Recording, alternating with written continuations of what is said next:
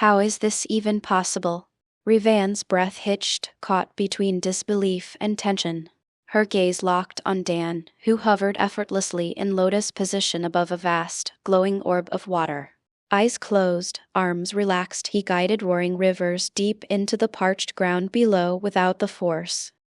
He's not using the force, she murmured, awestruck. It's something else, like a fifth limb made of pure life energy. May stepped beside her, gently resting a hand on Rivan's shoulder with a warm smile. We call it a biofield. All of our kind awaken it eventually. Mine's almost there, but Dan? He's already moving planets. Planets. Rivan shook her head, trying to comprehend. It being like him posed as much threat as an entire Sith armada. What are you people, gods? Not divine, I think, May said thoughtfully. Maybe. We're definitely immortal, though. Time doesn't wear us down like it does others. Rivan's jaw clenched. Immortals with celestial power. The Starforge, once her obsession, now seemed irrelevant. No wonder Dan had offered to destroy the hidden Sith. It wasn't arrogance. It was feasibility. What could Tenebrae possibly do if these two decided to throw his planets into their suns? But why the Starforge? She asked, exhaustion creeping into her voice. With power like yours, even its manufacturing seems quaint. May shrugged, pulling Rivan gently toward Dan as he finished redirecting the last tendrils of water. We haven't met anyone who matches us biologically, but technologically. The creators of the Starforge surpassed us. There's much to learn, and we intend to learn it, for us and our allies. Allies, Rivan echoed, staring into the twin suns of Tatooine. She'd broken the chains of Sith and Jedi to forge her own path, to gather power and reshape the galaxy. And yet, these two barely adults were achieving what she only dreamed of. Why save me? She asked suddenly. Why gather allies like me? Or that Twi'lek girl on Taurus? May turned, smiling radiantly. Because we want a better galaxy. One we can't build alone. But with the right people, we can guide the future. Dan's voice answered next, calm and resolute as he descended to join them. Raw power doesn't build lasting empires. People do. Loyalists, visionaries, warriors, dreamers. We need them all. Satisfied with the irrigation below, Dan clasped May's hand and guided them toward the surface. You could be one of those people, he said, locking eyes with Rivan. If you're willing to stop trying to sit at the very top. We don't need rulers. We need believers. Rivan paused. The Sith within her recoiled at submission, but that Sith had also failed. Only Tenebrae's death mattered now. If you keep your word and destroy him, she said slowly, I'll join you. Until then, I'll help, but not fully. Not until Tenebrae is gone. Fair enough, Dan chuckled. But it'll take a few years. The next 5 or 6 will be quieter. We've got more companions to find first. He angled their descent toward Anchorhead, a growing settlement powered by Circa Corporation's mining efforts. Tatooine isn't exactly a fountain of talent, Rivan muttered as they landed. Who could possibly be worth our time here? Mission vows, brother, Dan replied. If he hasn't been eaten by sand people. And someone else. An old friend of yours, actually. A ripple spread under Dan's skin as venom surfaced, coating his face. We'll need some credits to free him, so we'll start with Circa and missions, brother. Inside the Circa office, the receptionist didn't even glance up. Griff, she scoffed, still absorbed in her data pad. That scammer vanished days ago, probably in jail. Or dead. Waste of time. Thanks, Dan muttered, turning on his heel. Once outside, he tapped his chest. How much did you grab? All corporate accounts connected to this branch are cleared, Venom replied with a satisfied purr. Funds are substantial. Good, Dan grinned. Circa's a bloated husk feeding on itself. We'll clean out a few more branches for good measure. Soon, they'd leave Tatooine Griff in tow, likely in Sand People custody, and head back into the stars. With every step, Dan shaped the galaxy differently, bending its fate with ease. The addition of water to Tatooine's ecosystem had charged his system. Combined with Endor's destruction, he now had a reliable, passive method to fuel his return trips across the void. Revan folded her arms. How much money do you need? Circa had billions in that branch alone. Enough to support our people and plan comfortably, Dan replied. And Circa's just our first donation. He gestured forward, eyes twinkling. Now let's go see a man about a droid. The lowest I can go is 5,000 credits, the Ithorian rasped, his twin mouths producing harmonic vibrations translated smoothly into Dan's mind by Venom. This droid may be insufferable, but it's premium-grade tech. Observation. I am criminally underutilized in this shop, HK-47 interjected, his glowing red optics locking onto Dan. If you require a proficient combat unit, I urge you free me from this meatbag's pathetic service. Dan barely kept from laughing. Since they'd entered the dusty shop, the droid had ceaselessly ridiculed his master and begged for a transfer of ownership. Beside him, May sifted through the clutter, and Revan stood silently, no doubt stunned to find her former assassin droid relegated to bargain bin status. Fine, Dan said with a shrug, signaling Venom. The symbiote transferred the credits. He could have bartered Yukalaka down to 3,000, but his time was worth more than credits. Remove the restraining bolt. We're taking him. Request, now that I am free of this miserable organic and in your service, HK said, drifting ominously toward the Ithorian. Shall I demonstrate my capabilities on him? You'll get your turn soon enough, Dan replied, ushering him out. There's a Sand People camp nearby. They're not exactly welcoming, thanks to Circa's endless greed. Query, will you provide armaments? HK asked, clenching mechanical fingers, or shall I exhibit my combat proficiency barehanded? Dan tapped his chin. He had a few spare rifles aboard Gladius, but curiosity tugged at him. Let's see if Venom can integrate with your systems.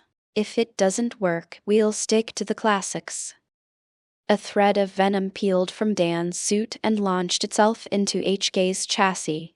The droid twitched violently. Objection. This substance is unsanitary. HK tried to claw the black ooze from his frame. Alert. The biomatter is infiltrating my internal structure. He convulsed once, then stabilized. Black tendrils threaded through his limbs and spine, and his red optics blinked white. Observation. Diagnostic complete. Performance metrics elevated by a factor of 10. And there are new protocols unlocked. HK raised one hand, now reshaped into a tri-barrel plasma cannon pulsing with Kryptonian energy. This upgrade is exhilarating. Field test time, Dan said, launching into the air with May, who cradled Revan between them. You should be able to fly now, just follow our lead. HK hesitated, then blasted off, stabilizing mid-flight with surprising ease. Dan raised an eyebrow. The advantages of a mechanical mind adaptation at speeds even Kryptonians struggled to match. Revan, held securely between them, glanced down at the rusted structures below. Our target? Griff Vow, brother of a friend. We'll grab him and go. The locals want vaporators, but I'm not interested in running errands, Dan replied, zeroing in on a crude open-air cell surrounded by wary Sand People. They descended. HK landed first, his thrusters kicking up sand and panic. Griff scrambled to the back of his cage, shielding his eyes from the grit. You there. I'm a very important Churka executive, he shouted, voice cracking. Big reward if you take me back to Anchorhead. May stepped forward with a smile and a flick of her wrist. A wall of black iron erupted at the cell's edge, sealing off the Sand People before they could rush in. Mission sent us. We're bringing you home for a visit. Elsewhere, a living maze. This ship is maddening, Bastilla muttered, lowering herself to her knees. The hum of her breath steadied as she entered meditation, trying to quell the creeping disquiet running down her bond with Revan. The vision had struck hard images of darkness, light, and the strange Kryptonians who now held them here. Hours had passed in this shifting labyrinth, and she felt no closer to understanding her surroundings. A voice broke her focus. Lady Bastilla. She turned to see Karth jogging toward her, his expression full of restrained concern. I can't find our hosts, or anyone for that matter. Neither have I, Bastilla replied, rising and brushing off her robes. Her hand brushed her lightsaber, a comforting weight. At least we're not alone. But if no one comes to explain why we're trapped on this vessel. Her eyes traced the ever-shifting corridors, and she touched the hilt of her saber again. Then we may need to force an explanation. Hey, everyone! If you enjoy my quantum audiobooks, you can support me by becoming a Patreon member. Your support helps me keep creating, and you'll get exclusive perks. You can also access my audiobooks directly through Google Drive. Check out the link in the description. Now, let's get started. Are you really friends of Mission? Griff fidgeted, eyes drawn around the advanced system displays on the scout ship's bridge. You guys don't seem like the type. Just look at this ship. This ship is nothing, May frowned at the shifty Twi'lek. Since they pulled him from his prison cell, he'd done nothing but try to draw them into one scam after the other. As for being Mission's friends, what type of people do you think we are? Corporate elites maybe in some secretive biotech firm? Griff eyed HK-47 semi-organic components, greed in his eyes. That droid and your suits, alongside this ship, whoever you are, you're not slumming with people like my sister without a good reason. Think what you want, but stop trying to sell us on your pointless business opportunities. Dan shook his head at the Twi'lek's assessment. It was logical enough, but well off the mark. After you meet with your sister, you're free to go where you want. If Griff decided to latch onto his sister, now that she had a connection to Dan and the others, he would need to be educated on how to behave. There was no place in Krypton's forces for scammers and thieves. Working toward your own benefit was all well and good, but anyone who actively hampered the efforts of others had to be weeded out. Observation. This spineless meatbag is the worst example of his kind. HK's fingers twitched, transformed into discrete plasma emitters. He would make for a perfect target to calibrate my new systems. Where is our next stop? Revan interrupted the droid's musings, eyes on both Dan and May. More random beings to collect? 2 more, for now. Dan laughed as the scout entered Gladius landing bay and settled to the deck. Jolie, Bindo, and the feline Juhani were all that remained of Revan's future companions. Before that, we need to deal with Bastilla. She's about to start cutting her way through the ship. Dan peered through the layers of Gladius' hull to where the Jedi and her soldier companion had reached the end of their patience. Bastilla ignited her yellow saber and eyed the curved wall that blocked her path. She'd better not. May frowned as she pushed past Dan, down the scout's loading ramp. Eyes half closed, she connected to the ship's systems. Gladius won't play nice if she starts damaging the interior. The Force guided her feet toward the wall on her left. This way would take her toward her target, not the endless corridor that swept to the side.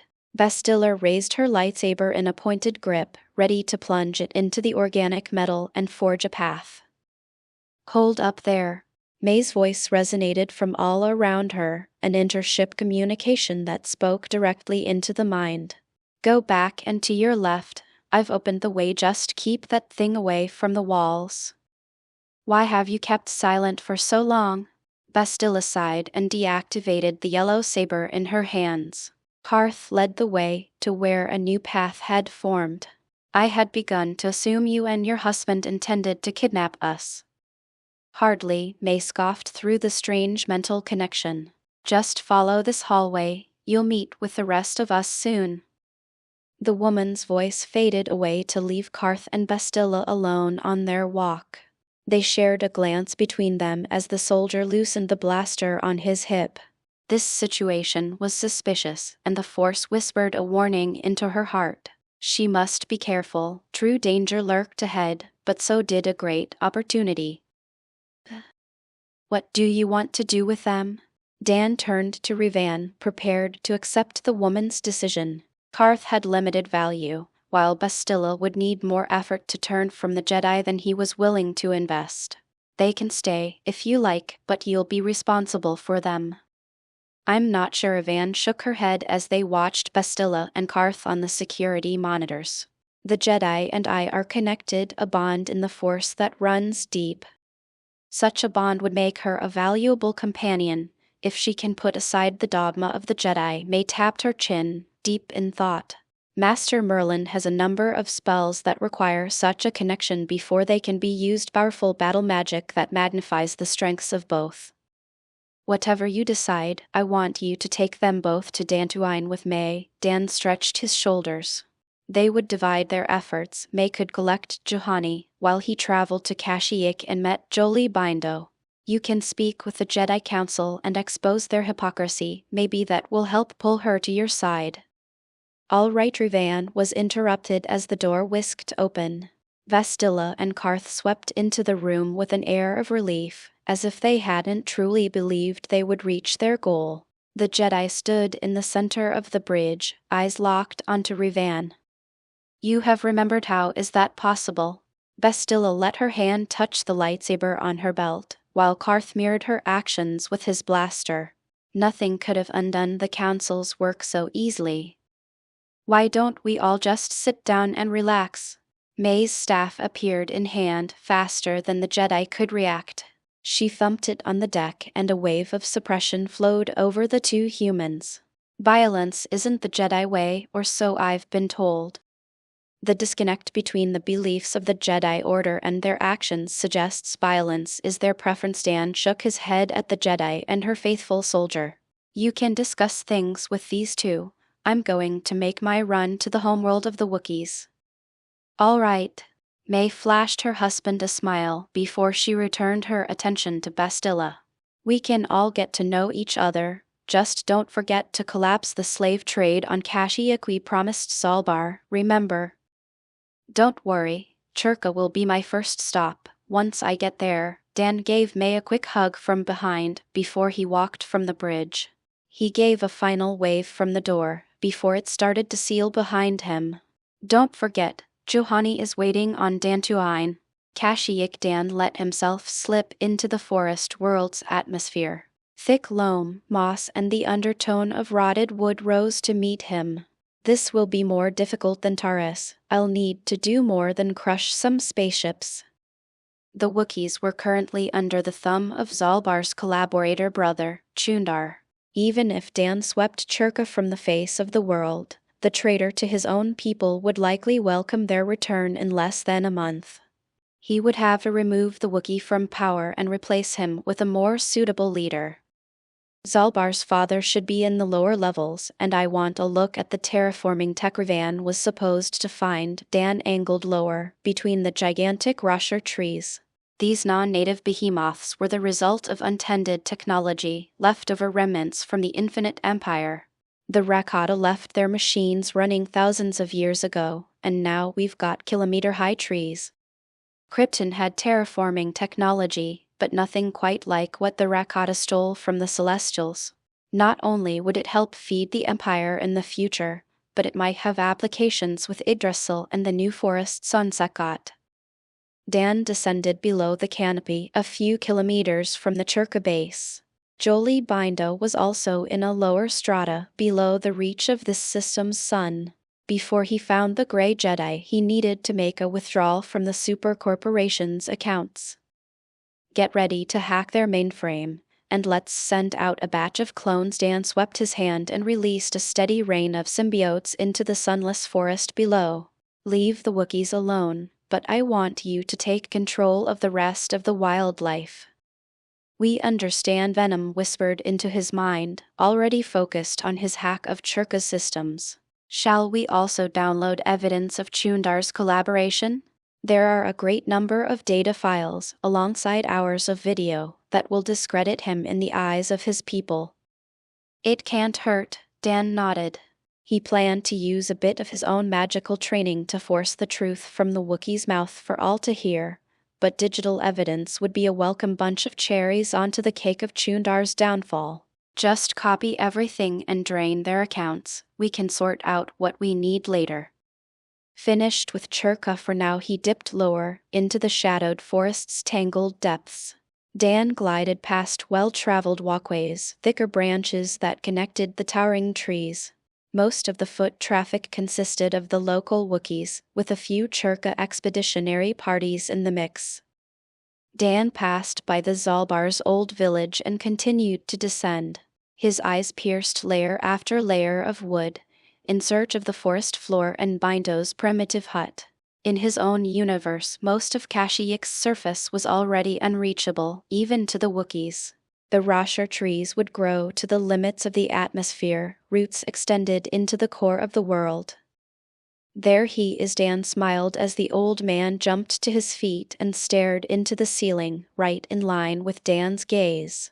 Looks like he's already noticed me. A gentle acceleration carried Dan before the hermit's hand-carved home. Built into the living wood, Bindo's house cast a gentle glow onto the forest floor. Its oval door creaked open and a bald head poked into the nighttime air. Jolie narrowed his eyes and looked Dan up and down. "What kind of thing are you?" The gray Jedi shuffled from his house, one hand raised as if to shield his eyes. "You're a lighthouse in the Force, though it rejects you as well." "My name is Danel." Venom receded from his face and repealed his youthful appearance. He descended to the ground and extended a hand toward the suspicious hermit, a smile on his face. "Sorry about the glow, I still haven't had time to sit down and figure out how to seal it away." "Well, it's damn annoying. How can anyone be expected to sleep with all this light?" Bindo walked around Dan and inspected him from all angles. "You've got an overabundance of life, or so much so that it's bleeding into your surroundings." The hermit held his hands a foot from Dan's skin like a man might do to a warm fire. He shook his head and snorted. Jolie took a seat, cross-legged in front of Dan, and motioned for the younger man to join him. "I can help you stop the leakage, if you like." Bindo's face remained crumpled into a frown, but it failed to reach his smiling eyes. "If you carry on like this, you'll blind someone one day." Dan raised an eyebrow as he joined the hermit on the ground. The old man was wise enough to be a Jedi master, wiser really, but he had less formal training than most. His philosophy on the Force and life was what Dan valued, not his active talents or techniques. "Draw in your breath into a single point." Jolie filled his lungs and motioned for Dan to do the same. He nodded as Dan obeyed. "Now, visualize that breath. Hold it in your mind, still as the hunters of the forest around us." Dan let the hermit's voice paint a picture in his mind's eye. He slunk through the branches of a tangled jungle, every move quiet and restrained. The softest rustle, unsuspecting prey that strove for greater silence than he. "That's it," Bindo's words returned, a whisper amidst the visions. "Blend with the world, hold yourself quiet." A comfortable warmth tingled under Dan's skin as the visualization ended. He flexed his fingers and examined the backs of his hands. He couldn't see the glow that true Force-sensitive witnessed, but whatever Jolie's instruction had done, it had a noticeable effect. "There we are." Bindo slapped his knees and gave a gruff snort. "Now I can actually look at you properly." The hermit leaned forward, face drawn into serious lines. "Now tell me, who exactly are you and why is the Force so afraid of you?" "Afraid?" Dan raised his eyebrows at Jolie's words. He knew the cosmic Force held a grudge against him, but fear? I've got no clue. Maybe it just hates the fact that it can't control me, like it can the rest of the intelligent life in this galaxy. "You think the Force controls us?" Bindo gave a gruff laugh and shook his head. The Force might have a consciousness, but it lets us mortals decide our own paths. The hermit waved to the trees around them. Life has its own will, one that the Force respects. Maybe, but it has no problem whispering into the ears of its users. Dan shrugged. Of course you always had a choice, but when it dangled visions of the death of your family with little context, Dan called foul. It tells half-truths about the future to guide things in a specific direction. Anakin was the most obvious example of this. Born of Plagius' experiment with the living Force and midichlorians, it was still the Force that chose to birth him into slavery. It tortured the boy with visions, premonitions that drove him over the edge. I suppose that's true, from a certain point of view, Jolie snorted. I admit that my own destiny would have benefited from better guidance than the Force provided me. Dan nodded. Bindo's wife had fallen to the dark side, killed at the hands of his Jedi brothers after he failed to do the deed himself.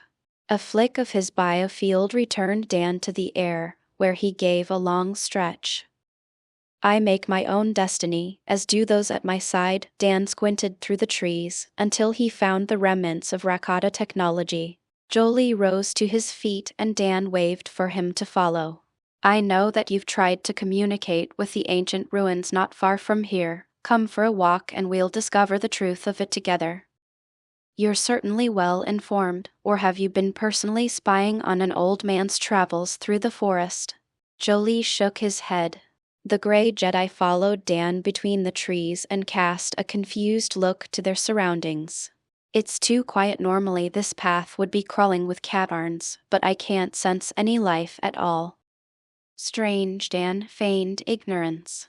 By now, all the wildlife in the area had fallen under Venom's influence.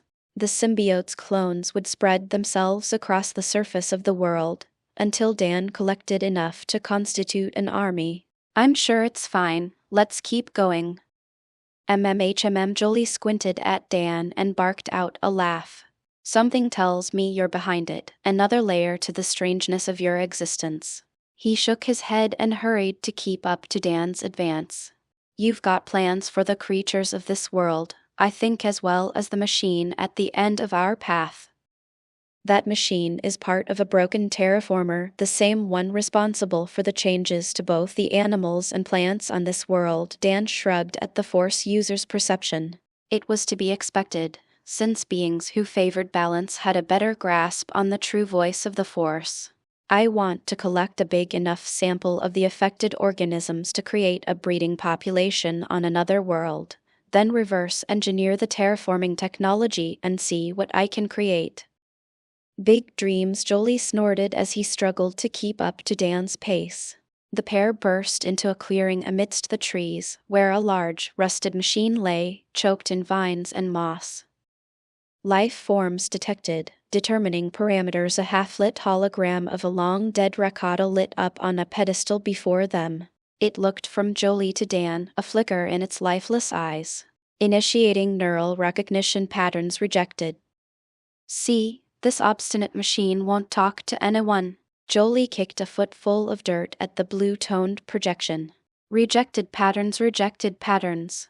That's all it ever talks about.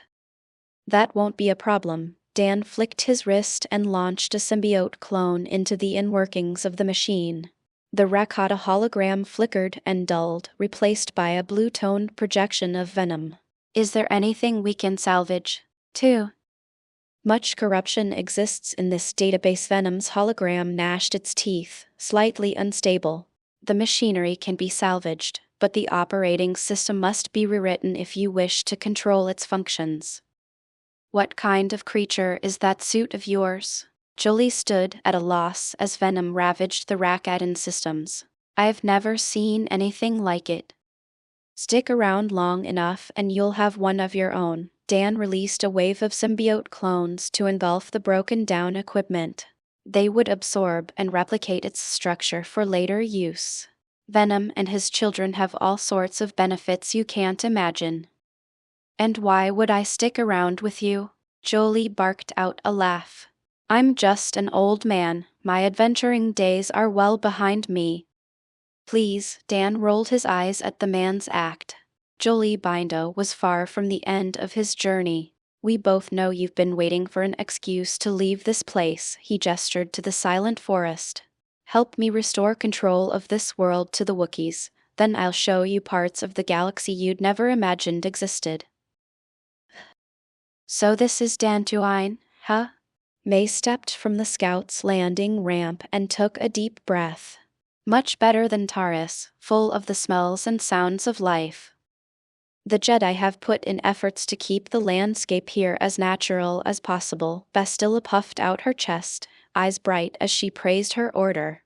The training conclave helps keep the peace amongst the locals and prevents irresponsible use of the planet. I bet, May rolled her eyes at the boastful Jedi. From what she'd learned, this conclave had trained a large number of Jedi who eventually fell to the dark side, Revan included. Let's visit the temple and the Council of Masters. I'd like to ask them a few questions. The Council already knows that we're here, Bastila frowned at May, before she shifted her gaze to Revan. I hope you'll be willing to see reason and accept whatever judgment they have for you. You'd better hope they don't try to punish her. May stretched her hands above her head, sunlight on her skin. She flashed Revan a reassuring smile and clapped her hands. Now lead the way. So, what is your plan now? Jolie kept an easy pace as Dan glided between the vast rusher trunks. There is a group of poachers in the area perhaps we could move to. They're already dead, Dan shrugged. The Mandalorians in question had chosen to attack a group of symbiote-enhanced wildlife. Chirka's camps and hunting parties have also been dealt with, so there's nothing between us and Freyr. Freyr, what do you want with him? Jolie frowned and shook his head. His pain has turned to madness. Some wounds cannot be healed. Zalbar's father can be brought back from the edge. Dan's eyes flashed as he carved a more direct path for the land-bound hermit. All we have to do is convince him that we can evict Chirka from this world for good and he'll pull himself together. Evict Chirka? Jolie raised an eyebrow as he followed Dan through the freshly carved hole in the trees. How do you plan on managing that? There are a lot of ways, but I've settled on letting the planet itself reject them. Dan led the way into a walkable section between the trees. A wave of his hand drew the Jedi's gaze to the branches above. There are 500,000 members of the local fauna under my command already, with more on the way every second. The trees were filled with reptilian incarnations of venom. Thousands of predators, all under the symbiote's command. It would take little effort for this army to purge Chirka from the forests of the world. Jolie paled at the sight of countless predators, hand rested on his lightsaber's hilt. What are you? The old hermit motioned for Dan to stop as they locked eyes. I helped you, followed you. Because the Force can't decide what to do with you, I can't decide what to do with you. You don't have to do anything with me, Dan laughed. Force users loved to meddle, but so did he. Like I said, come for an adventure, help me save Kashyyyk, then the rest of the galaxy. The rest of the galaxy? What are you going on about? Jolie sighed and waved his hands and Dan's words. Do you plan to destroy Malak and his empire? If so, I think you. Malak is already dead, and his empire is a hollow shell that one of my companions can reclaim at any time, Dan interrupted the hermit with a sheepish grin. The enemy I speak of is hidden in the dark. I'll have 10 years in this galaxy, 10 years to dethrone 2 Sith emperors and prevent a series of galactic wars. Silence fell between them. Jolie had no doubt turned to the Force to gauge the truth of his words, while Dan returned his gaze to the forest. Freyr was just ahead, surrounded by a legion of venom-possessed cat-arns. The half-mad Wookiee was at the end of his rope, exhausted after a drawn-out battle with the black and white creatures. Kill me! Freyr roared out in his native language, translated by venom as it entered his ears.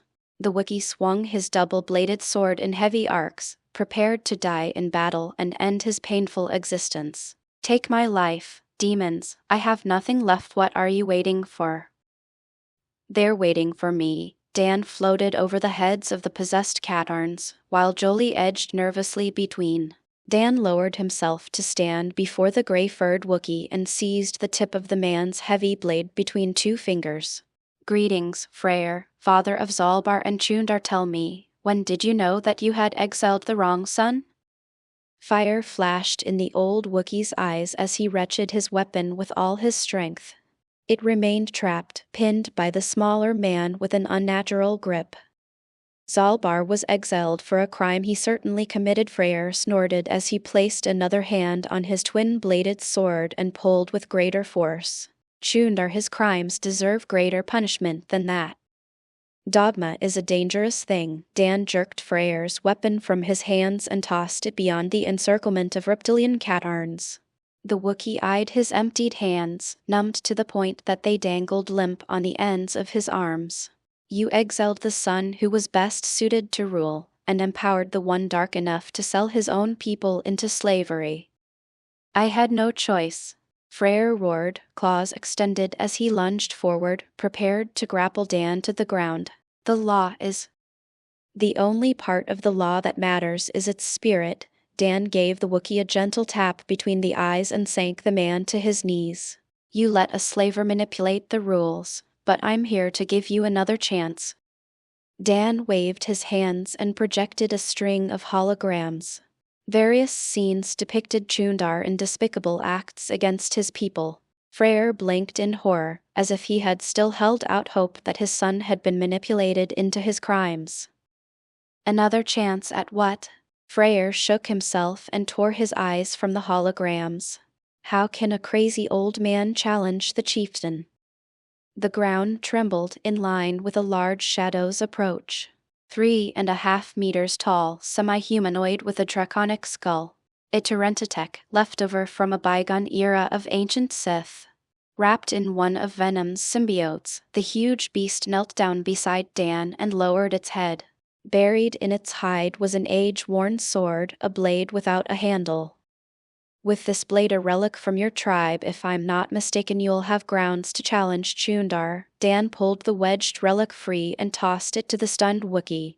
Combined with the evidence I've shown you, and the power of this army around us, we'll evict him and all those who work with Churka from the planet. Greeting, young Bastilan. Greeting to you, Revan. Jedi Master Marr passed his gaze over May as well, before he returned his focus to the fallen Jedi. Tell me, why have you decided to return here? The bald, elderly Mad squinted into Revan's eyes as if he could pull the truth from their depths. Have you come to face the judgment of this council for your crimes, or do you have a darker purpose here? Indeed, your presence here, with your memories intact, is a great surprise to us all. Master Vandar, a short-statured alien of the same species as Yoda, shook his head and let out a sigh. The future is clouded, yet I think you've not come with vengeance in your heart. I came to tell you that Malak is dead. Revan set her shoulders and looked to the 4 Jedi Masters she'd known since her childhood on this world. The empire we built together will soon leave Republic space, never to be seen again, but I will not accept any judgments from you.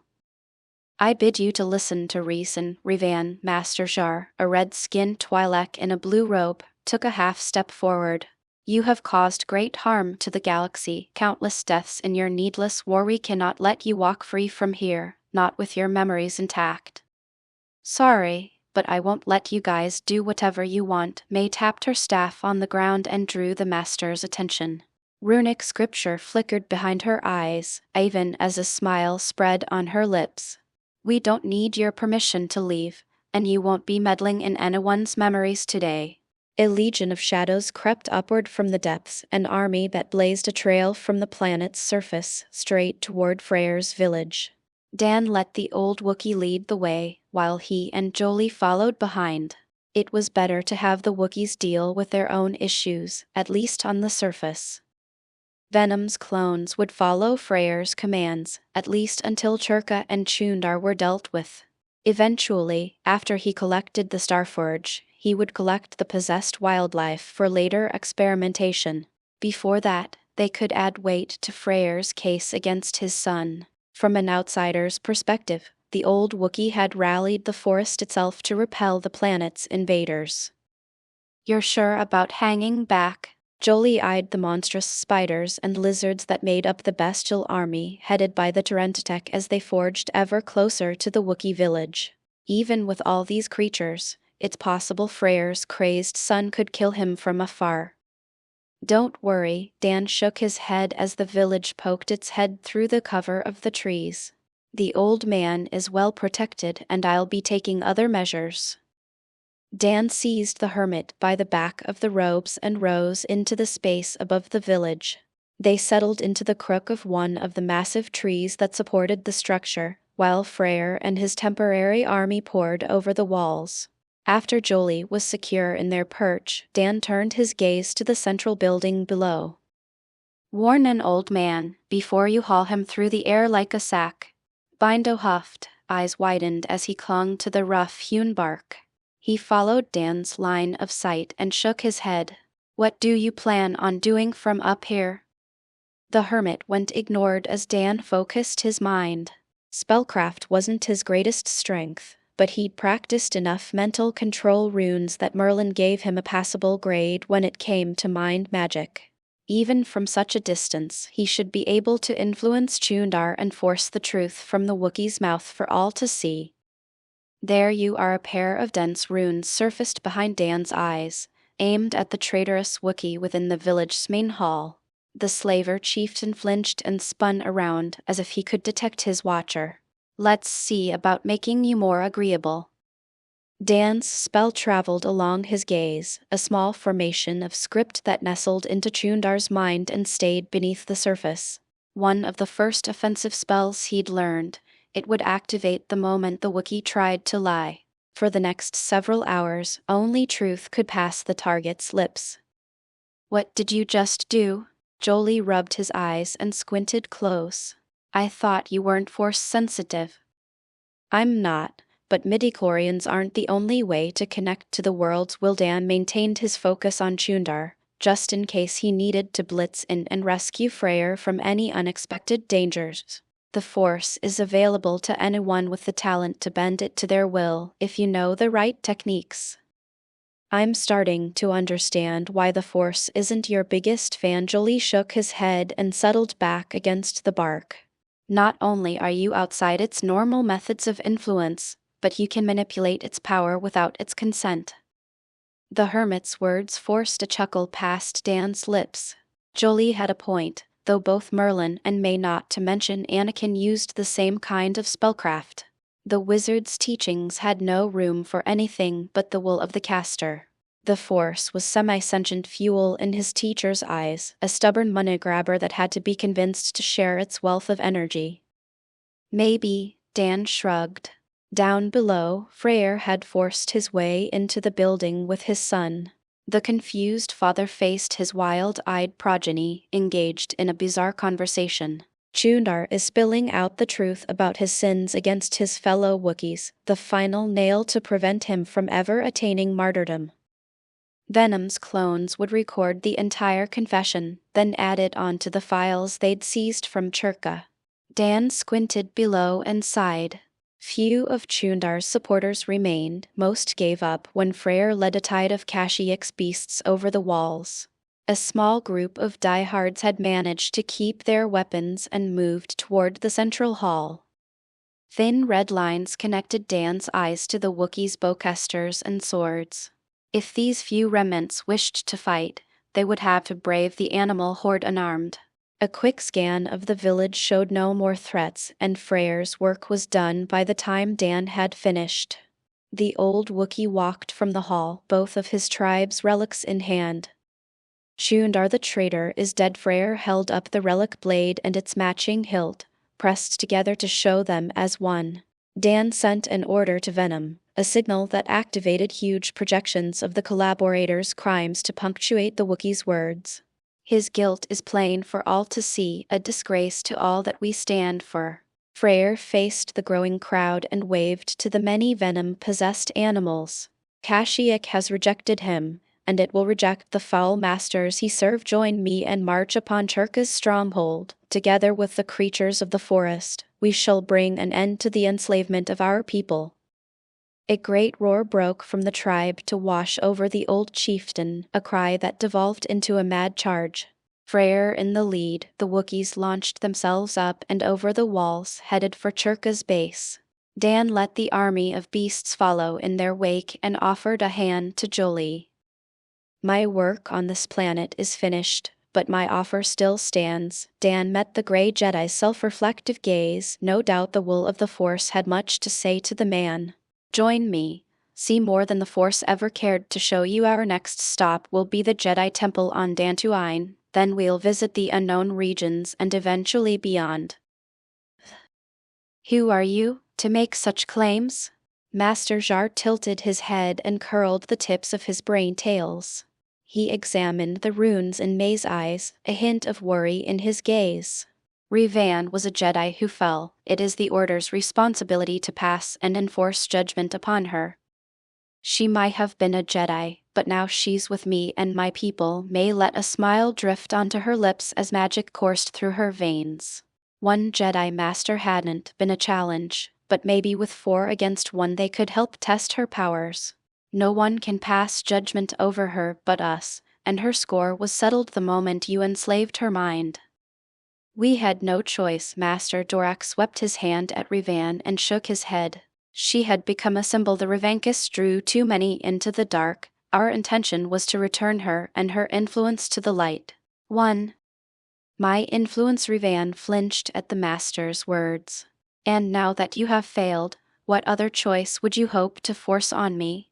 She balled her hands into fists and held the Jedi's gaze with one born of fire.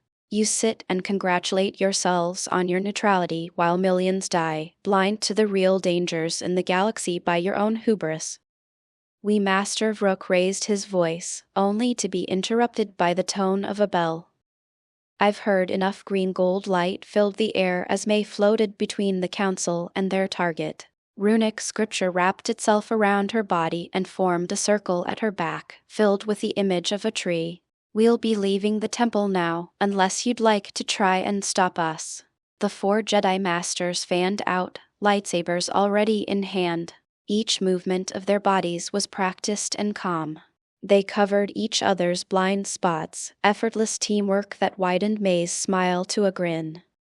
"We cannot allow Revan to go free, but we have no wish to fight with you." Master Vandar sighed as he activated his Viridian blade. "Yet I can see that you will refuse to listen to reason." "Call it whatever you like." May waved Revan back and leveled her staff at the Jedi Masters. "But I won't roll over to your dogmatic ideals like most people in this galaxy, and the fear of Jedi mysticism won't work with me." "From where do you hail?" Miss Master Vrook activated his lightsaber alongside the rest of the Jedi Masters. He leveled the green blade at May, eyes set in hard lines. "Your connection to the Force is strange, as if you stand beyond its reach yet control its energy as your own." "Such perversion is reminiscent of the Sith, who place themselves above the Force's will." Master Dorak held his purple blade at the ready and stepped further to the side. The 4 Jedi now stood in a square around May, lightsabers ready to engage. "Whatever cult spawned your teachings, it must be of dark origins." "Please, May, listen to the Masters," Bastila pleaded from next to Karth and Revan, hand on her own saber. "You can't stand against them, even with that ship you have in orbit." "Ship, you mean Gladius?" May snorted as she spared the young Jedi a glance. "You thought that was my trump card?" She shook her head and levitated until the ceiling almost touched her back. "Gladius could turn this world to glass, but I won't need her help today. Sit back and watch, little Padawan. I'll show you what a real master of the Force can do." Staff held across her body, the runes at May's back condensed into a luminous sun. Ferocious heat evaporated the building above, a gaping hole that let in the sounds of the world. Her eyes dragged over the Masters, one by one, until she settled onto Vrook. "My people find special kinship with the sun." May gave the wide-eyed Jedi a half-smile filled with pity. the light at her back built with each word a blue-white glow that replaced all vision. Maybe I can return your ability to see the truth by sacrificing another of your senses. A gentle sweep of her staff and the magical star focused its rays. 4 brilliant pillars, unavoidable as the noonday sun, touched on the Jedi like the fingers of God. Lightsabers did nothing to block the tide, consumed by a light that hunted for a very specific target. Screams of pain, the whisper of smoke from roasted flesh, then silence. The sun at May's back faded, finished with its work. The masters below had fallen to their knees, sabers abandoned as they clutched hands to blackened skin. Gaping pits filled with gray-white ash replaced the Jedi's eyes. Branded between the ruination was an image of the sacred tree, an Yggdrasil carved into half-cooked flesh. How is this possible? Basitla's words slid out, a whisper that only May could hear. She staggered toward the fallen masters, fear and horror in her eyes. This kind of power to defeat so many without any possible defense. This is what Dan'el meant when he said you could show us a better way to use the Force. Rivan's knuckles turned white, blood driven from her fists by the strength of her grip. Against such magic, the hidden Sith have no hope of victory against us. Even if I hadn't seen your husband move a moon with his bare hands, I'd have no fear of defeat. Let's go find Juhani. She should be near the ruins we detected from orbit. May descended to Rivan's side and placed a hand on her shoulder. These 4 won't be capable of judging anyone for a while. She glanced at Bastila and motioned to her as well. You're still welcome to join us. Maybe your presence can help prevent future misunderstandings between us and the Jedi Order. The young woman shook her head, uncertain. She flinched as Rivan lay a hand on her back, but didn't recoil. Will they be all right? We can both sense that their life force still runs strong, as does their connection to the Force. Rivan soothed the confused Padawan and led her away from the unconscious masters. They will survive and heal, even if no one comes to their aid. She glanced at the small collection of Jedi teachers that cowered in the shadows of the broken temple. And once we leave, the others will tend to their wounds. But Bastila allowed Rivan to guide her feet. The pair followed after May, who floated a few meters above, eyes focused on the horizon. The young Jedi shook her head, face creased in a deep frown. I can't betray the Jedi Order. We don't need you to betray anyone. May landed beside the 2 women and gave an easy smile. Bastila winced at the warm, honest expression, a face at odds with the wrathful display from moments ago. Just join us, help keep Rivan on a better moral path, if you like. For all your words, I can tell you have the same doubts as she does, buried under your respect for tradition. Bastila let her eyes wander over the damaged temple. She traced the tower of smoke and took a deep breath. The Force flowed through her and calmed her expression, while May continued to smile. The woman would join. Her connection to Rivan and the questions in her heart left only certainty in May's mind. You 2 can take a walk and talk it out. A glance to the heavens deepened May's smile to a grin. 2 figures had entered orbit, on course to their position. Dan has arrived with another guest. We'll grab Juhani and meet you 2 when we're finished. What in the name of the Force was that? Jolie Bindo twitched in Dan's grasp, eyes wide as they stepped from the phantom zone and into orbit around Dantooine. I've lived another lifetime in that horrible place, too.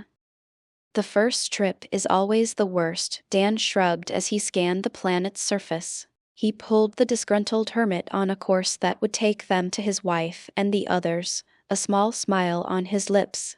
Once you know what you're in for, it's just extra time to practice your mental skills. Extra practice time, Jolie grumbled as he shook his head.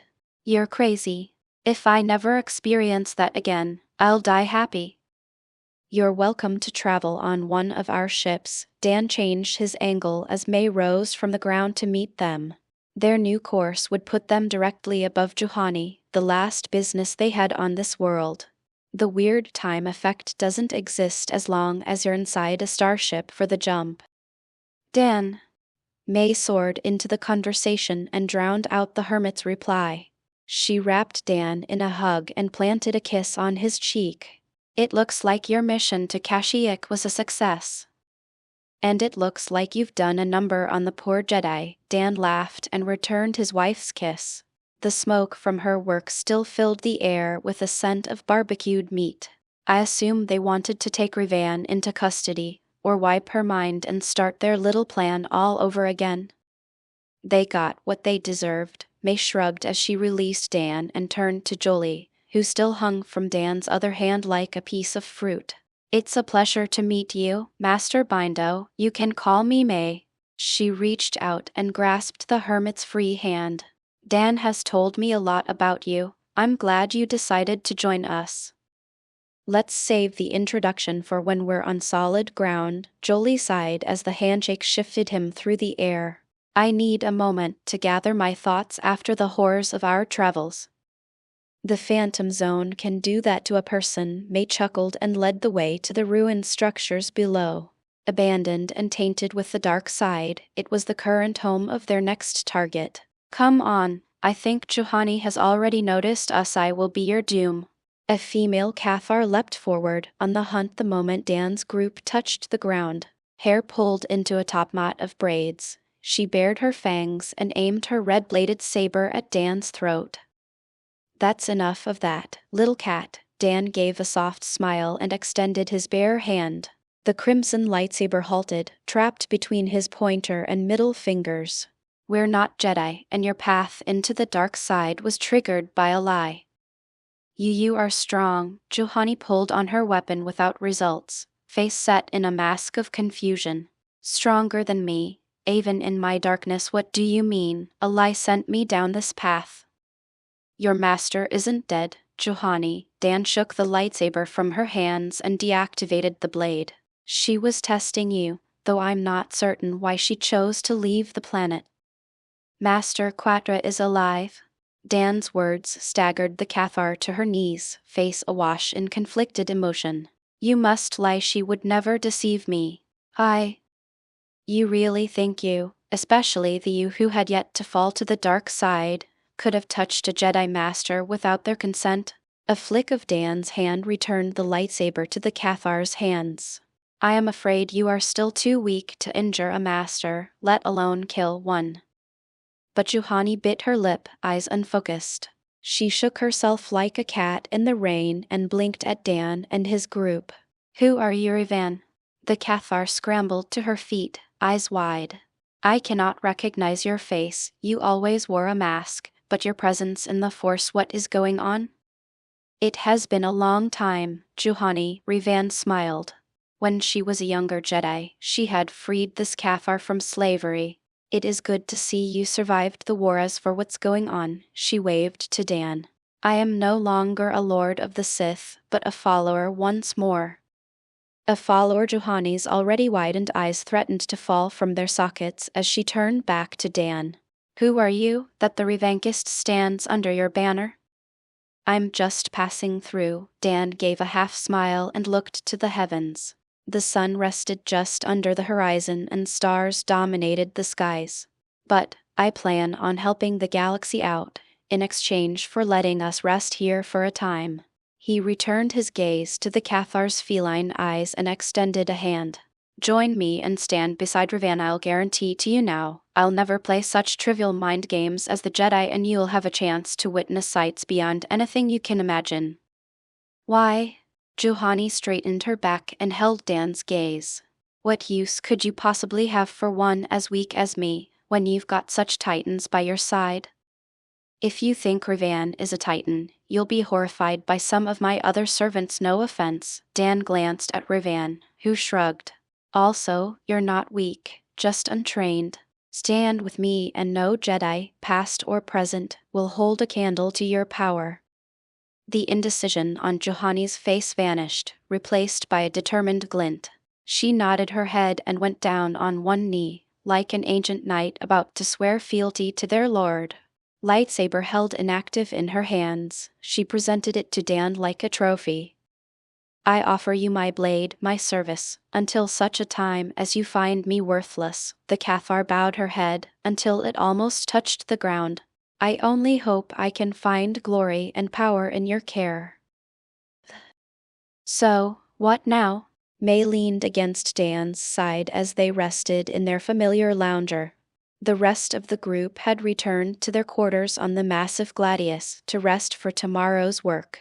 "We've gathered the people we need for now, so what's the next step?" "We'll drop most of our guests off with Kindirius and the Kryptonians, then I want to scout around the two Sith empires." Dan bumped his head against May's and kissed at her ear. "We'll also get more involved in the training of the next generation. I'd like you to head a basic magic class with Revan and Jolie, while I'll start their introduction to Kai." If all went to plan, the newborn Kryptonians would be a force to be reckoned with, even if they were only 15 when the time to go home arrived. Trained by a Mandalore, with a solid foundation in both magic and Kai control, they could pass on their skill to all who came afterwards. "Can do, but we should limit lessons to once a week." May snuggled closer and pulled a blanket over them both. "I want to spend as much time sunbathing as I can before we get home and Merlin locks me away for my own classes." "Sounds like a plan." Dan wrapped May in his arms and settled in for a short rest. He only needed an hour or two of sleep a day, a bit more if he skipped out on rest for more than 48 hours. "We'll stop and collect the Starforge on the way. It's too big for me to haul through the Phantom Zone, but we can use its hyperdrive to move it to a system where no one will find it." Many Sith agents had the station's location, and Revan wasn't certain of their loyalties. It would be best to hide it away until it was time to go home. Maybe let HK-47 make a few copies of himself to crew the station and any vessels they needed to build for the coming war. "What about the other Sith?" May murmured, eyes shut as she basked in their shared warmth. "The ones that Revan's old master trains up over the next 5 years. They can wait, for now." Dan kissed the top of his sleepy wife's head and smiled. Kreia and her Sith triumvirate were powerful, but they would be easy enough to hunt down. Malachor V was a well-known system, and the Sith temple hidden in its depths wasn't going anywhere. But we'll need to hunt for the exile. Her travels before she ends up on Paragus are essentially unknown, but I'd like to find her before that if we can. May gave a small grunt, already beyond words as she sank into dreams. Dan shook his head and gazed out the viewport. Besides his quests, objectives, and growing the newborn Kryptonians into their power, he also wanted to use this galaxy as a testing ground. He would actively move, without any effort to conceal his power, and see how the people of the Republic responded. "It will be good practice for our return, and I'm sick of hiding it." "Sure is." Big May shook her head as they slipped from the Phantom Zone. They had left Gladius to protect the temporary colony and jumped into the Lehan system using symbiotes only. But it's like it's a parasite in more ways than one. "You're not wrong." Dan nodded as he patted Revan on the back. It was her first raw jump, and even warned, the time dilation was intense. It consumes the star it orbits, and it feeds on the emotions of its users, even as it corrupts their hearts. Odd recitation. It is a work of art. HK-47 drifted closer, mechanical eyes bright. Contemplative statement. "I have never seen such a sight, yet it is somehow familiar." "You've been here before." Revan shuddered a final time before she forced herself to return to the present. "But I imagine you've had several memory wipes since then. An assassin can't lead people to their master after all." "Let's get going." Dan moved forward, only for May to grab hold of his arm. "What's wrong?" "You should let me go first." May summoned her staff and began to weave a spell. "I'm going to cleanse this thing before anyone else gets near it." A gate of runes formed at her back, a simple arch covered by a thin veil. Warm, golden light spilled from behind the curtain, the sweet touch of a summer day. May spoke in the language of magic and swept her staff toward the distant station. Driven by her words, the gate rushed forward and expanded. It grew to an archway large enough to rival the sun. Translucent and ethereal, it passed over the Starforge in a wave of light. Drawn through the veil, the station emerged tinted in gold. The mental taint, accumulated by centuries in racket and hands, was scrubbed clean, pulled away by the luminous archway. "There we go."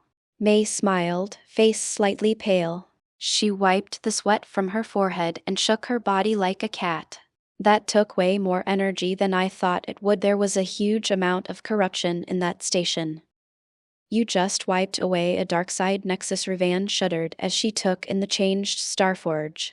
It no longer held the toxic aura of evil, a blank slate in the Force. "Is there anything your magic can't do?" "The only limit is your own body and will." May shrugged, head tilted to the side. "Master Merlin thinks that once I awaken my biofield I'll become far more powerful." "More powerful?" Revan's shoulders shrank in exhaustion. "When can I begin my lessons?" "We'll have classes for both magic and Kai available once a week." Back on the colony, Dan drifted into the conversation and guided the group toward the Starforge. "I'd recommend all Force-sensitive attend both. I'd be interested to see how you adapt to Kai control." "Kai?" Revan frowned, eyebrows raised in a question. "What's Kai?" "Life force, cultivated and controlled." Dan raised a palm and formed a yellow ball of energy. "I focus on using it for physical reinforcement and support, but it can be a powerful ranged weapon on its own." A flick of his wrist directed the orb toward the closest planet, into the world's ocean. The explosion that followed raised a light bright enough to be seen beyond its orbit, a mushroom cloud that sent ripples throughout the atmosphere. "I can see how such a power would be valuable." Revan shook her head. "You two have so many different abilities it's hard to process. One day, if you remain a part of Krypton, you'll have many of the same powers." Dan glided toward one of the hangars and ignored the fighters that launched from within. Their group was too small and fast for the ships to target. "Even the biological abilities of our species can be given to others, up to a point." Revan fell silent as they landed, while HK-47 waded forward and mowed down the soldiers and droids that dared to open fire on his master. Dan raised his eyebrows, but let the machine have his fun. These Sith would not be brought back to their home universe, though some of them would have a purpose in the coming wars before they returned. "I can feel this station as if it was alive." May frowned and pressed her hand to the floor. "I think I might be able to control it like I do Gladius, though this thing is far more simple-minded than her." "Great," Dan smiled as he wrapped an arm around May's waist. "If you can, you should order the droids to round up the crew, while we hunt out the few Force users on board and see if they're worth saving." "Not a problem." May closed her eyes, a small crease in her forehead as she sent out her will. "The droids outnumber the rest by a huge amount there." May opened her eyes and smiled. "I've sent the command and locked out all other users. We can track the Force sensitives by going to places where the droids are killed en masse." "Query, what shall I do, Master?" HK-47 jogged in from the smoke of the battle-scarred hangar. His quick actions had slaughtered and destroyed all the combatants in sight. "Supplication, if it pleases you, I can continue my hunt and cleanse the lesser droids and meatbags from the station?" "Not yet." Dan shook his head at the bloodthirsty machine. A wave of his hand transmitted a vast amount of data to the symbiote clone buried inside the droid. "Study these blueprints and design yourself an upgrade. Once we move this thing to a new star, I want you to begin the production of more HK units." Contemplative, "There is technology here that will allow interconnected drones." HK-47 stood frozen as his mind pored over the new information. The technical documents Dan had transmitted would let the droid begin his evolution into a new kind of being, a true artificial intelligence. "Use it well." Dan waved as he turned to follow May toward a likely dark side Force user's location. "When we return to my home, I'll introduce you to your big brother. Until then you'll have to make do with what I've given you." This should be the last of them. May closed her eyes and connected to the Starforge once more. Internal sensors show this is the last life sign besides the captives gathered in the cargo holds by the droids. All right, let's wrap this up. Dan squinted through the walls of the station to meet the gaze of yet another Sith assassin. None of these Dark Force users had been willing to join, judged as guaranteed traitors by Venom's clones. Once we've moved the Starforge, I want to begin producing vessels to use in the future conflict. The halls blurred around him, a rush of metal that brought Dan face to face with a startled Sith. A flick of his wrist touched a single knuckle to the fellow's forehead, a blow that robbed him of his consciousness. Venom sent a clone into the man, but soon returned. This one has also been tainted, corrupted by the uncleansed Starforge's will, Venom whispered into Dan's ear as the clone merged back into the hole. We cannot trust him. We'll need to go through the rest of the crew, but I imagine it won't be any better amongst the regular soldiers. Dan sighed as a wash of blue connected his eyes to the fallen Sith. He wouldn't risk followers who harbored thoughts of true betrayal. Maul was the closest he had to that, but the man had a pragmatic view of their relationship. He would betray Dan, but only if he judged himself strong enough to kill him. Another one, huh? May rounded the corner behind him and shook her head. We could try and rehabilitate them. Maybe with the regular people. Dan shrugged his shoulders and waved to the ashen remains. These Force users have the potential to do real damage to others, and I won't be running a prison for superpowered enemies. I get that, May sighed and cleansed the ground with a simple spell. It just seems wasteful. There aren't that many Force-sensitive people, so everyone we can recruit is a nice bonus. Dan nodded. May was right, every Force-sensitive was a potential wizard. With Merlin's magic system, Force users had an even greater role to play than before. One day, Dan hoped to have enough samples to create Genesis-born Force users, but that would take time. Ultron laid the groundwork with his bio-drone experiments, but eventually Dan would take on the project himself. I know, but we'll have the time to search the galaxy before we leave. Dan clasped May's hand and smiled.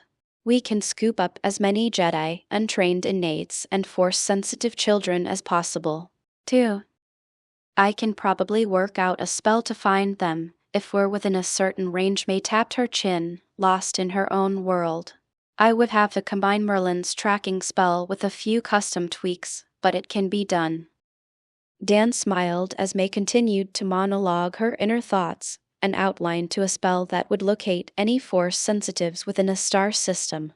Dan guided them down the corridors toward the central control room in the station's depths. It was time to move shop and start production. They would need countless vessels and HK units if they wanted to hold on to any ground they won with raw power. A brilliant flash of light and a massive space station ripped free of hyperspace.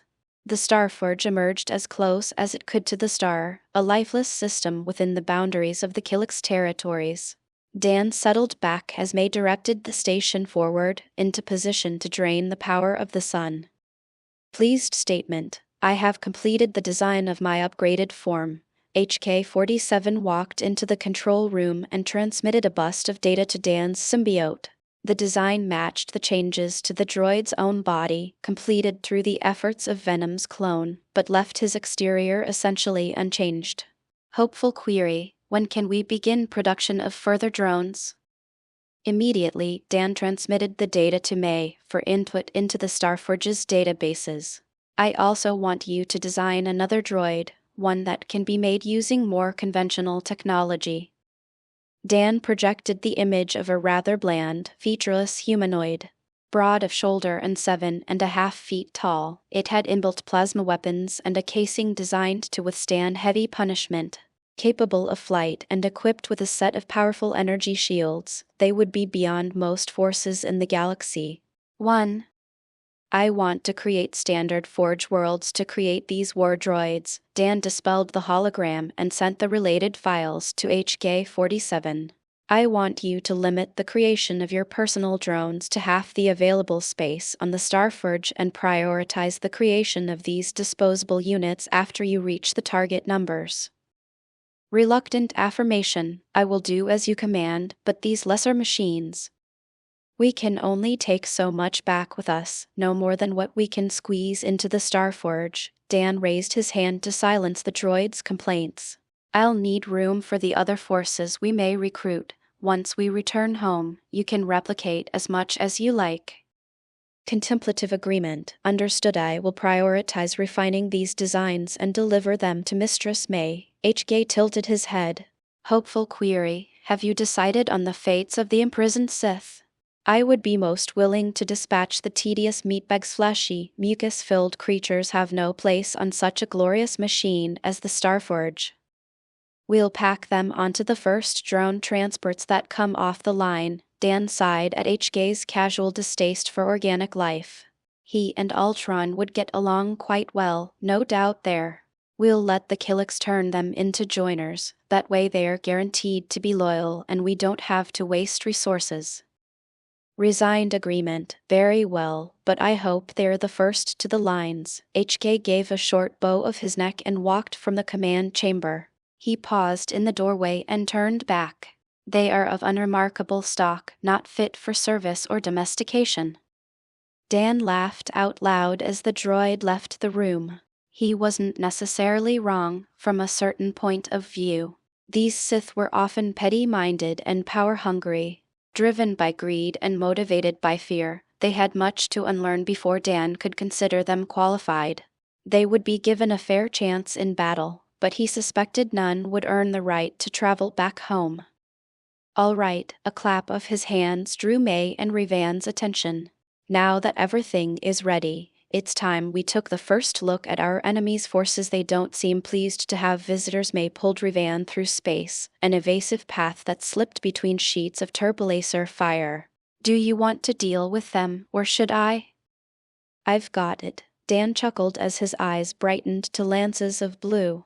A casual sweep of the space around them brought silent explosions to the fleet around them. I expected a good-sized navy, but Darth Tenebrae really outdid himself. They had jumped into the Drummond system, close to the capital of the hidden Sith Empire, Drummond Cause. More than half the system was packed with heavy cruisers, 800 meters long and surrounded by escort vessels. They represented a fraction of the Empire's total ships, a fleet that would one day storm the Republic and bring it to its knees. Or it would have. Now it turned to ash and fire, reduced to fragments as Dan's vision carved a lazy path through their ranks. He had no need to study these vessels, unlike the ships of the Eternal Fleet, so they were best removed from play. All done, Dan gave the system a final scan, but no Sith forces remained in open space. Even the orbital station had been vaporized, sent to join the growing ring of half-cooled scrap. Let's check the state of the planet itself. A part of him wanted to shove the entire thing into the sun and save the effort of conquering the place. The population were all descendants of the ancient Sith, a race the Jedi had almost purged from the galaxy. They all had some level of force sensitivity, something that disqualified them as joiners to the Kashyyyk hives. 1. We'll do a sweep for military forces to make HK's job easier, but the main goal is Darth Tenebrae. Drummond caused dense, storm-wrapped jungles rose to meet them as they dipped below the atmosphere. He's one of two bodies the Sith has under his control, both emperors of different empires. All right, May nodded her head, eyelids half closed as she cast a spell. Starlight filled her eyes, bright lines that pointed her toward the force sensitives of this world. Most of the people here can use the Force, but a few signatures are far more powerful than the rest. That's probably him. Twin lines of blue lanced from Dan's eyes as he spoke, to carve molten lines across a vast citadel hidden in the jungle. Keep an eye on them. We'll disarm the planet and destroy any way off this world before I say hello to Tenebrae. This Sith Emperor was most gifted in mind control and the manipulation of souls. His power was less than Palpatine. He had no ritualistic absorption of generations of Sith power to boost his might. After all, Tenebrae was still dangerous enough so that Dan and May planned to strike as one. 2. He would obliterate the Sith's body, while May would entrap his soul in a sealing gem. No more body swaps for the creature formerly known as Vitiate. Palpatine's twisted spirit may have been too powerful for such a thing, but Tenebrae was only immortal because of a dark ritual. 2 more temples fell alongside a military base, and 3 spaceports burned to ash under Dan's gaze or seared from existence by May's spells. Only the central fortress of the Sith Empire remained, a citadel of stone, carved from the face of a mountain. Dan took a breath, prepared to spear into the rock, when an enraged voice slammed against his eardrums like a hammer. "Who are you?" Crimson lightning streaked from the citadel's peak, blocked with a sweep of May's staff. A red-skinned Sith stood atop the capital of his empire, hands wreathed in green-red lightning. "You have destroyed centuries of work, and your power give it to me. 4. A mental storm followed Tenebrae's command, a prickle against the labyrinthian fortress that protected Dan's inner self. Lips set in a frown, he left May in place and blitzed the Sith's position. He had faith in his ability to repel such attacks, but safe was better than sorry. A mind-controlled and possessed Kryptonian would burn this galaxy to ash. Dan held nothing back, body pushed to near light speed in an instant. Tenebrae's hands still inched through the air, coiled by overpowered force lightning. Dan's fists closed to within a dozen meters, and the Sith's eyes widened in terror as he moved to flee. Dan angled to follow as Tenebrae twisted aside, a sigh on his downturned lips. Sidious had at least been able to move at these speeds, even touching upon light speed. This fellow could barely inch along, and Dan had yet to break the light barrier in this fight. Dissatisfaction tickled under his skin as he pulled next to the Emperor. His left hand slapped out, no longer even balled into a fist. Palm connected to chest, and Tenebrae's body vanished below the neck. "Now!" Dan seized the Sith by the hair and tossed his head toward May's position. Crystal in one hand, she weaved a web of runes with the other. Cast as Dan shouted her way, the spell pierced into Tenebrae's skull and ripped his soul from its twisted cradle. Light faded from the ancient Emperor's eyes, even as his mouth opened in a silent howl. "I've got him." May bit her lip, focused as she continued to print runes on the air. The crystal in her hand shifted from clear to inky black, a reflection of the soul that now called it home. "He's got a powerful mind, but it's nothing compared to Merlin." There we go. The finished formation spiraled into the crystal, unbreakable chains that held Tenebrae in a prison without perception. Dan flicked his heat vision over his blood-stained hand and glanced at the Gothic structure below. They had scanned the entire planet. No civilians existed here, just members of the Sith.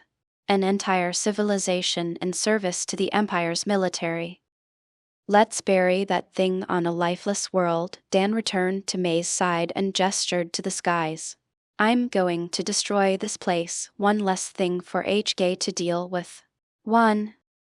Destroy this base, or May glanced at the storm-weathered landscape that unfolded as they rose. "This place is pretty far gone, but we both know there are children here." "I know." Dan pinched the bridge of his nose and sighed. He knew better than May.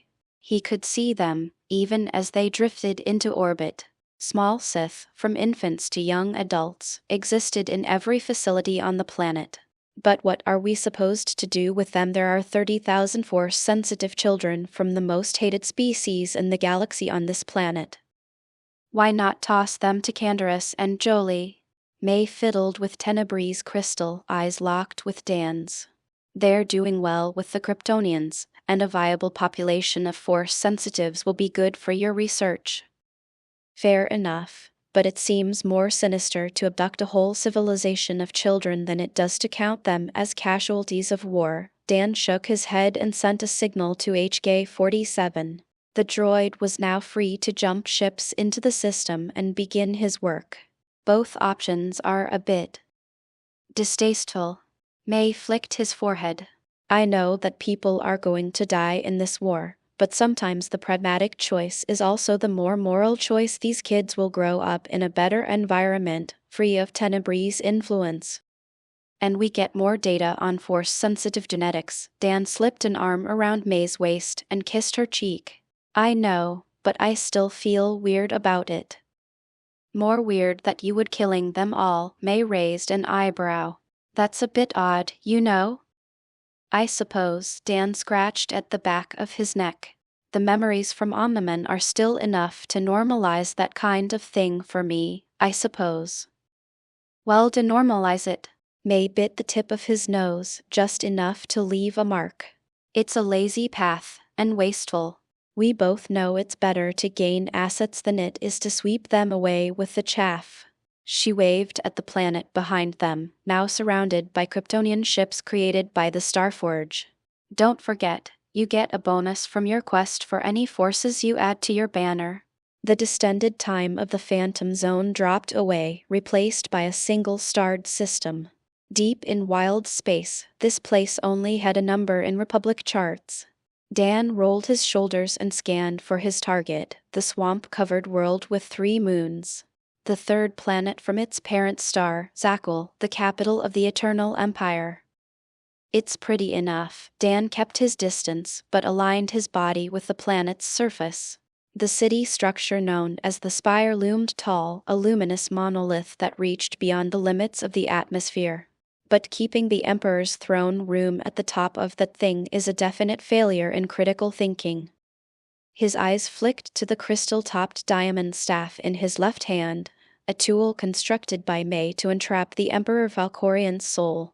With the man already in space, it would be extremely easy to blitz through the Spire's shields and reach the Eternal Throne.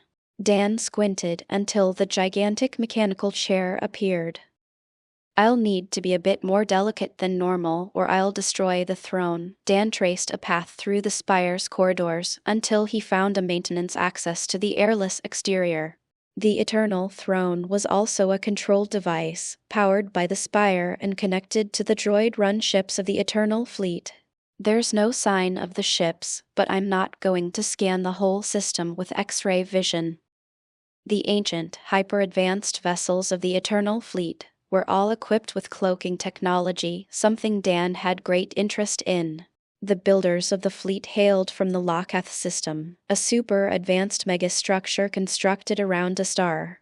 Dan had future plans for the Lokath in his own universe, but this version held undamaged assets he couldn't find at home. I want HK to take a look at the droid ships before we go, but for that, I'll need the throne intact. Dan cracked his neck and zeroed in on the distant entrance. His body raced backward until he retreated well outside the star system. Let's see how fast I can actually go and still make all those corners. The biofield around him shifted to mimic the night sky, midnight blue flecked with crystalline stars. Dan kept his eyes focused on target, body still as he waited for the only ship in the system to drift out of his chosen path. The 3-kilometer-long dreadnought was worth leaving intact as well, even if HK had to convert or upgrade its systems. Now Kai thundered under his skin, an amplification to his biofield that turned the world to a blur. For the second time in his life, Dan pushed past the barrier of light and into a colorless world. The edge of the massive flagship was already to his left, with the door to the Spire an instant behind.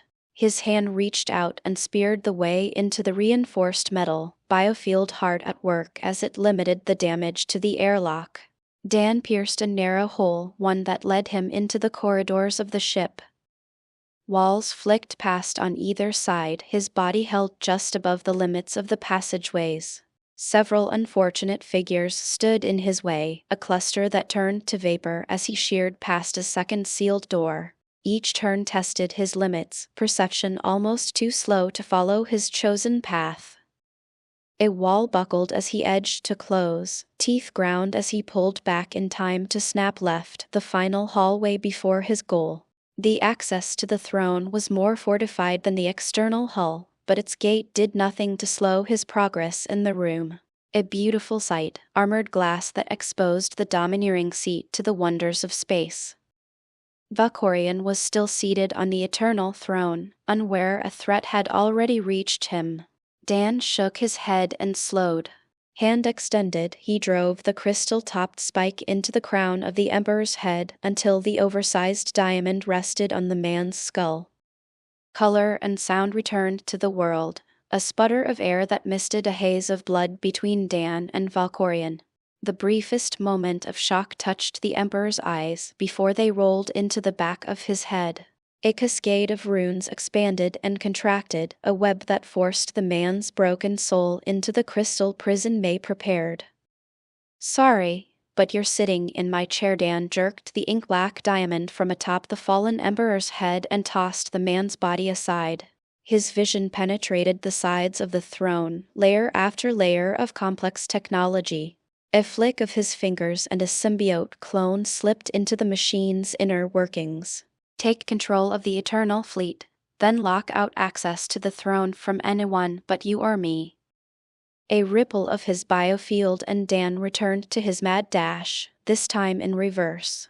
Tenebrie's second body was dead, the last relevant fragment of his soul trapped forever.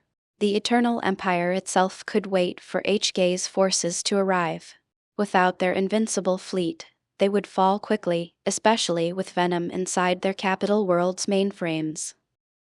"Make sure you multiply that clone and spread across the world. There's an advanced warship buried in the ocean-sized swamp." Dan tapped at venom with his mind. "You can also infiltrate their limited human-run navy and take control of that massive flagship of theirs." "We understand our mission," Venom grumbled. "Why go through the effort of establishing control over these worlds? The greatest threats are now dead. These empires cannot stand with a snake at their head." "You can slack, if you like," Dan laughed as he moved out of the system, ready to enter the Phantom Zone.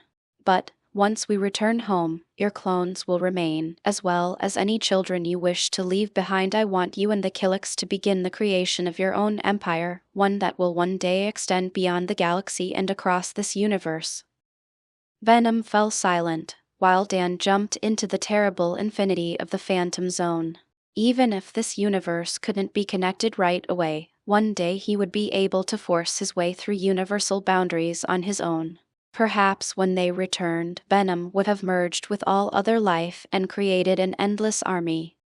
"We understand." A snarl, edged with excitement, bubbled from Venom, accompanied by a mad cackle.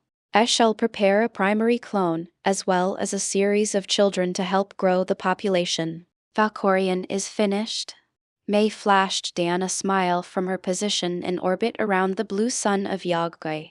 She'd become determined to awaken her biofield and catch up to Dan's physical growth.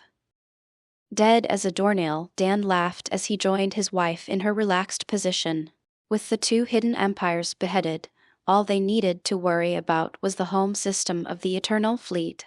"We can relax for a good stretch now, at least until we find the exile. HK will clean up the remnants and take control of Tenebrie's old territories, while the Kashyyyks begin an expansion into the unknown regions." The lifeless megastructure that spawned the Eternal Fleet wasn't going anywhere. With the Starforge in hand, it wasn't even necessary for the establishment of this branch of his empire. Once he left, Lokath would be of key importance, but HK and Venom would be the ones to truly use the place. "Is there any word on her, the exile I mean?" May reached out and pulled herself against Dan's chest, head rested on his shoulder. "Revan remembers her quite fondly, and from what you've said, she's very talented if deeply wounded." "Nothing yet." Dan closed his eyes and let the sun soak into his skin. Both of them planned to stay here, except for during missions and to teach their classes. They would fill themselves with the power of the sun, preparation for their eventual return. Mission and Zalbar are following a trail that has long gone cold, but HK might get lucky as he hacks his way through the galaxy's databanks. Finding one person in a galaxy this densely populated is certainly a pain, May sighed as her fingers tapped a rhythm on Dan's abdominals. What if we've changed things enough that she doesn't show up when she's supposed to? She'll show, but we need to be ready when she does. Dan tightened his arms around May to silence her fidgets. Revan's story has changed, so who knows if Kreia will be able to save her this time around. The exile was supposed to be taken onto the Ebon Hawk, a ship that Mission and Zalbar had managed to acquire before they departed from Taris. It would never be in a position to complete its fated encounter, though Dan had ordered it to be upgraded out of nostalgia. May had the Gladius, and while he didn't need a ship, it would be handy when he picked up passengers. I want to try and find her using magic. May relaxed in Dan's grasp and settled in for a nap. Revan has a strong connection to all her closest followers, so maybe together we can track her down. Give it a shot, Dan smiled, eyes shut tight, and pointed toward the core of the sun. The sooner we find her, the better, though. I might order the Kashyyyk to infiltrate the outer rim, just in case. The exile's adventures before her return had been confined to that section of the galaxy. The systems were mostly lawless, with a smattering of lesser members of the Republic. Garnimp was in the outer rim, as was Tatooine. None of these planets kept detailed records, and many had little beyond corporate outposts and primitive locals. May nodded, half asleep under the warmth of the star. Dan's hand idly brushed at his wife's hair, while his mind drifted to thoughts of the future. Once I've finished the system's quest, I need to pay a visit to Coruscant. 5 years will be enough for HK and the Kashyyyk to create a force that rivals the Republic. He has changed everything. Sadness clutched her weeping mask between her hands and shook herself. The path forward had broadened, but the ending. His servants have begun to move. Anger clicked her tongue, body tensed as they stared into the depths of the Force. Nothing can stop them, unless we expel him like our sisters from the other reality. But he has saved many lives. Joy clasped her hands together as she squinted toward the murky visions in their interconnected mind. Things are different, but the dangers have lessened. Lessened for who? Confusion shook her head. Many more will live, but certain groups vanish altogether. What is the cost of his peace? We shall not send him away. Serenity waved her hands and dispelled their meditation. He will leave on his own, and while his actions derail many things, they safeguard the galaxy against its greatest enemy. Again, this time with feeling, Canderous bellowed his command over the training ground, loud enough for the thousands of Kryptonians to hear him. Today marks the 5th year of your training. Soon you'll begin the practical application of your skills on the battlefield. Cut them some slack. Jolie Bindo slapped a hand onto Canderous' armored shoulder. They stood and watched as the vast group began to spar, one-on-one. They're still kids, a bunch of superhuman, hyper-intelligent freaks, but still kids. We can hear you, Master Bindo. A rose-cheeked, blonde-haired girl rolled her eyes as she slipped past her partner's guard. A swift twist of her shoulders and a brown-haired boy tumbled to the earth. I'll tell Mistress May that you're calling us freaks again. Go ahead, you cheeky little minx. Jolie snorted and pulled a face in the girl's direction. I'm allowed to speak my mind, and in my mind a bunch of 10-year-olds that can run roughshod over the Republic are a bunch of little freaks. The girl stuck her tongue out in response and Canderous burst into laughter.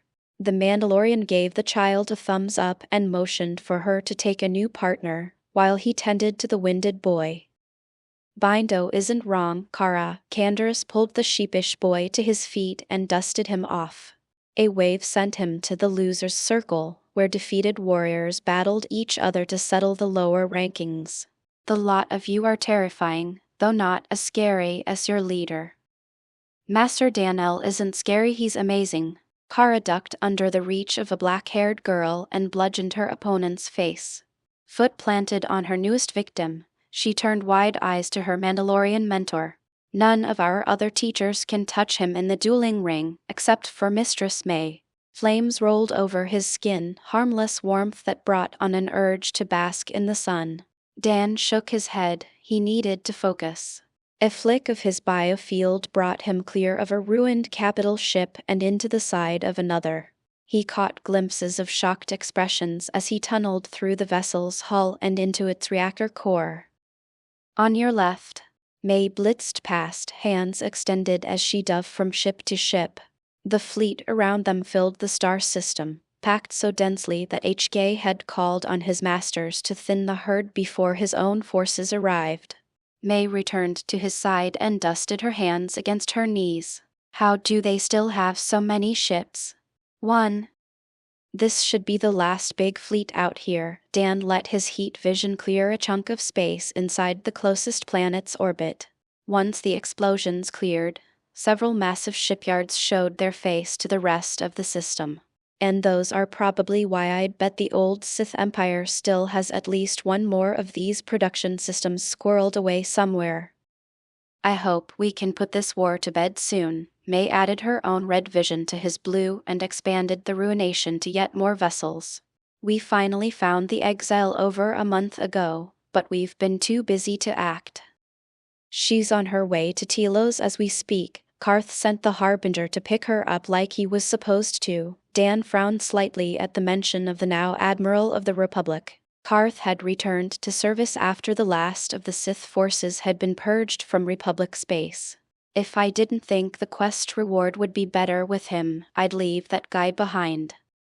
He's not that bad, May laughed as Kryptonian vessels began to emerge from the Phantom Zone and lay waste to the enemies that remained. He just doesn't like the fact that we don't care about the rules, but he's been loyal enough. I know, Dan rolled his eyes and stretched. The last 5 years had filled out his frame, fully grown at almost 15. May was much the same, a young adult on the cusp of maturity. But he never stops complaining when we get home. I'm going to pawn him off onto Doom. Let the good doctor deal with the nagging instead. That would drive them both crazy, May snorted as she drifted close, hand extended to grasp Dan's. She pulled them from the battlefield toward the warmth of the star. Let's relax for a minute, before it's time to collect the children for their first trip off-world. Dan nodded as May guided them into a stable orbit, where they basked in silence. They had a week before it was time to meet with the exile. During that time, the young Kryptonians would be introduced to this galaxy. Alongside the fleets of Krypton and HK's countless drones, they would begin a sweep through the more lawless sections of the Outer Rim. Before that, they would display their real power to Coruscant, a demonstration that would leave little room for debate about Krypton's right to act. The timer on May's wrist pinged, a herald to her mighty sigh. Time to go, she flashed a rueful grin his way and planted a kiss on his lips. When exactly are we going to have time just for us? Dan snatched up her hands and drew her into a tight embrace. Hand pressed to the curve of her back, he kissed her with more force. A breathless moment later, she leaned back and nipped at his nose. 1. We can always ditch the kids and play hooky, Dan laughed as he dodged his wife's teeth. This test plan is just that, a test. The timeline here is far less relevant than back home. I can't disappoint them like that, May shook her head, face determined. But once we've finished our part in their training, we need to wrap up your quest and take a holiday. I hate this part. Cal shook himself like a dog, positioned in line with the rest of the Kryptonians. Kara gave him a scathing look, before she returned her eyes to the figure of their emperor and empress. The phantom jumps are just extra time to train, she readied herself, prepared for the signal. If you used them properly, you wouldn't be so far behind in your combat training. I use the time to study magic. Do you spend the whole time doing visualized combat? Hal shuddered. He was perhaps the most skilled in magic, after Mistress May, but no one in their generation could stand against Kara in battle. Maybe you wouldn't be so far behind in magical studies, if you put even half that effort into those lessons. Shut up, it's time. Kara tightened her fists and followed the course they'd all received. Into the frozen time of the Phantom Zone, and out again into orbit around Coruscant. Countless vessels, military and civilian, cluttered the space lanes as they docked to the stations or descended to the surface. "It never gets any better," Cal sighed as he slipped from the zone beside her. He squinted down at the endless cityscape of Coruscant's surface. "That planet doesn't look very healthy." Kara nodded. The whole place had a pallor that was absent from their home. The sky of the planet lacked vibrance and variation, a monotonous gray that shrouded the world in fog. They had been warned it would be an assault on the senses, but even at this distance she already wished to leave. "Children of Krypton, prepare yourselves," Master Danel's voice carried into the ears of every Kryptonian, transmitted by their personal symbiotes directly into their ears. "May and I will lead the way. Do not engage unless one of us gives the order. We're not here to take lives. Just send a message the galaxy can't ignore." Danel and May pulled away from the group, on a direct course for the planet below. 10,000 Kryptonians followed, wrapped in symbiotic armor emblazoned with the symbol of the House of El. They entered the atmosphere, right above the fabled Grand Jedi Temple, and encircled the monolithic structure. Kara flexed her fingers, eyes riveted on Dan as he raised a hand, the signal that the broadcast had begun. HK-47, the mechanical servant of Krypton, had hijacked the galactic holonet for this event. They were now live, in front of trillions of intelligent beings.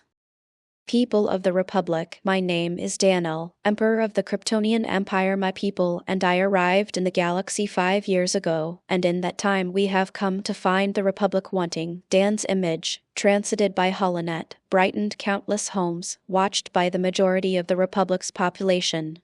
"The Jedi have fallen, hidden or dead, and their guidance is responsible for the stagnation at this government's heart. One." A flick of his wrist directed Venom's transmission to include the empty temple below, the monolithic home of the Jedi that had stood for thousands of years.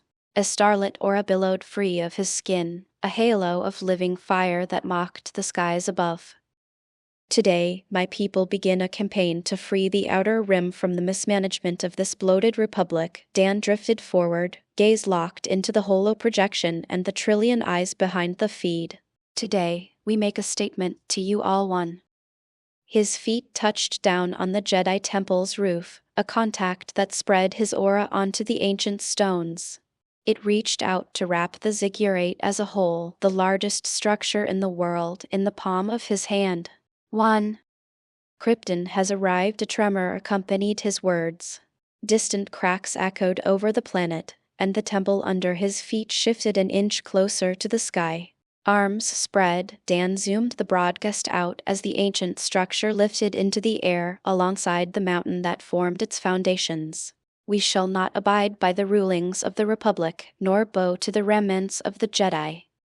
Slowly, as if lifted by the hand of God, kilometers of stone pulled free of the world and drifted into orbit. For the first time in thousands of years, Coruscant fell silent. Vehicles halted and starships stalled, while the population turned a united gaze to the skies. A new moon was born, settled in place as Dan returned the broadcast to his face.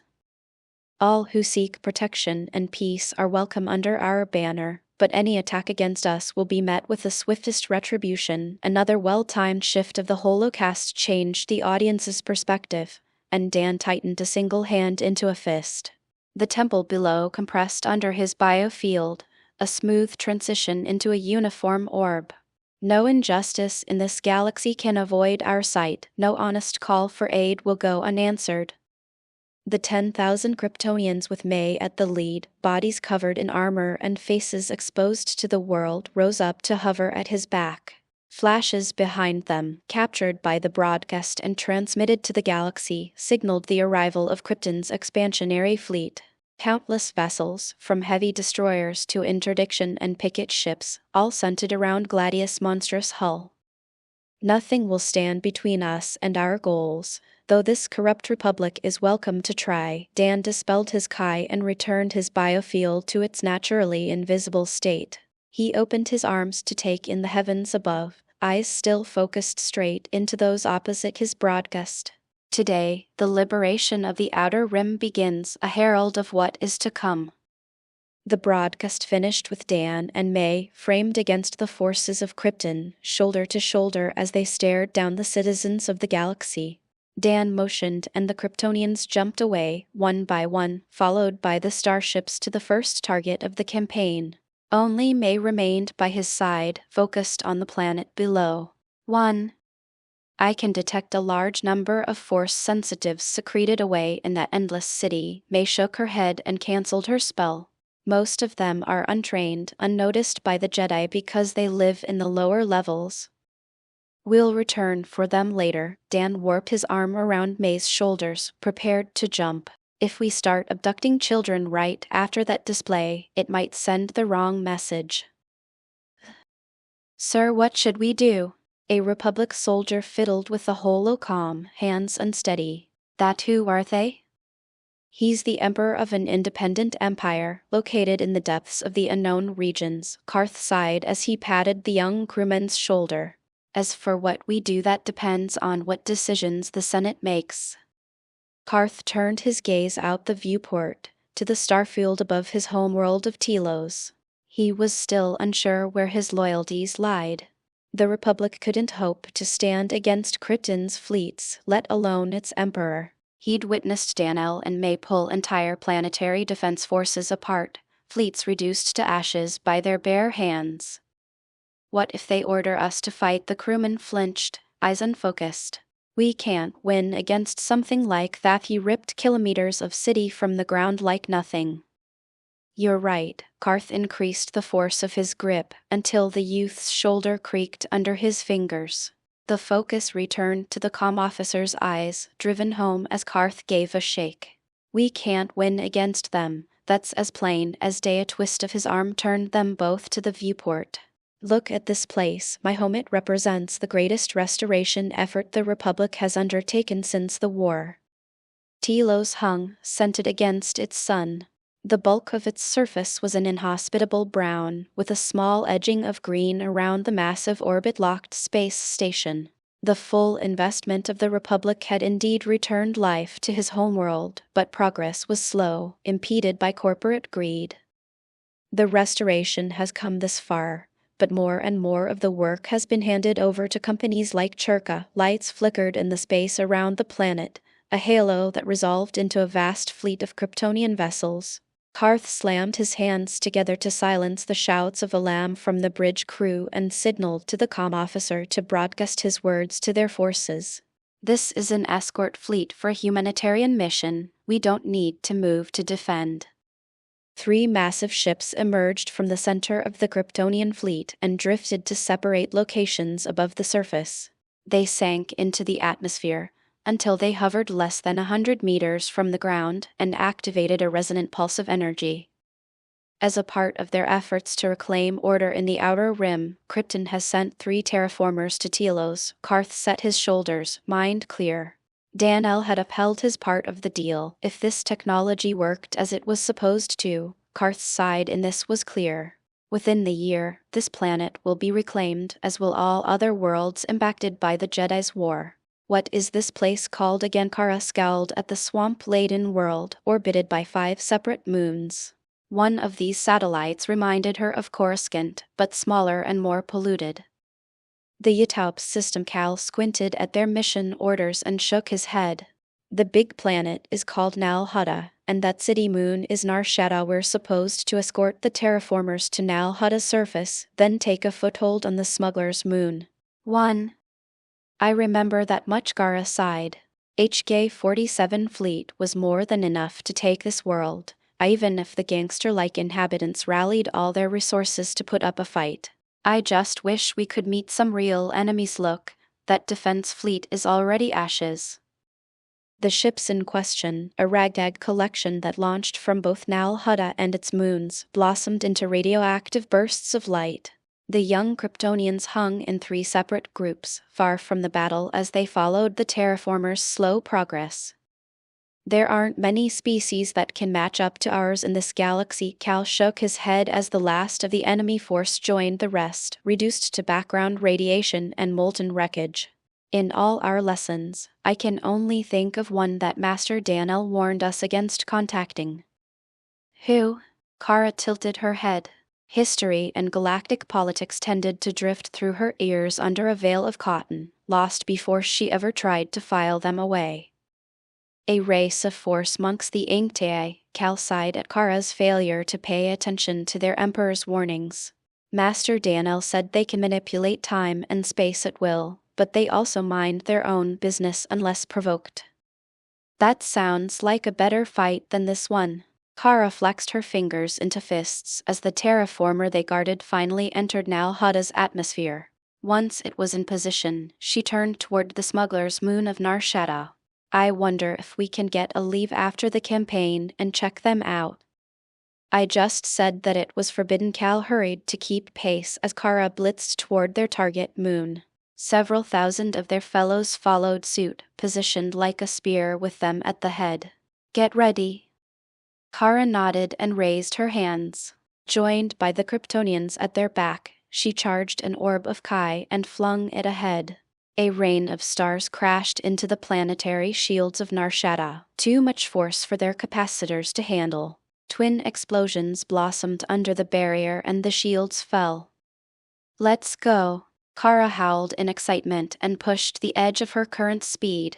The crime-ridden moon rushed to meet her, filled with toxic odors and the stink of unwashed bodies. Let's damage the generators beyond repair and secure a section of the city for the Empire. Wait for me and don't forget Master Daniel has placed a recovery order on one of the locals. Cal strained both himself and his symbiote, barely able to keep pace as Kara closed with an overloaded shield generator complex. Every Kryptonian is supposed to keep an eye out for a female bounty hunter named Mira. Welcome to the Paragus mining facility. Dan gave an elaborate flourish of his hand as he and May slipped from the Phantom Zone. One of the least interesting places in the galaxy and the current residence to a Force-sensitive man called Atan Rand.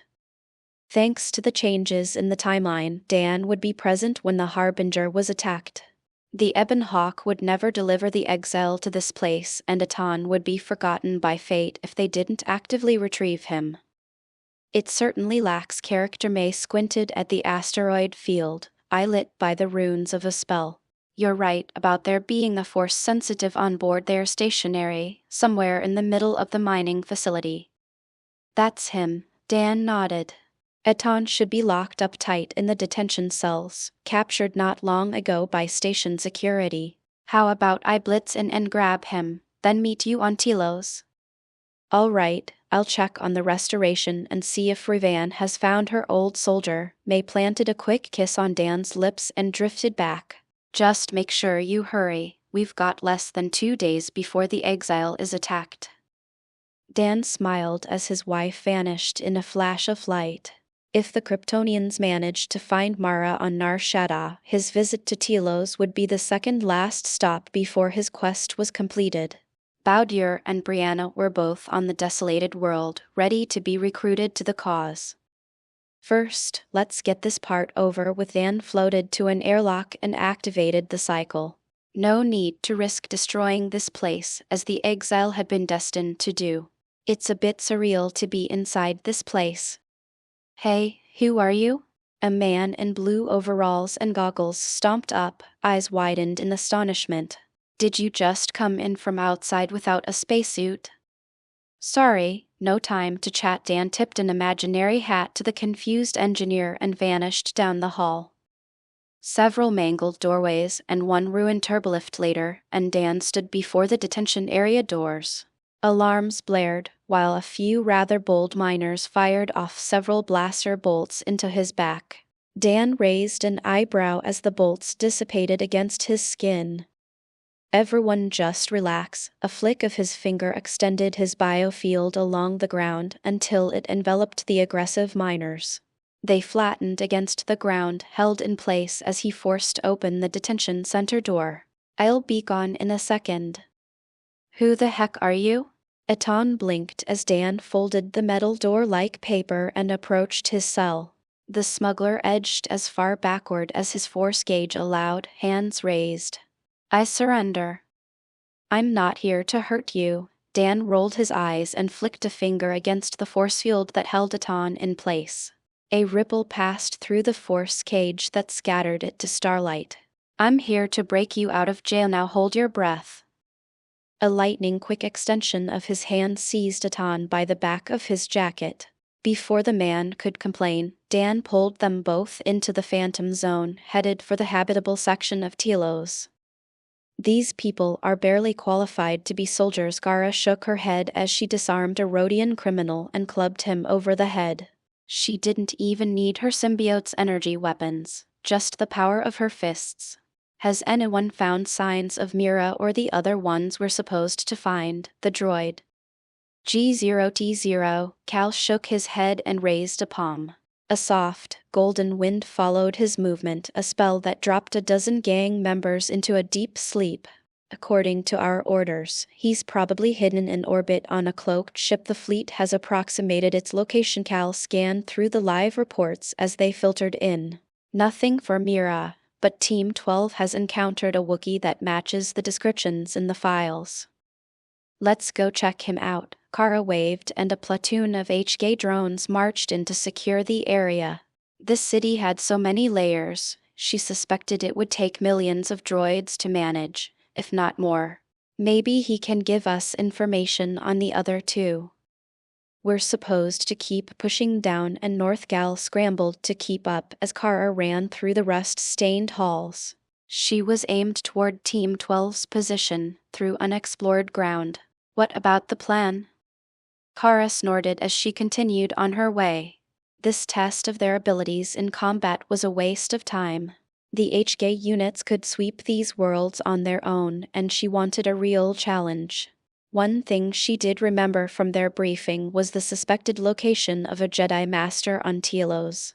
If she could round up Mira, G0T0, and the Wookiee, they could deliver them to Master Danel and join the raid on the hidden Jedi's compound.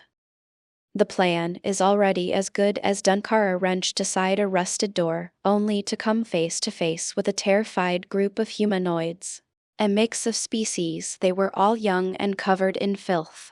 Sorry about that. Kara folded the ruined doorway back into place as Cal stumbled into place beside her. Besides criminals, the population of this world was composed of desperate refugees and disenfranchised locals. Once the gangs were purged from the moon, Krypton would raise these people from the shadows. Slow down and let me lead. Cal shook his head as Kara resealed the frightened local's house with a small flare of plasma. A flick of his wrist projected a map of the city, a live scan from the fleet above. We can't just plow straight, or people will get hurt. Team 12 has already brought Hanhar to a holding area. Follow me. A sigh fell from Kara's lips as she slipped into step behind her slower companion.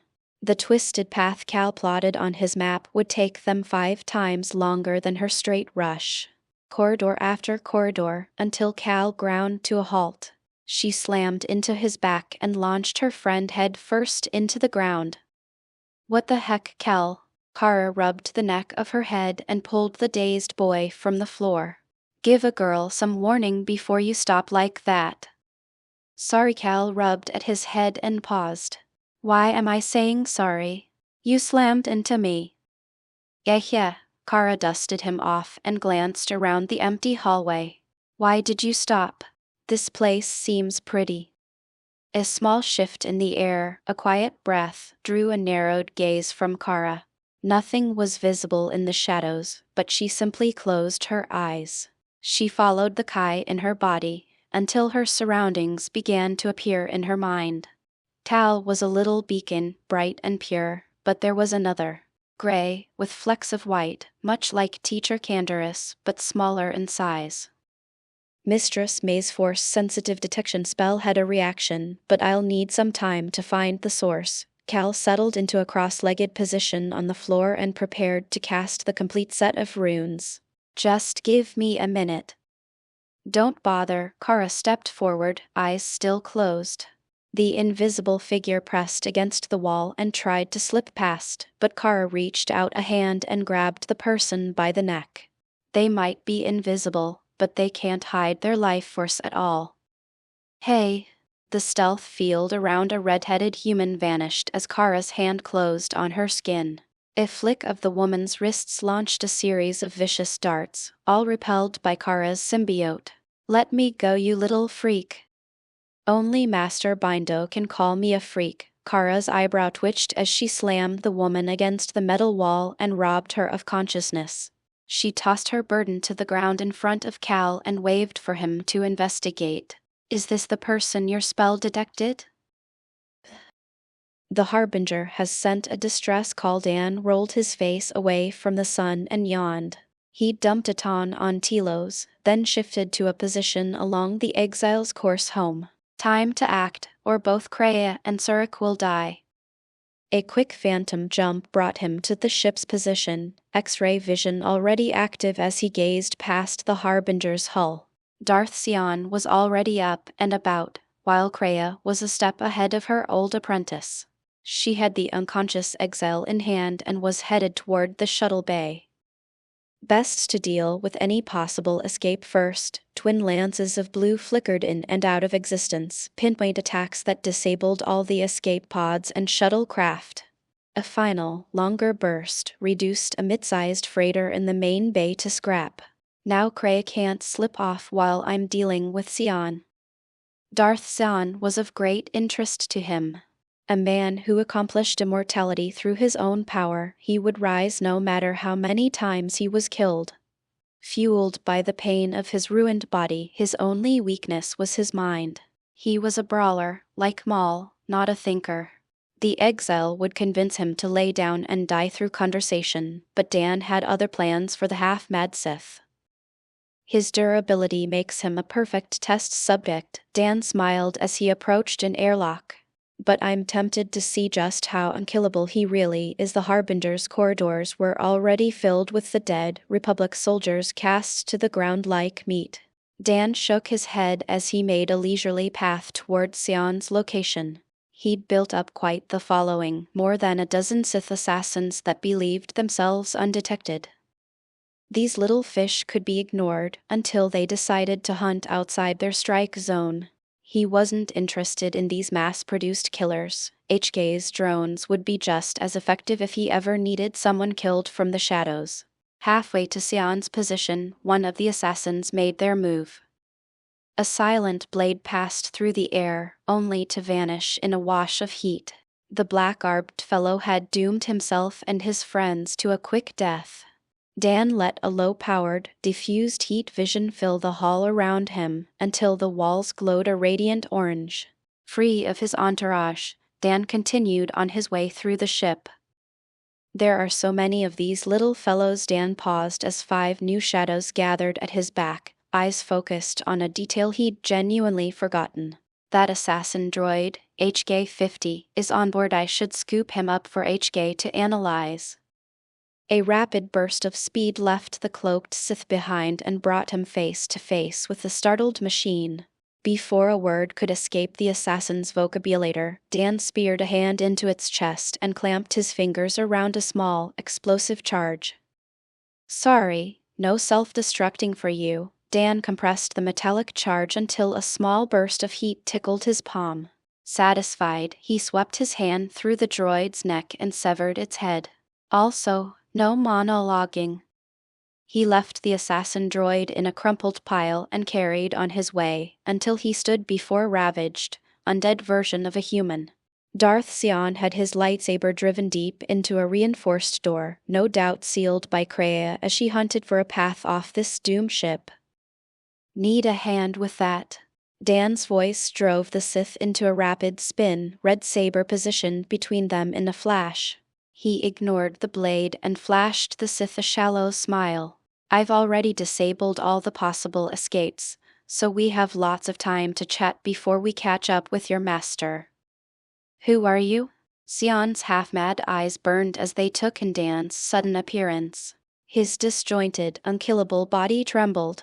"What do you know of my master? Did she send you to die and buy the Jedi time to escape?" "I'm afraid not." Dan shook his head and took a step forward until the lightsaber pressed against his chest, just above his heart. The blade sparked and sputtered, unable to breach his skin. "Kreia and I have yet to meet, but we'll get to her in a minute." Dan squinted around the crimson glow. past the surface of Sion's skin. Your insides are a real mess, you know? I don't think you have a single functional organ among the whole bunch. You dare, Sion bellowed as he leveraged all his strength and pressed an attempt to drive his saber home. Dan twitched his shoulder and the Sith rebounded, pressed flat against the door with the sound of a bell. What are you? We'll see if you're worth telling in a minute. Dan punched a hole into the Sith's chest, straight through the man's rotted heart. A few lifeless moments later, Sion gasped as his breath returned. Strange, you don't really heal at all, you just refill the gaps and carry on. The space that Sion's heart had once occupied was filled with a random growth of cells, yet somehow it was enough for the man to carry on. Dan shrugged. This result was expected. Now, it was time for a real test. He let his biofield extend around them, a shield to protect the ship, as he pulled back a fist. Wait. Sion's dead eyes widened, body strained as he tried to pull free of Dan's grasp. Too late, as a hypersonic fist shattered his body to ruins. Dan poked at the messy soup that slowly pulled itself from the floors and walls. Even turned to a near liquid, Sion was still alive. Congratulations, you're interesting enough that I'm going to hold off on tossing you into a star. Sion's technique was worth studying. If Dan or May could refine it, it would make for a valuable backup. A regenerative spell this effective could save the lives of many Kryptonians. Few things existed that could truly injure them in the universes they called home, but a wider omniverse existed. Let's go find your master and get off this ship. Dan swept Sion's mushy remains into a sphere, wrapped in his biofield and held on his palm.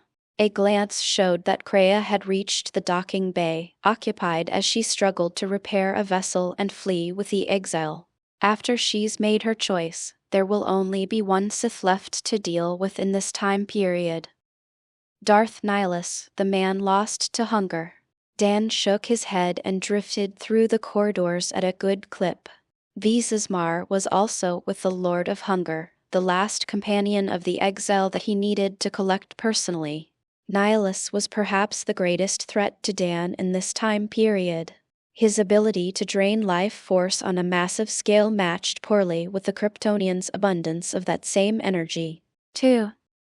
The exile's force wound managed to render Nihilus relatively powerless, but I don't have that advantage. Dan forced open the docking bay access door and came face to face with an astonished Kreia. Sion's half-formed lump vibrated at the sight of his former master, but Dan slammed him against the ground and reset his regeneration. Hello, Darth Treya. Dan gave the blind, old woman a short bow before he turned his gaze to the unconscious exile. His magical senses were less refined than May's, but even he could sense the void inside Mitra Surik. A hole gaped in the core of her being, a silence that reminded him of Etrigan's eyes. What are you? Kreia stepped between Surik and Dan, a vibrasword raised in a practiced guard. She looked Dan up and down, her blind eyes wide. You're veiled by a force ability, but beneath the curtain is a sun. Catch. Dan tossed her Sion's lightsaber and slipped past to hover over the exile. You might as well use that, if you're thinking about attacking me, but it didn't do Sion any good. Dan slammed Darth Sion's liquid form against the ground once more, and Kreia finally turned her gaze to what remained of her apprentice. The old woman's brow furrowed, one hand extended toward the captured Sith to confirm his identity through the Force. Who I am only matters if you decide to come with me, but I'll be taking Surik no matter your decision. Dan placed a hand over the unconscious exile and released a symbiote clone. It burrowed under her skin and vanished from sight. She might be a path to the goal you desire, but the death of the Force will only leave this galaxy exposed. Kreia's face remained expressionless, but she lowered her sword and left Sion's blade inactive. Her true desire was to see the death of the Force and its will, but without it all life in this galaxy would fall. The threats that lurked beyond the galactic hyperspace wall couldn't be met without it, unless someone like Dan stood in their place. I will join you, For now the ancient woman stepped closer and examined Dan's symbiote-covered form, and surprised when he exposed his true face for her eyes. But you are wrong, the Force is the true danger. The midichlorians lit a beacon, one that cannot be ignored by the darkness beyond the void. Can we board this thing yet? Kara twitched with impatience, ready to storm G0T0's cloaked ship and seize the rebellious droid. Mira and Zalbar were locked in a scout ship's detention cells, ready to be shipped to Master Danel on Telos. If we miss the raid on the Jedi because of your endless planning, I'll use you for sparring practice. You can try. Cal rolled his eyes and continued his scans. Kara was more than his match when they were restricted to combat techniques, but if he used magic the outcome wasn't so clear.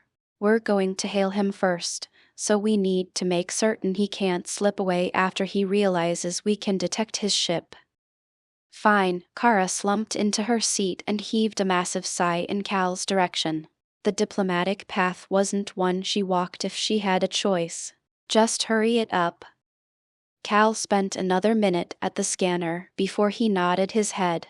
The Kryptonian fleet had drifted into an inescapable net. One G0T0 could never escape.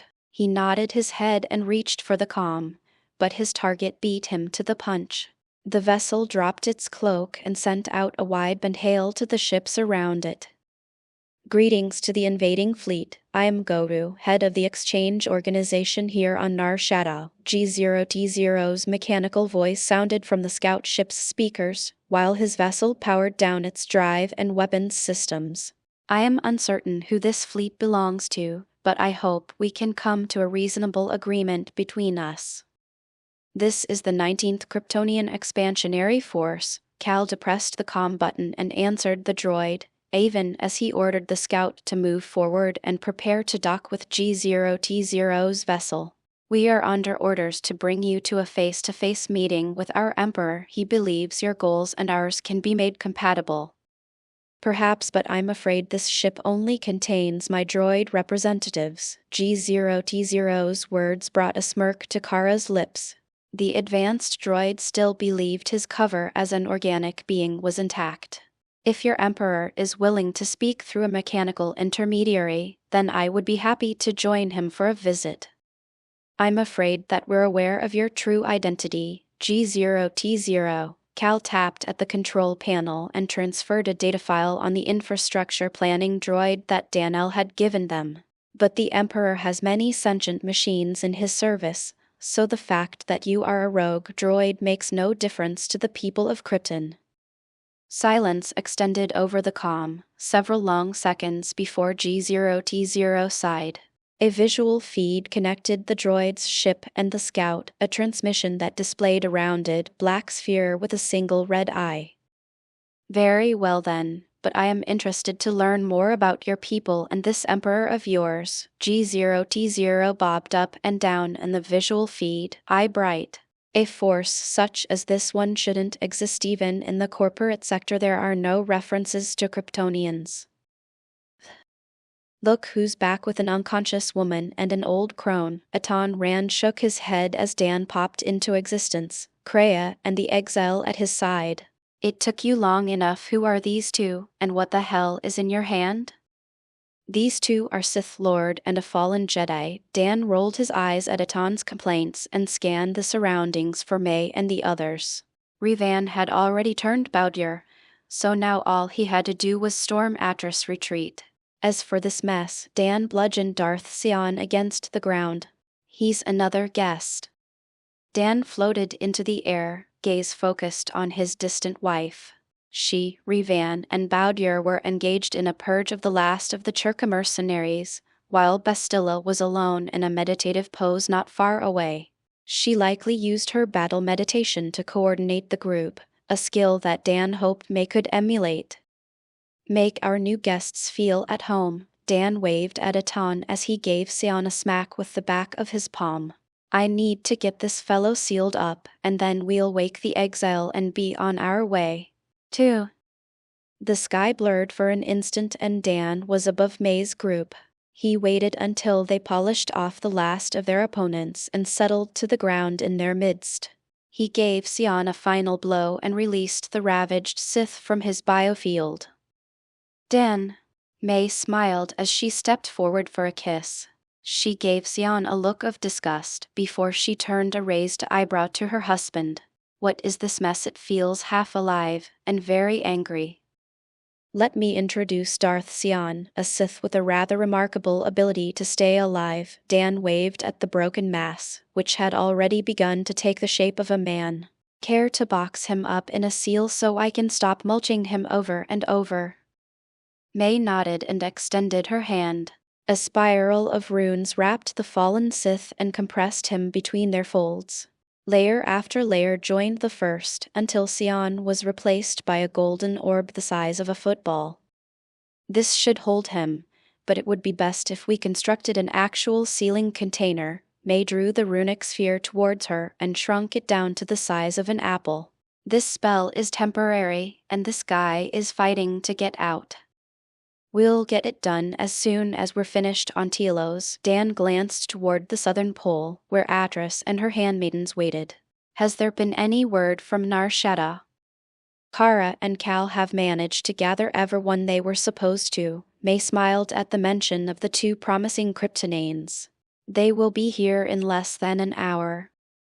Who are these people you've collected? Revan walked up, Bowdyer at her back. She returned her lightsaber to her belt and frowned into the distance.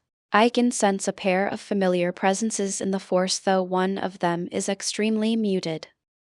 That would be Mitra Surik, someone that you both know, I think. Dan turned to Bowdyer and sized the man up.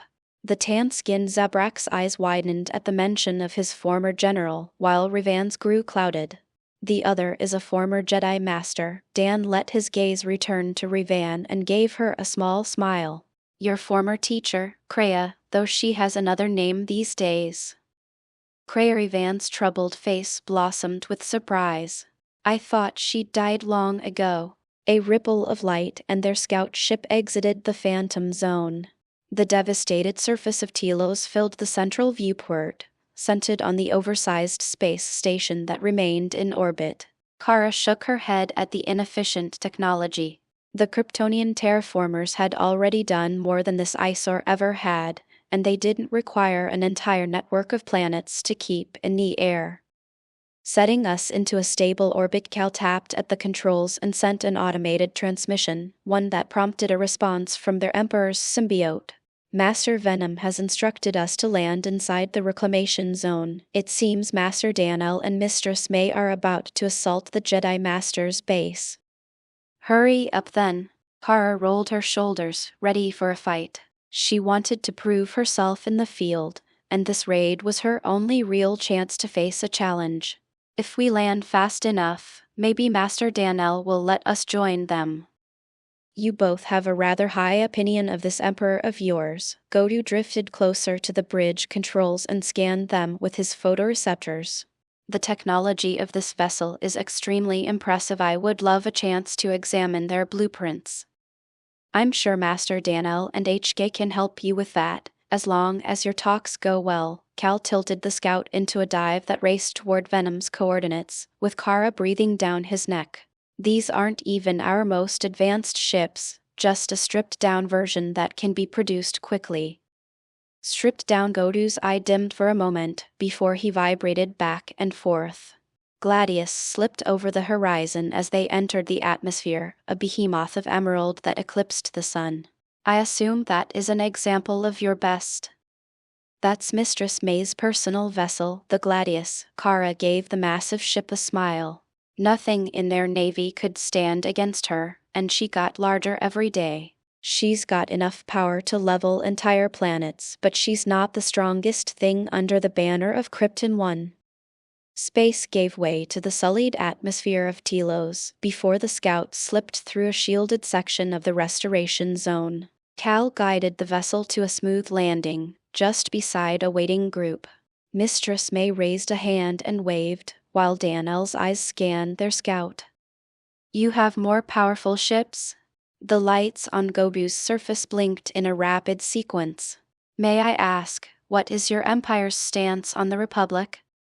You can ask Master Danel about Krypton and the Republic. Kara pulled Cal toward the bridge door, mindset on the path to the boarding ramp. She waved for Godu to follow. As for more powerful ships, I'm not too sure, but the two people you're about to meet are far more powerful than the Gladius. It looks like they've got everyone. Dan shifted his gaze from the woman and Wookiee in the detention area to the round droid that followed Kara and Cal through the ship's corridors. With these three, his quest was almost complete. Kara seems determined to come along when we visit Atris Fortress. We'll let her and Cal take the lead, with HK to back them up.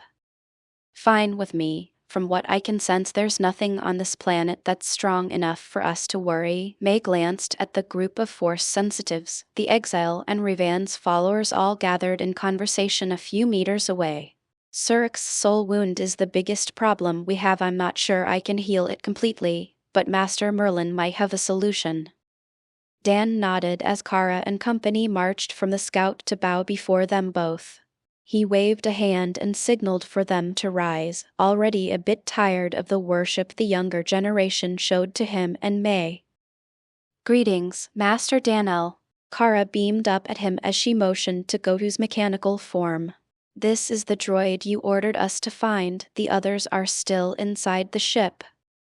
Excellent work. Dan returned the young soldier's smile and turned to face Godu.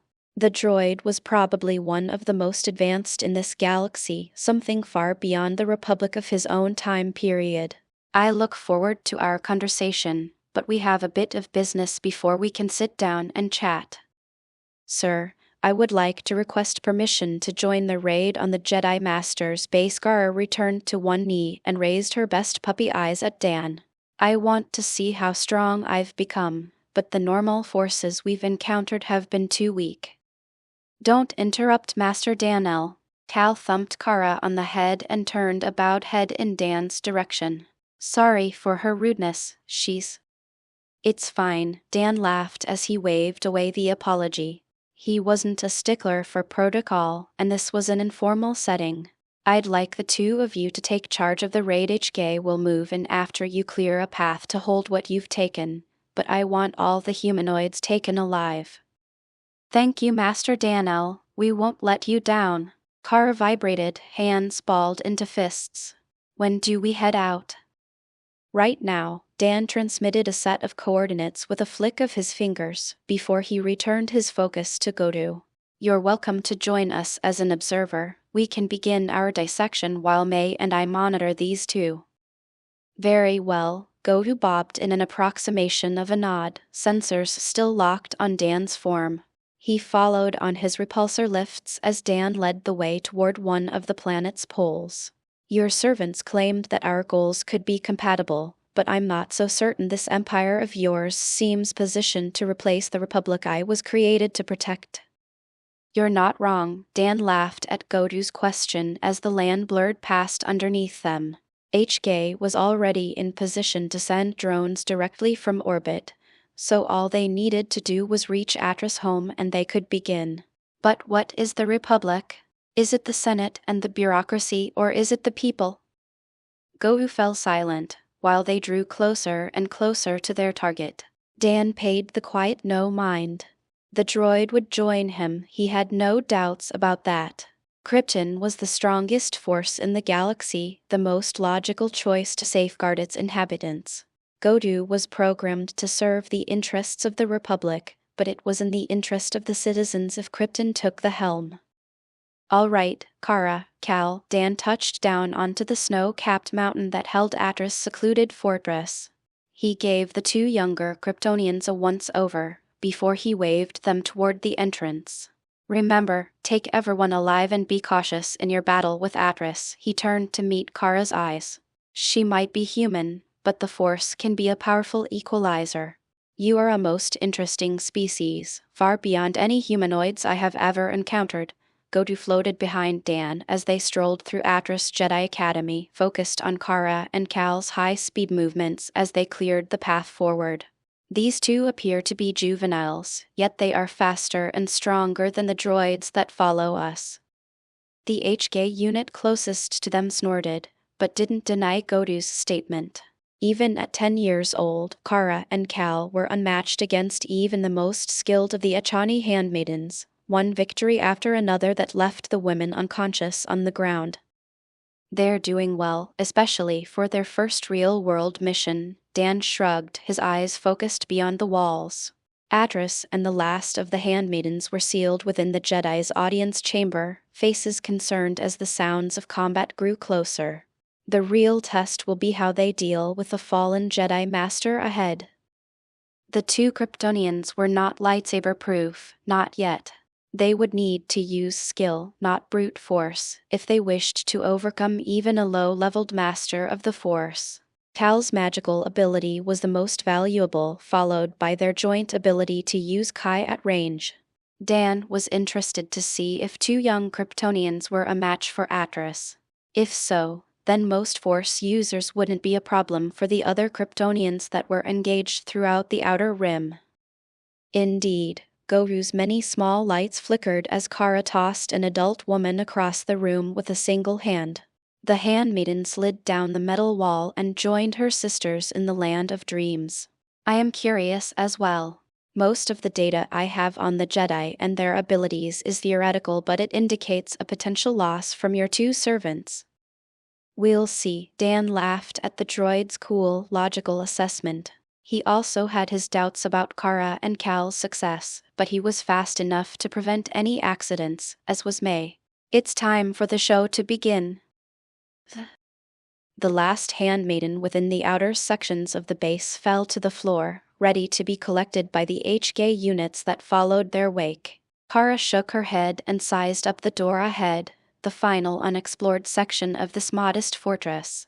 Cal stepped up on her left, hand already surrounded with strings of runes.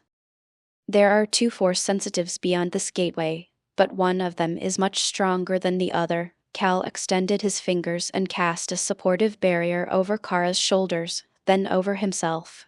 "We should knock out the weaker one immediately, then work together to subdue the Jedi Master. You two can focus on Atris. I'll take care of her support." May's hands fell onto the young Kryptonian's shoulders, a smile on her face. "That other Force sensitive is the real target of this mission, so it's important that she survives our first meeting relatively unharmed." "Understood, Mistress May." Cal bobbed his head, while Kara gave a single nod. She sensed a pressure, a sharper version of Master Bindo's powerful aura. "Be careful, Cal." Kara took a breath and channeled her Kai to its limit, blood on a rush through her heart. This Jedi would be the first step, the beginning of her journey to stand against her limits and go beyond. "You should kite her from afar, while I keep her occupied up close. We need to play to our strengths if we want to win." Cal nodded and positioned himself to the side of the door, another spell ready in his hands. Kara trusted her friend, his magical skill matched close to Mistress May as long as she limited herself to spells below the 7th level. There wasn't a Jedi alive that could match him with Force powers alone, but their symbiotes could only deflect a lightsaber's attack at best. "Let me open the door." Danel strolled toward the sealed antechamber. He placed a hand onto the smooth, metal-trimmed stone and tapped a finger. The doorway fragmented into countless pebbles held in place by Danel's biofield. He glanced at the group around him and smiled. "Get ready to move as soon as the stones fall." Kara nodded and set her feet, prepared to sprint after Cal's opening spell. Master Danel removed his hand and shifted to the side, a trigger for the door's collapse. Cal launched 2 separate runic waves. A circle that summoned a stream of arcane bolts formed above his head, targeted into the room. His second spell sent a wave of frost over the ground, an entrapment spell that also impeded mobility. Muscled released coiled springs that drove Kara forward. Her symbiote already reformed the underside of her boots, jagged cleats that ignored the icy terrain. A shadow flickered past her, into the door before she'd taken more than a step. Mistress May slipped through the air and took hold of the last handmaiden in the base, then retreated with the woman in hand.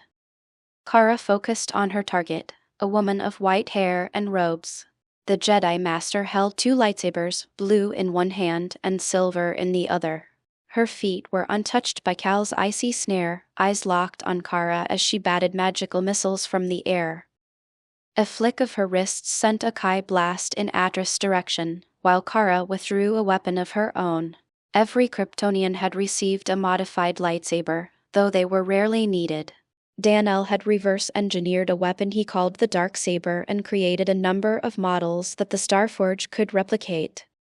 Kara's midnight blade snapped into existence, flat-edged rather than rounded like a traditional saber.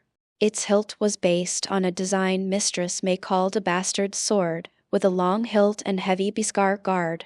It reached out to strike against both of the Jedi's blades, a quick test to judge her opponent's strength.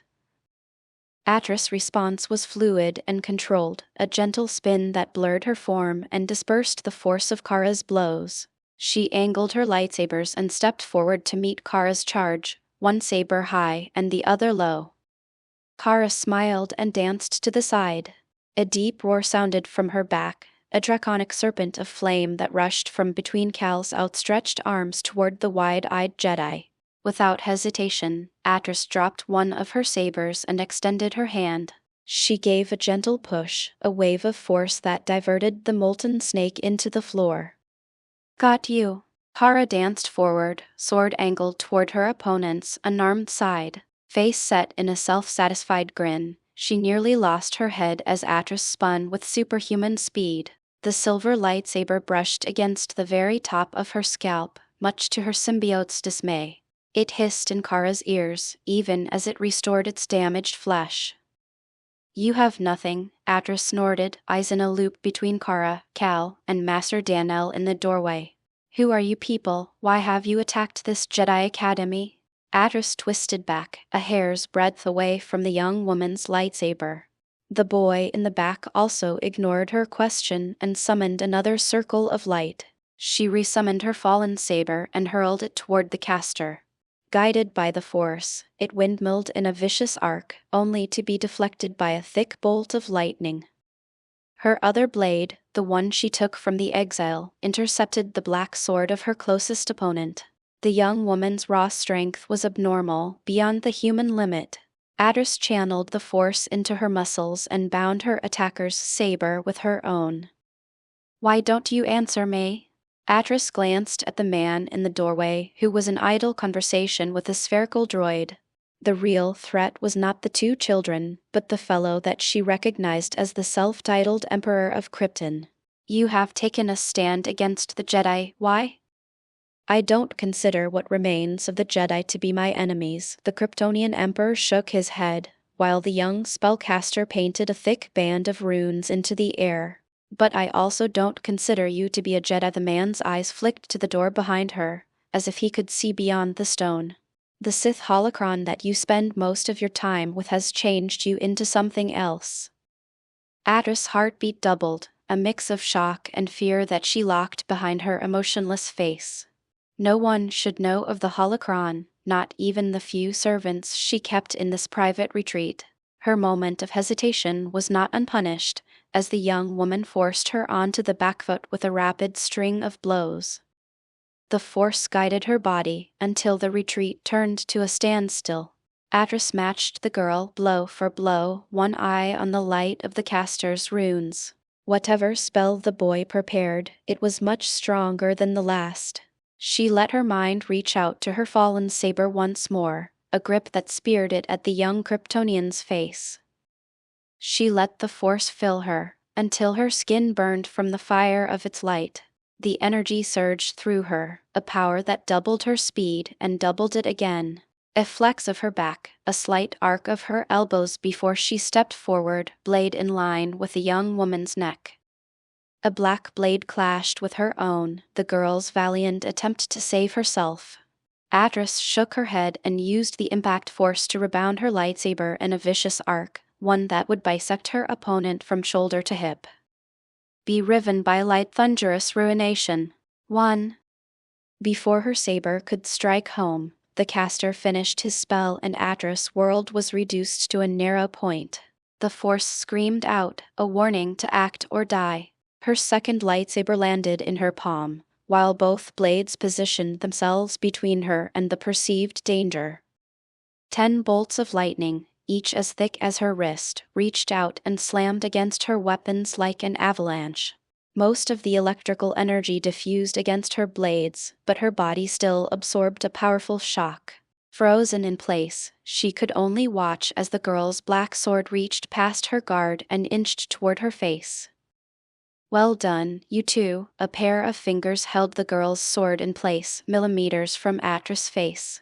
2 sharp blows relieved her of her lightsabers and left her numbed hands without any feeling at all. "But remember, we want everyone here alive, even her." Atris staggered back on unresponsive legs, heart in her throat. She hadn't detected a hint of movement before this Emperor had appeared before her. He didn't even bother to keep his eyes on her, though she could sense his focus as it washed over her skin. His smile widened as the young duo slumped to the ground, exhausted and filled with triumph. "I'm sorry, I got carried away." The young girl's breath came like a bellows, face flushed with the adrenaline of combat. "But we had her." "You both got carried away," the man laughed as his gaze flicked at the boy.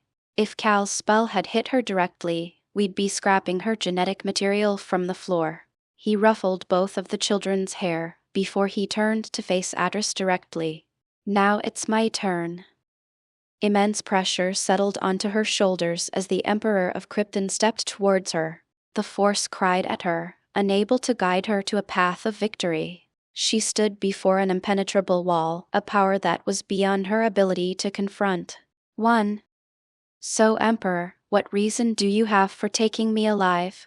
Atris forced her spine to straighten, a refusal to bow under the Emperor's gaze. She may not be able to defeat this man, but she wouldn't let herself bow. A Jedi serves no one but the Order and the will of the Force.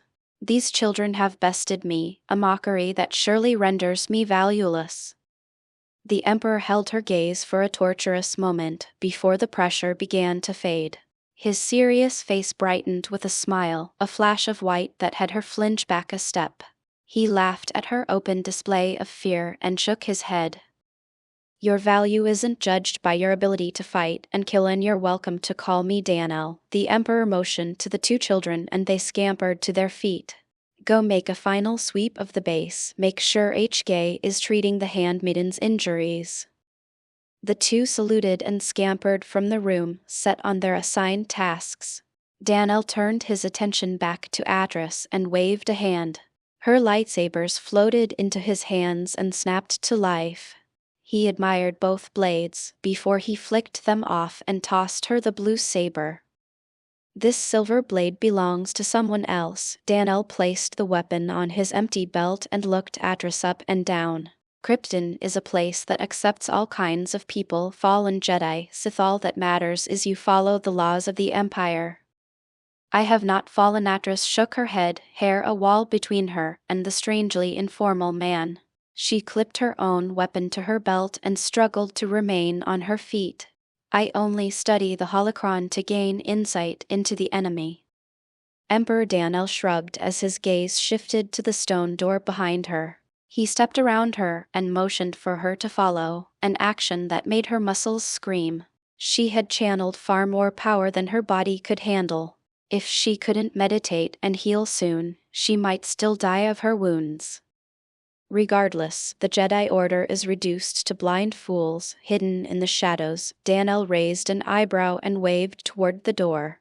Atris sighed and keyed in the code to open the way.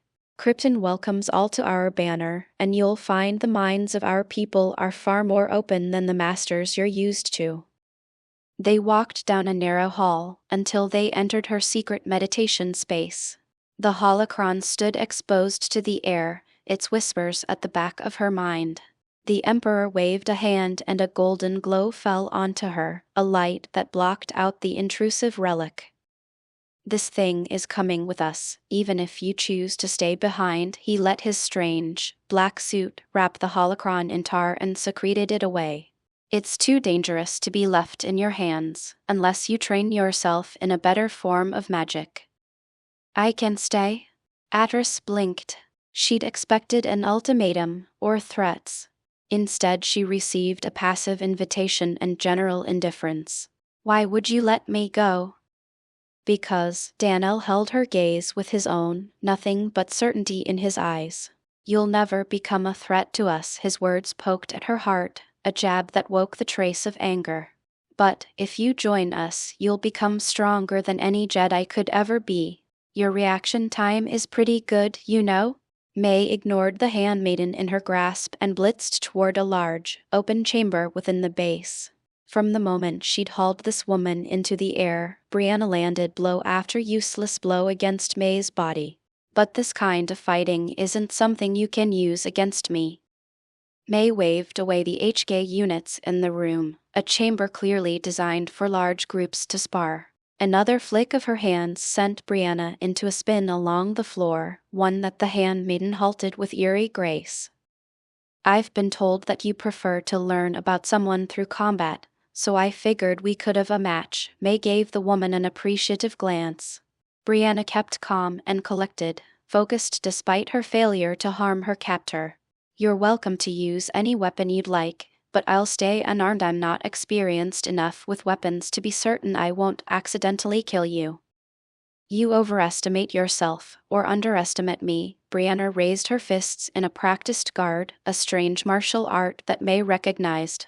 Canderous was trained in something similar, though it was less graceful when used with his hulking body. Why have you come here? Mistress Atris has done nothing to you, or your emperor. We're not here for Atris. May smiled and raised her own fists. She might be focused on magical over physical combat, but she sat in on enough of Canderous lessons to handle herself. That woman you serve isn't worth this kind of effort.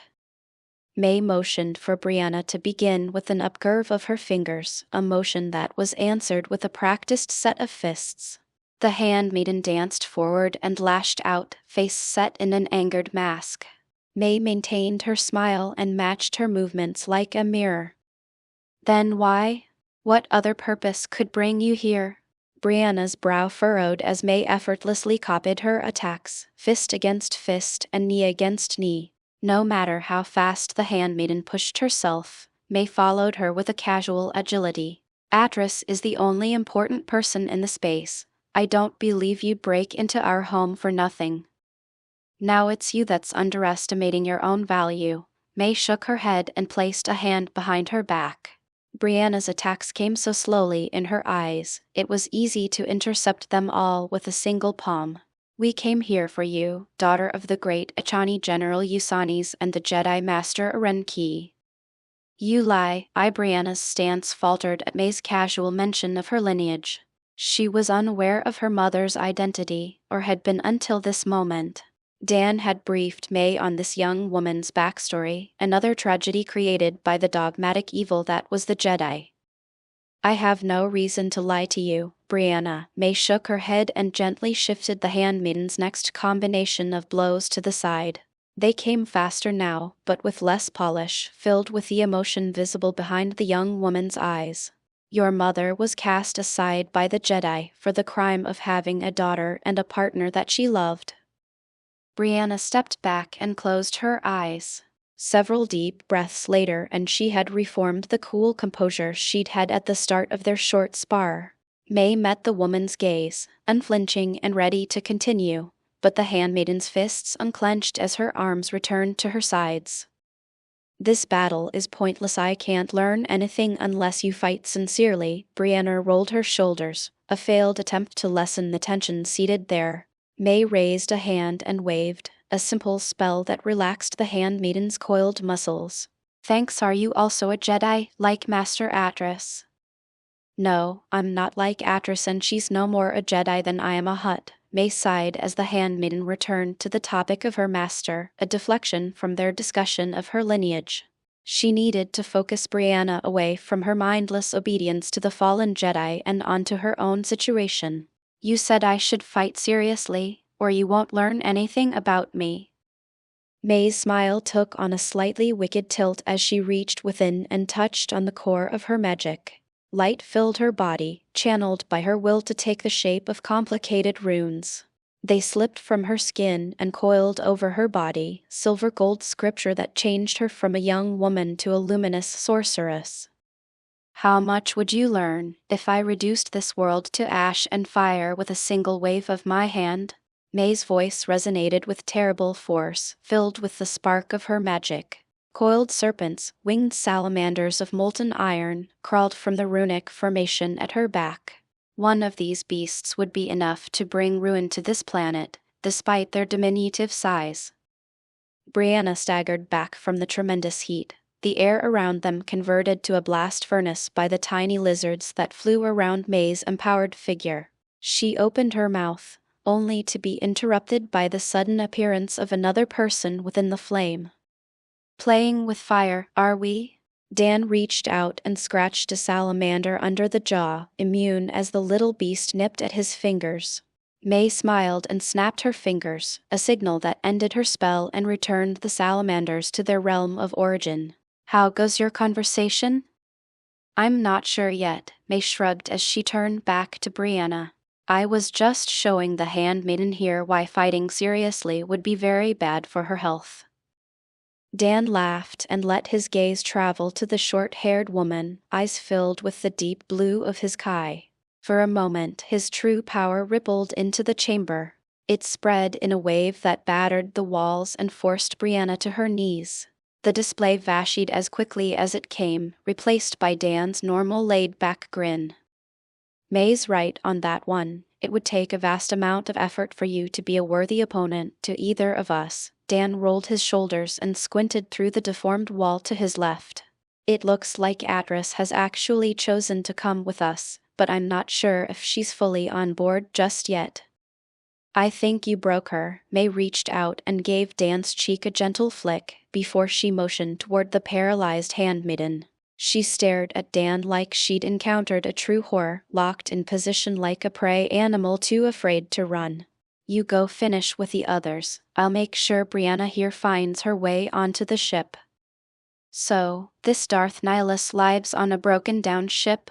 May squinted at the Ravager's pitted, scarred appearance and shook her head. What's with the Sith and their edgy houses? They're almost all crazy, mentally stunted children, Dan laughed as they drifted toward the silent vessel's docking bay. His eyes probed the ship until he met the absent gaze of the last of the Sith triumvirate. Nihilus is no exception, but his power might actually make this a challenge. With the handmaiden and Atris now under their command, only visas remained. Dan broke his eye contact with Nihilus and gave the rest of the ship a once-over. The Muralurka woman was in meditation, deep in the crew quarters of the ship. She shivered and cast her covered gaze around the room as he inspected her. We should work together and deal with Nihilus before we extract our target. Dan led the way through empty corridors.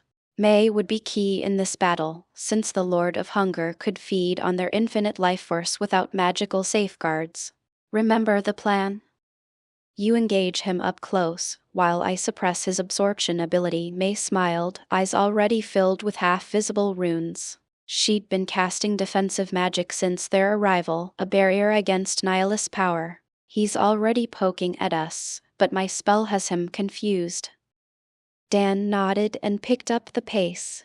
Any minions that lurked aboard were pointless to waste time on. Only Nihilus had any chance against them. Several twists and turns of the rusted, broken-down corridors later, and they stood in a large chamber. Viewports covered the walls and ceilings, a backdrop of stars that framed the black-clad man in the center of the room. Greetings, Lord of Hunger. Dan gave a small bow of his neck, a sign of respect to the powerful Sith. The man was depraved, but his might still earned him something.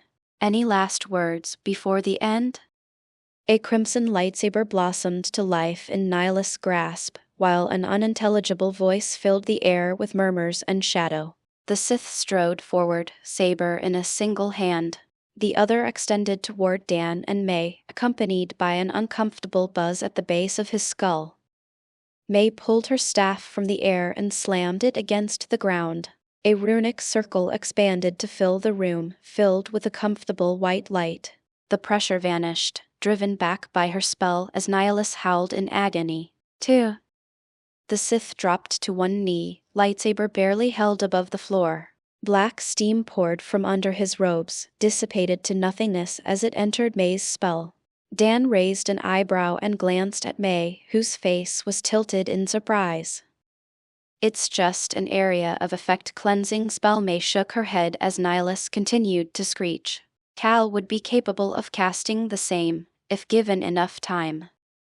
The Sith kept his mask fixed on them both, even as agony forced the air from his lungs. Dan shrugged and walked to face the downed man. They would have to test this spell's effect on other dark side force users, but Nihilus at least was dealt critical damage. Cleansing magic neutralized negative energies, and it seemed the dark side of the force was no exception.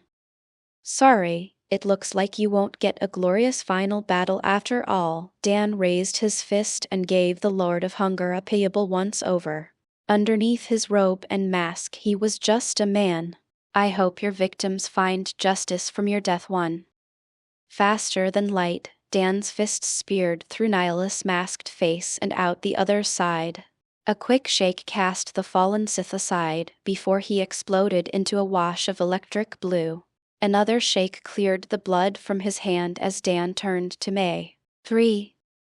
Let's grab visas and get off this ship. Nihilus was the only thing keeping it together. Dan floated from the deck and let a line of heat extend from his eyes. The beam carved a path straight to the woman's position that Dan and May slipped through at high speeds. Just grab her and jump back to the temporary colony. I have a stop to make before I head home. All right, but once she's home, your quest should be done. May stuck out her tongue as they appeared by the startled Visa's side. She clasped the woman by the shoulder and gave Dan a smile. Don't forget, you promised me a vacation. Understood. Dan leaned in for a final kiss before May and Visas vanished in a flash of light. He trusted May to turn the newest recruit to the banner of Krypton, and he had a final bit of work to do before they could kick back and relax. It's time to visit the sentient machines of Lokath. A vast, bronze-toned sphere hung in space like an impossible object. As large as the Goldilocks zone of an average-sized star, it glinted in the dim light of the stars. Dan drifted closer, eyes focused on the emptiness of the system. Nothing, no hidden stations or stealthed fleets. Just the megastructure of Lokath itself. It seems inactive, but I should still move quickly. Dan flew toward one of the many gateways that lined the sphere, large enough for even a Death Star to squeeze through. The builders of this place had a mastery over technology that rivaled the Celestials, but they focused on the creation of super weapons. We're going to possess everything here, leave no biological or mechanical life form outside of your control. Dan spread his arms and launched a vast tide of symbiote clones. They rained down upon the habitable domes and machinery of the Dyson sphere, a black downpour that seeped into the structure and vanished from sight. Hidden in the clones were a large number of Venom's children, the beginnings of a new hive. They would grow and multiply before they took up mechanical bodies to carry out the will of Krypton. Dan spent more than an hour at his work before he was satisfied with the number of clones. He scanned the vast surface until his eyes fell onto an oversized group of sealed machines. The 6 gods of Lokath, ancient creations that inspired worship and fear so great it still persisted in certain areas of the galaxy. All right, Venom, let's see if you can control these hyper-advanced AI. Dan let more clones fall, targeted specifically toward the imprisoned droids. If Venom failed, he would destroy these weapons before they could be freed into the galaxy. If you can, these will be your main avatars while I'm away. With Dan and all other Kryptonians soon to leave this universe, Venom's children and clones would be the primary force of Krypton left behind. They would multiply and expand, in control of the endless hives of Kashyyyk and the legions of droids that Lokath could produce. Even if they remained separated from the main empire for thousands of years, they would be fully capable of dominating any threat to Krypton and the galaxy. We have connected. Their minds are formidable, but deep in slumber. Venom chortled at the back of Dan's mind as it interfaced with the dangerous machines. We have stripped their minds and made them our own. Perhaps we can do the same to Ultron when we return home. 1. Dan snorted and shook his head. Ultron had the Allspark and years of time to upgrade himself. Venom might be capable of influencing or controlling the AI, but he wouldn't bet on it. His AI servant would only grow stronger once he introduced him to the Locath of their home galaxy. The only reason he'd waited was because the technology here would make the AI far more powerful than the Allspark alone. Now that Dan was set to reach his prime physical age, he was less worried about what Ultron would do in the future. His power soared every day, an exponential curve that only required sunlight to continue. 2. Make sure you copy the data from this place, just in case. Dan gave the impressive structure a final glance.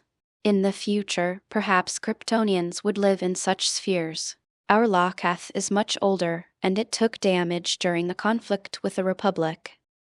Information gained here would help them repair the megastructure. Not only that, but it would be the foundation of any they constructed for themselves. Dan shook his head and engaged his phantom drive. Those were thoughts for the future. Right now it was time to let Venom do his work. He had a vacation to plan, a long-term break that would also test Venom's ability to manage the basics of the Empire. Now, where should we go first? Not bad, but I'm not sure Mira or Hanhar really count as my forces just yet. Dan shook his head and shrugged. Either way, the rewards were decent. A mass summon had the potential to be good, and both Compound V and the T-Virus had high research value. I should really visit them soon. What are you murmuring about? May slipped her arm around his waist and ducked under his arm. Is your quest finished? It is. Dan leaned in, pressed his lips against his wife's and scooped her into his arms. He carried her through the corridors, toward their private chamber. We can also go home at any time, but I think we should stick around for a few more years. 5 more years and both he and May would be in their physical primes, while the other Kryptonians would be close enough. The extra time would also let him settle the affairs of this branch of his empire. He'd received no gate from his quest rewards, so once they returned this place would be on its own. 2. I'm fine with that. May rested her head against his shoulder and sighed.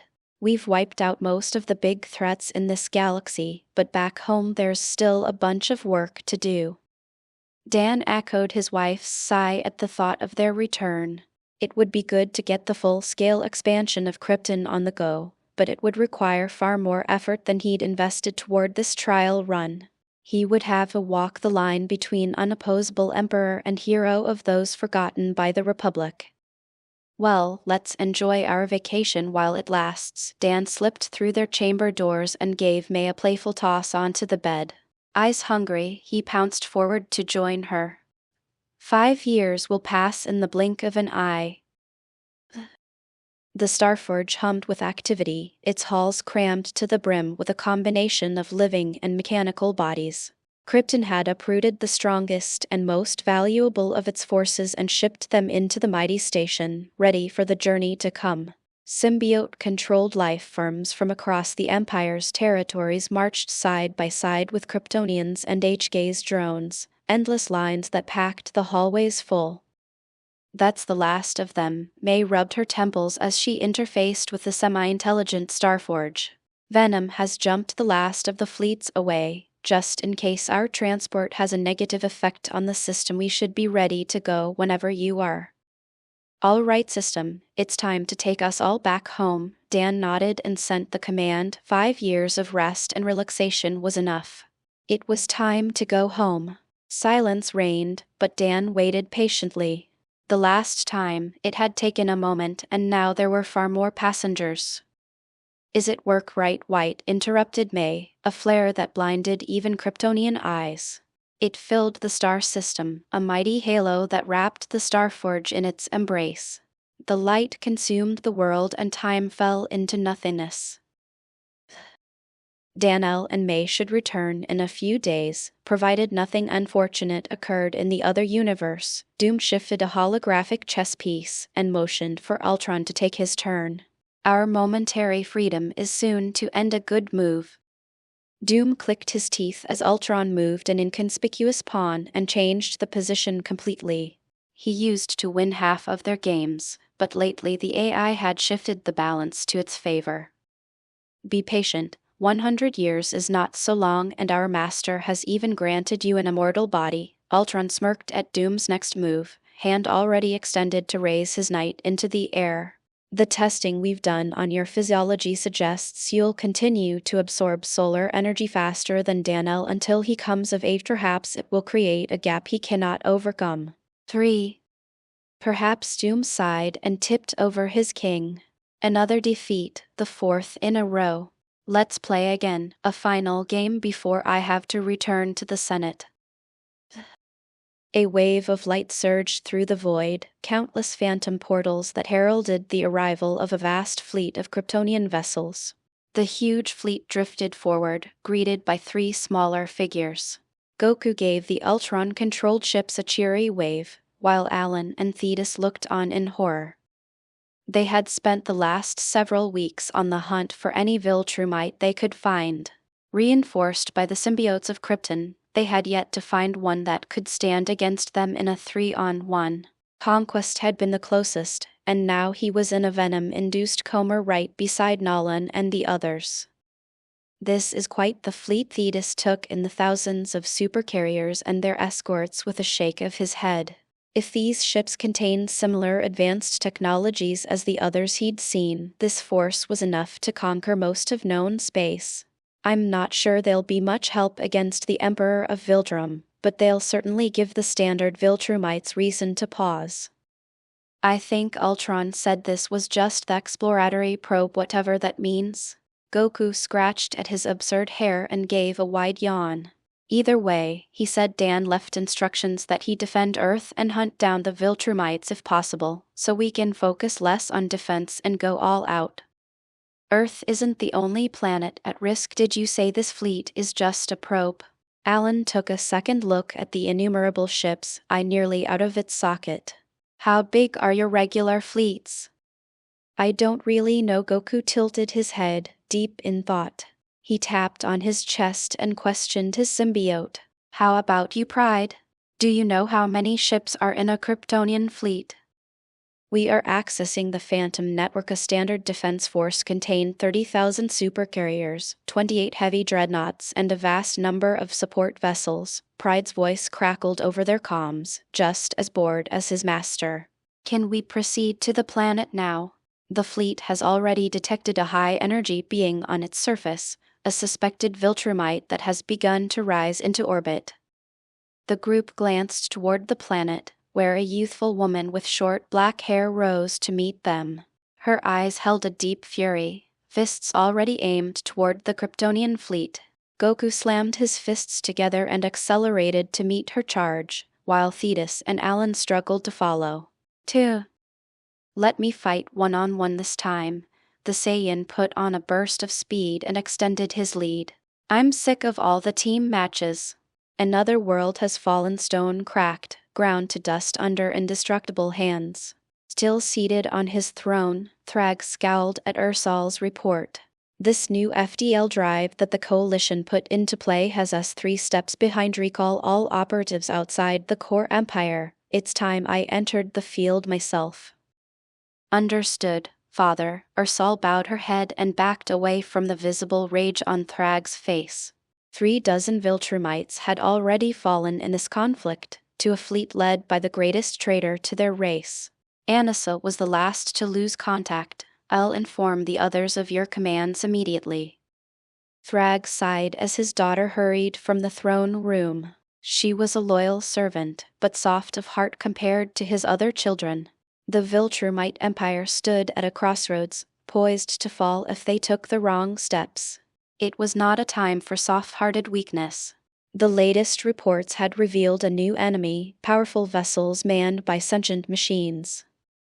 They can jump from star to star in an instant, just like Thetis and his pair of dogs. Thrag returned his focus to the display, where his nemesis was depicted in a strange black and white combat suit. The traitor had grown stronger, and he'd found allies that had impossible strength. This child in yellow and black is the real problem. Without him, the other two are still too weak to be a real threat. Thrag glanced at the skull of the last emperor, a man that Thetis killed to start Viltrum's only civil war. Viltrum had not fallen then, and it wouldn't fall now. He would avenge the dead, no matter what allies the traitor gathered to his side. This spiky-haired boy and his strange powers would be the first to taste his wrath.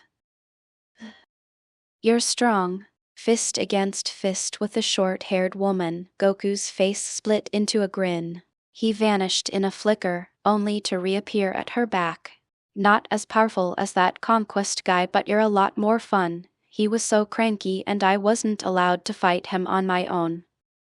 The woman's eyes flashed at the mention of conquest, but she didn't respond. Mouth shut tight against the vacuum of space, she spun, leg raised in a brutal kick. Goku met her with a knee that drove her back, toward the atmosphere and away from his friend's approach. Both Thetis and Alan shouted at him over the comm, ignored as they raced to join the battle. "Who are you, from what race do you hail?" The woman stabilized in the upper reaches of the atmosphere, face flushed as she braced to meet Goku's charge. "You're not a half-Viltrumite, but your strength." "I'm a Saiyan." Goku blitzed through the woman's guard and landed a clean blow on her chin. She seemed slower, weaker inside the planet's grasp. If this was all she had, this fight would be over too soon. "If you like, we can take things back into space. I'd rather fight you at your best." "Goku." Alan pulled up behind his friend, a step behind Thetis. The bearded Viltrumite flexed his hands, while Alan slipped between him and the Saiyan. "What have we talked about? You can't run off. If you get into trouble, we won't be able to help if we're too far away." "Wait." The Viltrumite woman raised her hands as she glanced between the three men. Her eyes settled on Thetis, a mix of surprise and fear. "I know when I'm beaten, but Grand Regent Thrag will come for you, traitor Thetis." "Come on." Goku sighed and gave both Alan and Thetis a dirty look.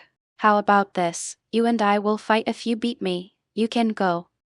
"Shut up, you witless, combat-hungry child." Thetis thumped Goku on the head with enough force to spin him away. He turned back to the woman and frowned. "Anissa, it has been some time. We both know the why of my actions. Do you really believe me to be a traitor?" Goku lost track of Anissa's response, mind consumed by the thunder of his pulse. His eyes struggled to focus, locked on a bright, silver orb in the sky. This world's moon, proud and full in the heavens, awoke the animal chained within his heart. The great ape roared from the depths, chains broken by the light on his skin. Quill frozen above a thick sheet of parchment, Merlin squinted towards the ceiling. A long-suffering sigh forced its way from his lips before he glanced at the large room that he now used for lessons. "Qui-Gon, you'll be covering the rest of this class. Your talent in runework should let you answer any relevant questions, and I'm afraid I've got urgent business." "Shouldn't I be the one in charge?" Anakin rose from his seat, face taut with annoyance. "I am the most senior after you and Mistress May. My knowledge of runes is—" "I am well aware of your skill, but arrogance and insecurity have no place in my class," Merlin snorted as he summoned his staff. "Qui-Gon will soon be ready to teach beginner lessons on his own. This practice will prepare him for that task. You are still young, be patient, continue to learn. You will be the greatest archmage to live if you can set aside your ego and fear." A tap of his staff teleported Merlin from the classroom and into the center of Etrigan's stadium. He cast a glance at the dust-covered surface and snapped his fingers. "Come, demon." The wizard sketched runes into the air as Etrigan rose from the shadows, a yawn on its lips. "The Saiyan is in need of our loving care." The all-consuming white faded away, replaced by the glow of a familiar sun. Garnab's blue star cast its empowered light on his skin, and a sigh passed Dan's lips. Home sweet home. The alpine peaks and bracing winds had grown on him, enough that he planned to use the original fortress as a vacation home in the future. "We're back." May smiled, eyes half closed as she directed the Starforge into a stable orbit around the sun. After a moment of hesitation, she opened one eye and turned it toward Dan. "Should I park this thing here, or move it to New Krypton?" "Take it to New Krypton and get the passengers down to Sekot's surface." Dan gave his wife a quick kiss before he floated toward the exit to the bridge. The Kryptonians would be needed to greet the newborns of their race, due in less than 3 days if only 2 weeks had passed in this world. "I have business with our versions of the Force priestesses that can't wait." Dan slipped through the corridors of the Starforge at high speed, focused on his future conversation with the Force avatars. He was sick of being teleported away without his consent, even if the trips had been valuable in the long run. Before they managed to charge up that clockwork device for a third time, he intended to convince them to stop. "How is the state of the galaxy?" Dan tapped at Venom and jumped into the Phantom Zone, straight into the priestess's home system. He scanned the wellspring's cracked surface and beyond, until he met the calm eyes of Serenity's mask. "Before I start something here, fill me in on any major changes." "We have reconnected to the hive. All goes as planned." Venom's normal gruff voice trembled with satisfaction as his mind rejoined his children. "Mark Grasson's universe has been connected by the gates. Ultron has led a force inside as he was ordered. Doom has secured the vote and become the next chancellor." "Perfect." Dan smiled as he held Serenity's gaze and moved toward the planet. The remaining priestesses gathered at her back, but he kept his focus on the one with the greatest influence of the others. "We're almost where we need to be, close enough. If I can put an end to the random interruptions, look out." Alan slammed his shoulder against Thetis and rocketed his leader from danger. The Grey Tape's fist consumed his vision, on target as it flattened his body and hurled him through the air. The world warped around him, all sight lost to speed until the ground brought him to a sudden, painful halt. "Goku, if this beast truly was his friend," roared his triumph to the heavens. Taller than a good-sized building, the Grey Tape slammed its fists against its chest and vanished in a blur. It reappeared behind Anissa, hands spread wide as he brought them together onto her body. Caught like a fly between the ape's palms, blood forced itself from the Viltrumite woman's mouth. Alan forced himself to his feet, against the loud recommendations of his damaged flesh. "Get it together, Goku." A few unsteady steps and Alan returned to the air, ready to rejoin the fight. Thetis had retreated outside the atmosphere, already on his way back with thunderous momentum. "Don't make us hurt you." The Grey Tape let Anissa fall for a moment before a massive foot lashed out to send her straight at Alan's face. He dodged the humanoid missile, but found his vision filled with shaggy fur. The ape moved faster than sight, fist positioned to drive him back into the ground. "Wake up, you fool." Thetis dove from orbit, both fists driven into the back of the Grey Tape's head before it could crush Alan flat. The force of the blow drove the air away, a vacuum that filled the planet with hurricane winds. "You're trying to murder your allies." Deep, red-tinted rage glowed from the depths of the Grey Tape's eyes, its neck barely shifted forward by Thetis' surprise attack. It roared out and spun, hands open wide to swat both Alan and his leader into the ground. Body pushed deep into stony soil, Alan struggled to hold onto his consciousness.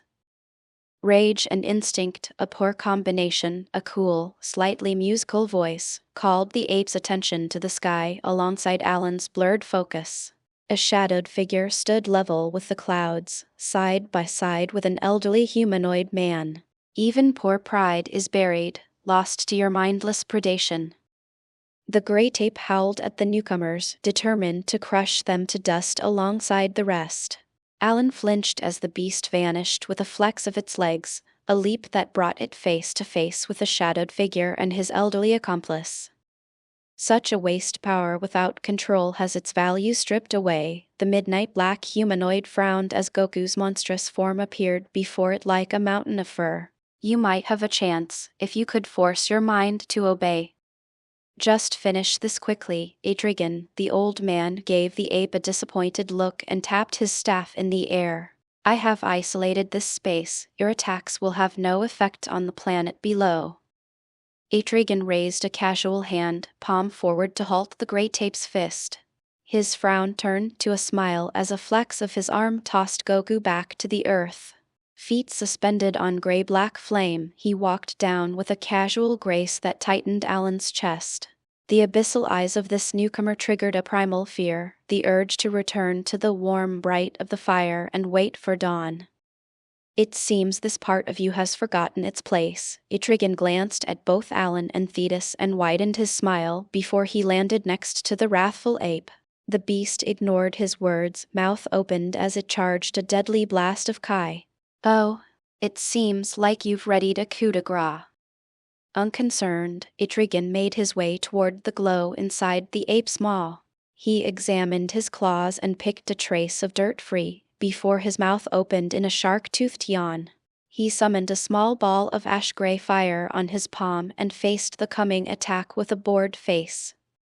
Come now, childish beast. Adrigan raised the ashen flame and gave a gentle blow. Goku's blast lanced forward, an all-consuming light that seemed ready to overwhelm the effort of his enemy. Let us see just how much your power has increased. Welcome to your new home. May's magically enhanced voice reached out to the ears of the thousands of new arrivals. Kara buzzed with excitement as she breathed deep of the pure, untainted air. New Krypton, formerly known as Sanama Sekot, is the center of the Empire. In less than 3 days, millions of our Kryptonian brothers and sisters will awaken. They must be trained as you were trained, guided by those of us who came before. The Kryptonians at the head of the crowd nodded, their focus laser-tight as they took in their Empress's words. Kara reached out and slapped Cal on his shoulder, a smile on her lips as she took in the beauty of their new home. To the non-Kryptonians who stand with us today, know that you have an important place in the Empire as well. May continued, suspended in the air by a bright network of runes. She waved her hand and a string of lights formed, a path to guide the masses. Sekot, the consciousness of the planet, has grown enough homes for you all, and soon magical and marital classes will resume for all who are interested. 2. A wide, coral roadway formed under the guiding lights, ready to carry the people to their new homes. Countless youths, all with at least some degree of force sensitivity, made their way toward the walkway. Sith, Mon Calamari, Twi'leks, and countless others from races across the galaxy gathered during Krypton's campaigns and raised to follow the Empire's ideals.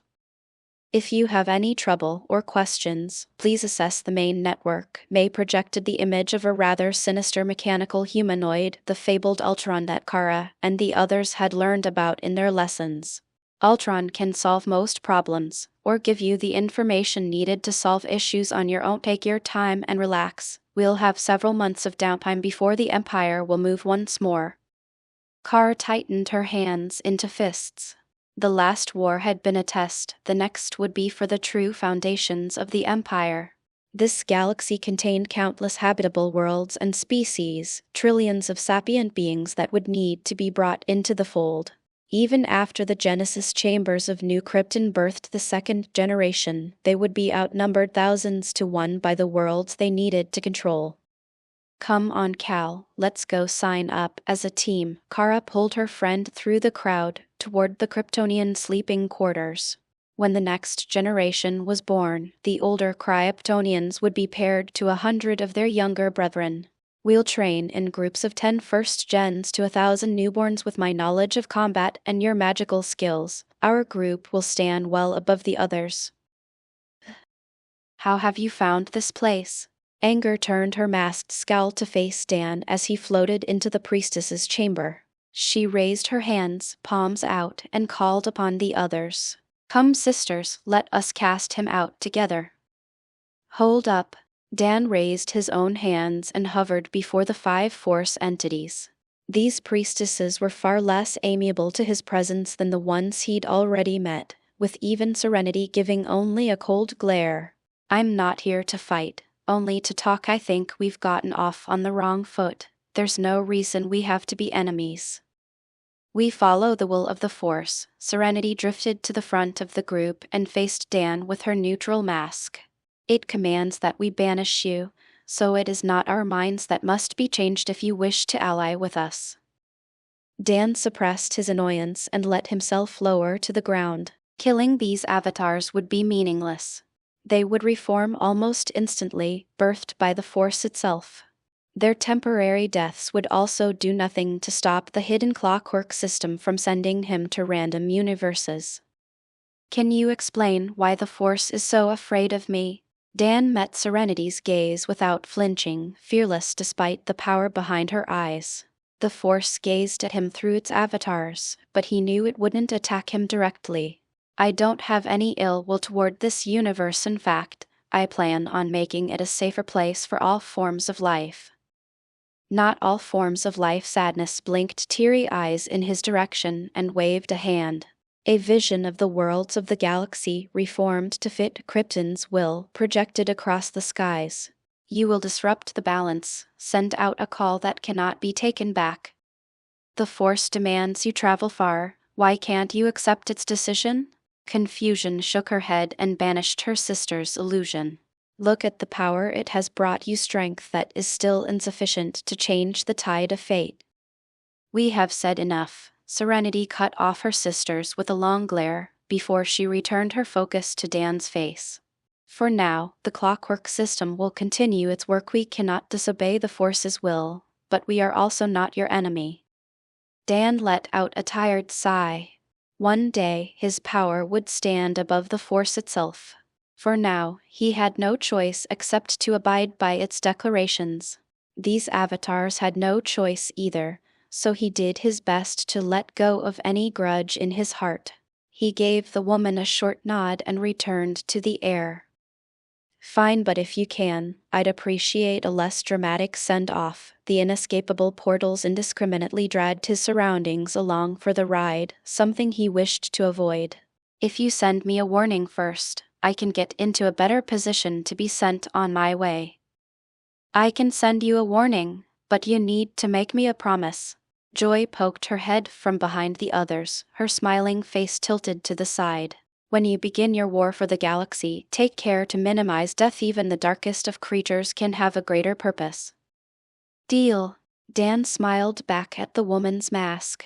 He already had a standing order to his forces, one that prioritized nonviolent intervention over direct conflict.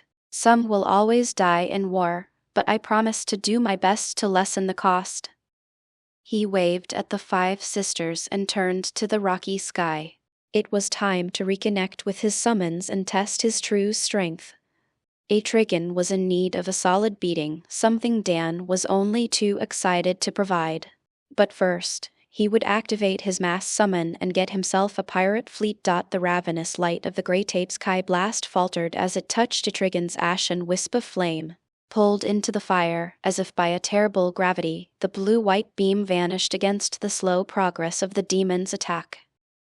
"Unless you regain yourself, this contest is superfluous." Atrigan followed his miniature flame through the air, a casual approach toward the ape's enraged face. He danced around the mindless fists that came his way and shook his head. "But you refuse to listen, so there's nothing more to discuss." The demon swelled in size until he stood a head taller than Goku's changed state. His taloned fingers snatched out, wrapped around the ape's wrists. A subtle squeeze, a twist that brought an ominous creak of bone.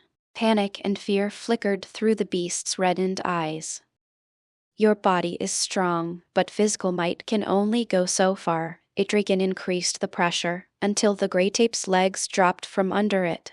Kai filled its mouth, but the demon planted a knee into its jaw. "You might consider removing this beast from your repertoire."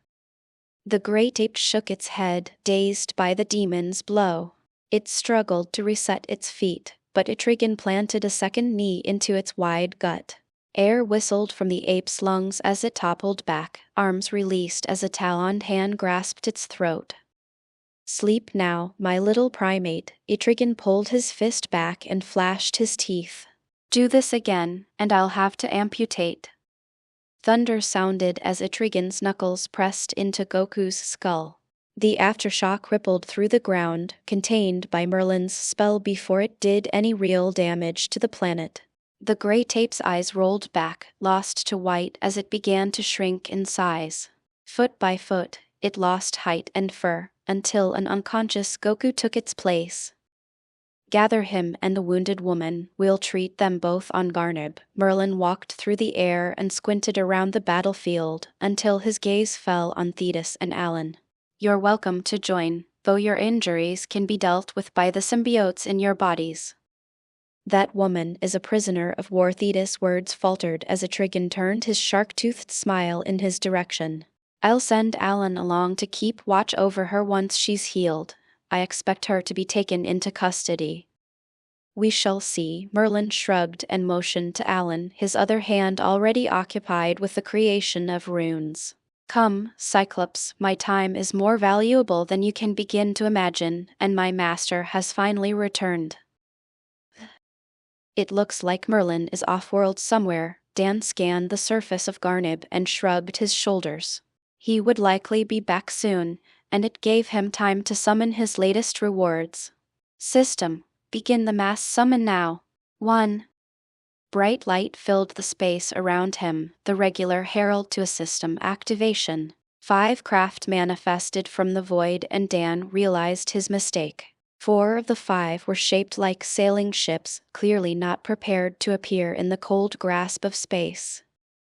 Biofield extended. He wrapped all 5 of the ships in its grasp and accelerated toward the planet below.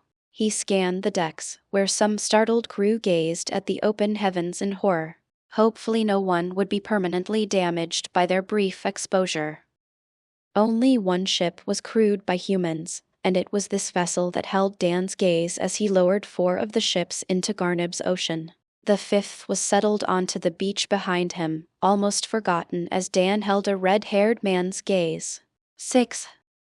Dressed in a wide-collared coat over a poorly buttoned white linen shirt, he was absent an arm. Dan barely noticed this casual appearance as a wave of mental force followed the man's gaze, straight into his fortified mind. This red-haired human was a predator, powerful beyond most beings Dan had encountered. "Who are you?" The man's voice held a compulsion, a command to answer promptly and with the truth. He shifted his gaze to the icy shore, a frown on his lips. "What is this place?" Dan resisted the unusual mental force and ignored the man's question as he inspected the other ships. One black-sailed galleon had a crew of skeletons on her upper deck, while a familiar human was imprisoned in her brig. A second, larger ship carried an even stranger crew. Half men, half sea creature, they clicked massive claws and vicious teeth as they examined their surroundings. 2. The last 2 he'd summoned were more technologically advanced. One still had the shape of a standard sailing ship, covered in a thick layer of monstrous hide. Below this defensive layer, energy weapons bristled from turrets while a blue glow emitted from thrusters at her rear. The final ship was the only one to resemble a standard spacecraft. Rounded metal over a rusted frame. A blue-skinned man stood on the bridge, an arrow in hand as he ordered the men around him to ready their arms. Yondu-Dan smiled at the man through the hull of the man's pirate ship. At least he'd drawn one group with some experience in galactic piracy. The others are still good, at least the ones I recognize. 1. The Black Pearl and its sometimes captain, Jack Sparrow. The Flying Dutchman, crewed by the damned. Even the saucy Marr, something from a television show he'd all but forgotten. Dan's gaze returned to the one-armed redhead. He could name the other ships or their captains, but this fellow eluded him. "I asked you a question." The redhead's voice battered against Dan's mind with more force, unable to make its way past his mental barriers. "Who are you, and where are we?" My name is Danel, the one that summoned you here. Dan lowered himself through the air until he hovered face to face with the overbearing pirate. As for where you are, this place is another world, far removed from the ocean you once called home.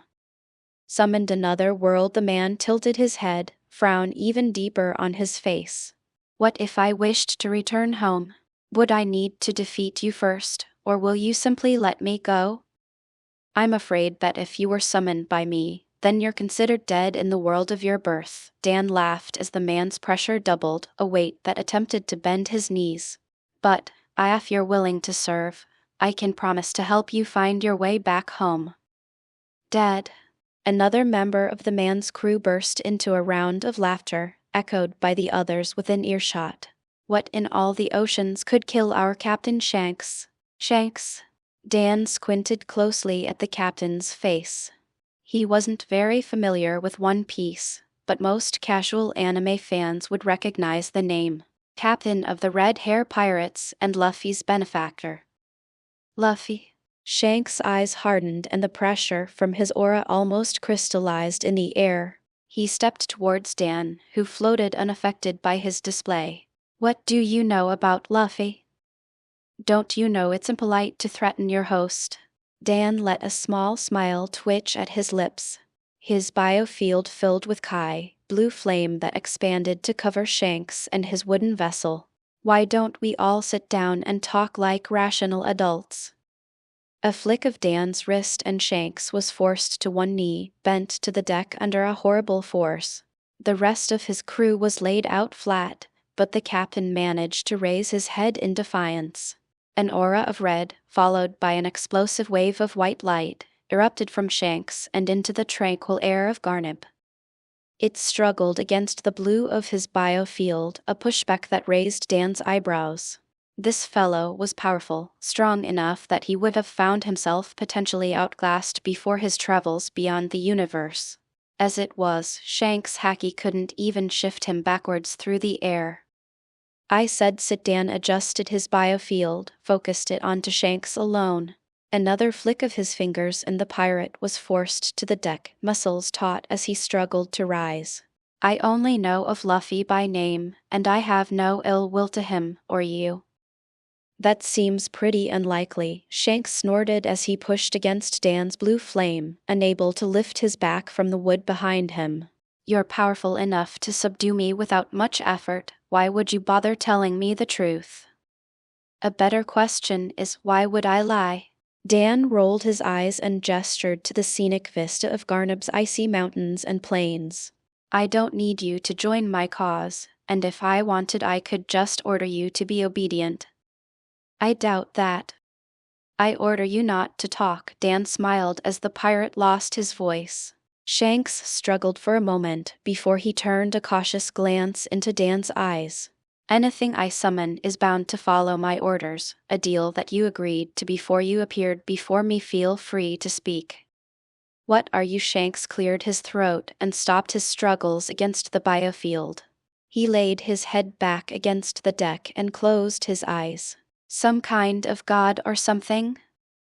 Not yet. Dan laughed and let his biofield retract. It vanished from sight as his kai returned beneath his skin, while he extended a hand and pulled the pirate captain to his feet. But it might take that much power to send you home. You really did a number on her, kid. Alan shook his head and patted Goku on the shoulder. The Saiyan turned his miserable face from Annis's unconscious form toward Alan's single eye. Don't worry too much, Viltrumites are pretty resilient and she is an enemy after all. I know, but I still feel awful. Goku shook his bandaged head and took hold of his furry tail. He gave the dexterous limb a sharp tug, one that almost knocked him to his knees. Dan wants me to master my gray tape transformation, but I'm not sure it's even possible. Don't go ripping parts off of yourself. Alan rolled his single eye and gave his friend a solid shake. Danelle is right, that form is powerful. Learning to control it is facing the problem rather than running away. But, what if I had killed someone again? Goku held his head between his hands and clamped shut his eyes. What if Itrigan hadn't gotten there and... This is the medical facility. Dan's voice echoed from the doorway, where a small ground of humanoids shuffled chaotically into the room. A tall, green-skinned man with a golden eye and a woman in a shark shin brassiere walked hand in hand through the door, followed by an unsteady fellow with dreadlocks and a bandana. Once we've upgraded your vessels for the modern age, each one will have a similar chamber to treat any injuries that might affect you or your crews. Dan ushered a grizzled man in a pirate hat and a blue-skinned fellow with a mohawk inside and followed, a tall reed-headed man and a tentacled horror at his side. Most things can be dealt with in less than a day, but more serious injuries can take. Dan tilted his head as Goku and Alan came into sight, before he shrugged and motioned for the group to continue forward. Everyone, this is Goku and Alan, another pair of friends from different universes. Dan motioned from Goku to the newest summons, one by one. Goku, this is Captain Jack Sparrow, Captain Barbossa, Captain Davy Jones, Enzo and Andrea, and Captain Shanks. Phi. Hey everyone, Goku raised a dispirited hand in greeting and received an unenthusiastic chorus of hellos in response. Dan moved forward to stare at the unconscious woman inside the healing tank, and the Saiyan's tail curled up in shame. I'm sorry, Dan, I messed up and hurt someone again. Who is she, a Viltrumite? Dan's brow raised as he scanned the woman's body. You really worked her over. How well it looks like she'll live, so no lasting harm done. I think I want to remove my tail. Goku waved the brown-furred appendage in front of his body and gave it a dirty look. I don't think I'll ever be capable of controlling my inner ape, and I don't want to hurt anybody else by accident. If you're dead set on it, then I can talk with Merlin about sealing away its growth. Dan's eyes hardened as he met Goku's gaze. But there are potential bloodline transformations that you'll lose access to forever, entire paths to power that will end if you give up on controlling the Grey Tape. A fascinating conversation, really. Jack staggered up, body almost boneless, as he leaned closer to Dan and flashed an unhealthy grin. Is there any chance we could visit a tavern? I've got a powerful thirst and it seems as if the rum has gone 3. We'll see what we can find on our next stop. Dan patted Goku on the shoulder and gave a more gentle smile to the young man. Think carefully, if you still want to remove it in a few days. We'll visit Merlin together now. Come on, I'm about to show everyone the dining hall and our vast array of food. I think I'll stay here. Goku shook his head and turned back to the unconscious Anissa. Alan should go, he hasn't eaten since we arrived. 1. Fair enough. Dan nodded and left the Saiyan to his thoughts, hand extended to guide Alan along with the group. This way, big man, we've got more varieties of food here than you've probably ever seen in your life. We'll see about that. Alan snorted and let himself be directed from the medical chamber. Are you really the same kid I met before? You've sprouted up pretty well. Krypton currently holds over 100 worlds within the unreachable space of the unknown regions. Ultron projected a star map, focused on a dispersed cluster of systems. Marked in yellow gold, each one represented a planet under their control. I have relocated nearly 1 trillion slaves from the greater galaxy, dispersed equally amongst them. Using my new position in the Senate, I can be certain of the majority of the Outer Rim. Doom's hologram manipulated Ultron's map to show the opposite edge of the galactic disk. Only the Hutts refuse to bend the knee. They may need a firmer hand. The Hutts are going to be the target of Krypton's active participation in the greater galaxy. Dan shook his head and turned to his newest group of summons. The pirates' ships were being upgraded to fit the modern times, his long-term solution to the inevitable. Each of you will begin your work to replace the criminal enterprises in the galaxy as soon as the campaign begins. What if we run up against Krypton's forces? Shanks met Dan's eyes with an unflinching gaze. It will be hard to create a kingdom of pirates in the shadow of your empire. Your new ships will all be connected to the network. May addressed the redhead's concerns with a small wave to Ultron. As long as you give us enough information about the ships you recruit, they'll be left alone. Shanks bowed his head slightly and stepped back, while Merlin tapped his staff on the audience hall floor. The wizard motioned to the few of his students in attendance, then to the map above. I will make certain the Force sensitives on New Krypton are receiving the necessary education. Merlin glanced at Ultron, who changed the hologram with a flick of his wrist. The world tree on New Krypton appeared, now over 1/2 kilometer tall and still growing. We will construct our temple on the branches of Yggdrasil and then begin the collection and training of all Force sensitives we can find within the galaxy. I also want you to gather genetic samples from all who join the Order. Dan nodded at Merlin's words, eyes focused on the powerful tree that graced Krypton's surface. When we have enough data, I'll begin my attempts to create truly Force-sensitive Kryptonians. Doom, is your position as Chancellor enough to bring the core into the fold, too? Not completely. Doom scowled at the mention of his place as Chancellor. A vocal minority of core worlds are against my rather meteoric rise through the bureaucracy. Once we begin, I doubt many will have the courage to complain. Ultron reformed the holo display once more, to show the territories of the Republic. The only true issue is Corellia. Their shipyards give them the illusion of power, and I doubt they will accept governments beyond the ineffective hands of the Senate.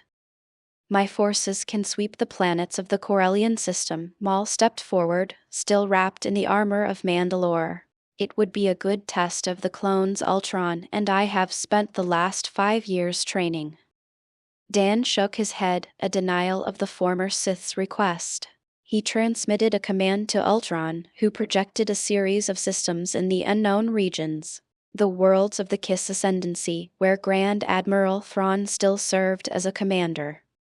I'll deal with Corellia. You have another job. A flick of his fingers zoomed in on a section of space not far from the original location of New Krypton. The Yuuzhan have increased their probes into galactic space. Your job will be to hunt and kill any of these outsiders you can find. Maul bowed his head and stepped back, eyes focused inward as he considered his mission. Dan nodded and shifted his attention to Goku and Alan, who had his massive eye locked onto the galaxy map. Goku, you and Alan will return to his universe. I want you to act as the protector for Krypton's interests as Ultron expands our forces over there. Dan glanced at the AI, who nodded his silver head. Work with Alan and the coalition of planets to push Vitrum back into their box. If you meet an opponent beyond your ability, call me or May to make the trip. 1. Could I ask a question? Alan shuffled forward, uncomfortable under the eyes of the crowd. His gaze flicked from face to face until it settled onto Dan, filled with worry. You seem to be planning the expansion of your empire. Should my people be worried? Probably not. Dan gave the orange alien a small smile. Krypton isn't Viltrum. We won't force unwilling systems under our banner, although it would be far easier. That path leads to ruin. That's a relief. Alan rubbed the back of his head and flashed a sheepish grin. I'd hate to be an enemy of any of you, and I doubt it would end well. Dan laughed at the man's honest assessment of the Coalition's chances against Krypton. Alan's universe had powerful beings, but nothing that could stand for long against Dan or May. Even the older Kryptonians like Kara and Cal would soon be a match for a Viltrumite one-on-one. You've grown more arrogant in your time away. Merlin shook his head at Dan's show of mirth. I can feel the power within your body, but it hasn't yet reached the point where you can be truly fearless. Dark forces exist in the galaxy, and they will target us the moment we begin this plan of peaceful conquest. I know that I'm still no match for Abeloth, but beyond her. Dan shrugged. The ones no longer interacted with the galaxy at large, and the Yuuzhan would only be a challenge for Krypton's fleets. Nothing here will be a problem, even if the galaxy united against us. 1. Perhaps. Merlin sighed and waved his hand. A shadow detached from under his feet and formed into the ever-smiling Etrigan. Either way, I've decided to transfer Etrigan to your direct command. He will shadow you, even when you travel beyond the universes. The wizard thinks you need a sitter, a protector that can remain with you all the time. Etrigan snorted as he slipped to Dan's side and melted into his shadow. But I can sense a change in you. Better than he. I am intrigued to see how far you'll climb. It is nice to be detached from the wizard. He rarely travels and the sights are a wonder to see. Etrigan whispered into Dan's ear as he emerged from the phantom zone. That dimension you use for travel is quite the horror, don't you agree? Dan rolled his eyes. The demon had a pocket dimension of his own, one that Merlin claimed was carpeted with bones and filled with the stench of death. The zone was mind-numbing, but it held no true horrors. Try and keep your commentary to a minimum, will you? Dan cast his gaze about the Corellian system and took a live accounting of the various ships and space stations. This is going to be a tricky task, especially if it's to be used as a message to the rest of the galaxy. These mortals are no challenge, Etrigan scoffed. They will bend or be bent without room for the thought of revenge. You underestimate the willpower of Corellians. Dan shook his head.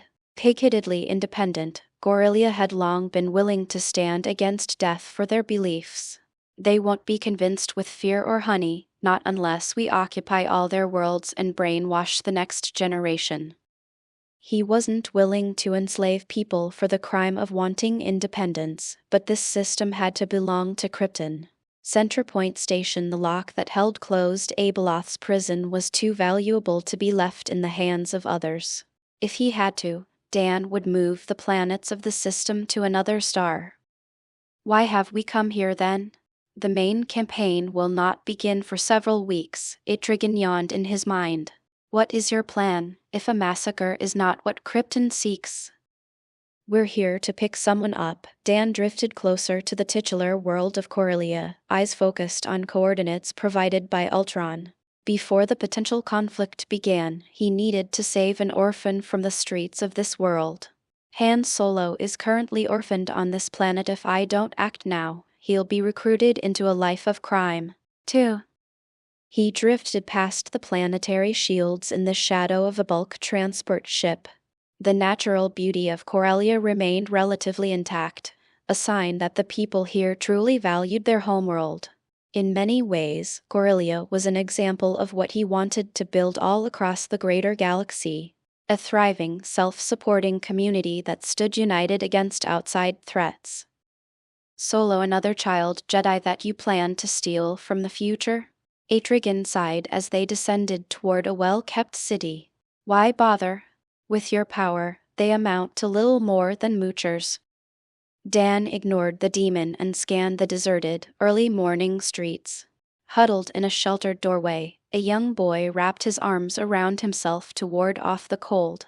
Han wasn't force-sensitive, but his freakish skill, some would say luck, was worth investigation. Keep quiet now. Dan landed a few meters from the sleeping orphan and tapped his foot against his shadow. I don't need a demon in my ear to comment on every move I make. Where am I? Annis's muscles tensed as her eyes opened to an unfamiliar room. She pressed against the bed at her back, ready to rise, when a familiar face leaned over her. You? Me? Goku smiled, face less than an inch from her own. I wanted to say that I'm sorry about hurting you so badly. My gray tape form is still too much for me to control. Why would you be sorry? Anissa pushed the boy away and sat up, eyes still blurry from sleep. We stand on different sides of a war. It's normal to kill your enemies, not wait at their bedsides while they heal. I suppose so. Goku tilted his head, as if the concept of war was too heavy for his clearly simple brain. But Daniel says that we're only supposed to kill if it has a greater purpose. Killing you by accident would be a mistake even if you deserved to die. 1. This Daniel is your commander? Anissa moved her muscles from fingers to toes before she swung her legs over the edge of the bed. This medical room had no guards beyond Goku, with walls of blue-white crystal. I'm surprised he let you bring a threat like me back with you, even if you didn't mean to almost kill me. A threat? Goku laughed and shook his head. Even the strongest Viltrumite I fought against isn't a threat to Krypton. Conquest might have been stronger than me, one-on-one, but he isn't a match for Dan or Etrigan. Really? Anissa shook her head at the relaxed teen and set both feet onto the warm, climate-controlled floor. She took a deep breath into her lungs, clean, sterile air that failed to calm her nerves. So if I tried to run? Technically, both Trigon and Dan are off-world, but Goku blinked as Anissa vanished from her bed, gone from the room before his sentence could finish. I hope May doesn't put her back into the infirmary. I still want to finish our battle from the other day. All right, that should be the last of them. May dusted her hands against her knees and smiled as a cluster of Toril and Kylix bumbled their way onto a transport. The fortress city stood emptied, except for the robotic servitors and Ultron's defense force. I'll meet you all on New Krypton. A rumble drew her attention toward the fortress gate, where a short-haired woman had smashed her way outside. She ripped one of Ultron's drones in half and raised her eyes to the heavens, a hint of confusion on her face. It was Goku's Viltrumite friend. Clearly the boy had lost track of her. What skies are these? Anissa rose into the air, eyes drawn from star to star as her lips twisted in a frown. I can't recognize any of them. I'll need to snatch up a local if I want to figure out where I am.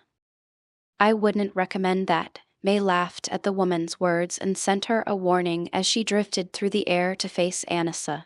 You're here because Goku injured you without intending to, but I'd be happy to injure you on purpose. Who are you? Anissa raised her fists in a practiced guard. This smiling woman brought a chill to her spine, something she only experienced in the presence of the Grand Regent of Viltrum. I'm one of your hosts. You can call me May. Smile still on her lips, May waved to the stars above. I'm afraid you won't find anyone on this world that can show you the way home. This isn't even the same universe that you're used to. Anissa's eyes narrowed. Her instincts warned her not to engage this woman, to run, but she held firm. If this May spoke the truth, escape was pointless. She had no interest in running around an unfamiliar universe, when her path home floated right before her eyes. I have the feeling you could tell me the way home. Anissa steadied her nerve, muscles primed for battle. She was stronger than ever after her near-death experience, a benefit of Viltrumite biology. It would be smart of you to just tell me what I want to know, even I don't know my own limits right now. 1. You're a bold one. May's grin opened to a full-out laugh. She squinted rune-filled eyes through tears of mirth and shook her head. I can see your power, it's impressive, but it's not enough to make demands like that here. 1. One hand behind her back, May slipped closer to Anissa and raised a finger in her direction. Her smile shifted, more predatory than friendly. We could have had a grand battle 5 years ago, but now May motioned for Anissa to attack. I bet I can beat you with a single finger, no magic needed. 2. Anissa snorted and blitzed forward. A swift jab of her left, followed by a front kick designed to force the arrogant woman back. May's smile widened. She met the fist with her outstretched finger, a barrier that stopped the punch in its tracks. A light flick to the side repelled Anissa's kick, a clash that brought the echo of thunder. May stepped forward, finger arched back against her thumb. Anissa retreated, but the woman closed as if she stood still, one hand still held behind her back. A flick planted May's fingertip straight between Anissa's eyes. Another crack of thunder and Anissa's world filled with blotted stars. Black and white voids fought for attention in her vision, both ears bloody from the impact. She struggled to right herself, but the landscape bled into the sky, her eyes unable to focus. See, I told you? May's voice sounded in her damaged ears as a hand snaked around her ankle to stop her fall. Now let's find Goku so he can get you back where you belong. Who are you? Hand scuttled away from the hand that woke him, fingers wrapped around a sharpened piece of broken metal. He'd found it yesterday, his only defense against this hostile environment. What do you want? Don't worry, kid, the blonde-haired man flashed the terrified child a friendly smile as he stepped back. Hands spread to show he was unarmed. He went down on one knee and motioned for Han to come closer. I'm here to help you, give you a home and a new family, if you're interested.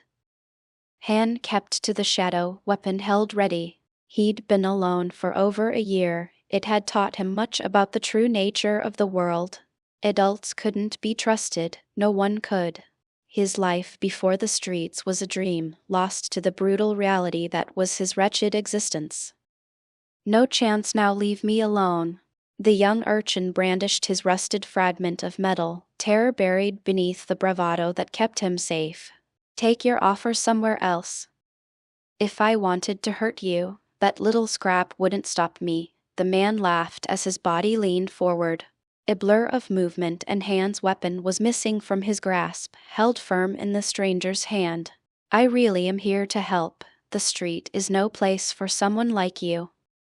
There are plenty of kids out here. Han rubbed at his wrist, numbed by the removal of his only defense. Tears pushed at the limits of his eyes, held back by force of will. I'm not special, why don't I belong with the rest of the forgotten on this planet?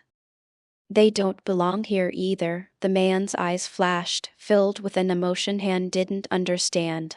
He placed a hand onto the ground and sighed. I can hear them all, thousands of people calling out for help. It's my goal to answer those calls, to build a galaxy without suffering and pain. Han flinched back. This man was crazy, a cleaned-up lunatic that had latched himself to the closest ear. That, or he thought Han was a truly stupid kid. No one could hear a planet full of people, and no one cared about what happened to people like him. Look, mister, you can start with someone else. Han raised his hands and began to inch around the well-muscled stranger. There are plenty worse off than me. Now I'm going to. You're one cynical kid. I guess I'll try another track. The man appeared at Han's side and took hold of his shoulder. Han turned to sink his teeth into his hand, but the stranger didn't even flinch. I'll show you some of what I can do, then let you decide if I can change the world or not. A blur replaced their surroundings, a vertigo-inducing lurch that brought Han and the stranger kilometers above the ground. Corellia spread out below them, a perfect jewel when viewed from so far away. Ships rose in the distance, framed against the sun as they made their way into space. My name is Danel, Emperor of Krypton. Dan's voice barely made its way into Han's mind, the impossibility of their flight still all he could focus on. A gentle flick of Dan's finger against his forehead brought him back. Soon everyone in the galaxy will hear my message, and people won't have to live as you have lived. I will tear down the broken system of the Republic, and you can have a place by my side if you want it. Han forced air into his lungs, past the frozen muscles in his chest. This had to be a dream, one that persisted even as he pinched at his own arm. Maybe he died, taken by the cold night air, and this was his brain's last gasp. A vision of hope before the dark embrace of death. Am I dead? Han managed to push the words past his rigid throat, quieter than a whisper. Are you God? This is going to be your new home. Dan waved through the viewport of a Kryptonian scout, hand on the young Han's shoulder. New Krypton, formerly Sanama Sekot, spun in its peaceful orbit. The others have arrived. I'll take you to meet Canderous. He can help you get settled in and show you the ropes. Dan directed the ship towards the landing field, where Canderous waited as ordered. He was not alone, joined by one of the first Force sensitives to ever join Krypton's cause. Maul was deep in conversation with the Mandalorian, the armor of Mandalore at their feet. That ship is massive. Han pressed his nose to the glass, gaze set on the gladius emerald hull. She had never stopped her growth, now a massive wedge over 40 kilometers long. Are those people flying around in space? Dan let the autopilot take control and followed Han's sharp eyes. Kara and Cal, alongside 8 other Kryptonians, were engaged in a coordinated spar. Those are some of the teenage members of my species. It seems like young Kara is positioning herself as a leader amongst them. Can I learn to do that, if I work for you when I get older? Han's eyes flashed, the look of a boy who yearned for the freedom such power could bring. I always dreamed of flying through the galaxy. We'll get you a symbiote from the hive soon enough. Dan let Venom extend himself, sharkish teeth on display. The scout broke through the atmosphere, soon to arrive. With one of Venom's children, you'll be capable of visiting any star you desire. Now come on, let's get to the boarding ramp. Dan guided the young hand toward the exit of the scout, mind focused on Maul and Canderous' conversation. It seemed the Sith was recruiting his replacement. The title on Mandalore was about to be handed off once again. Come now, Mandalorian. Maul waved at the piled suit of armor and flashed Canderous a cold glare. What better place for you, but at the head of your own people? Canderous snorted and cast his gaze to Danel's scout, already on a direct course for their position.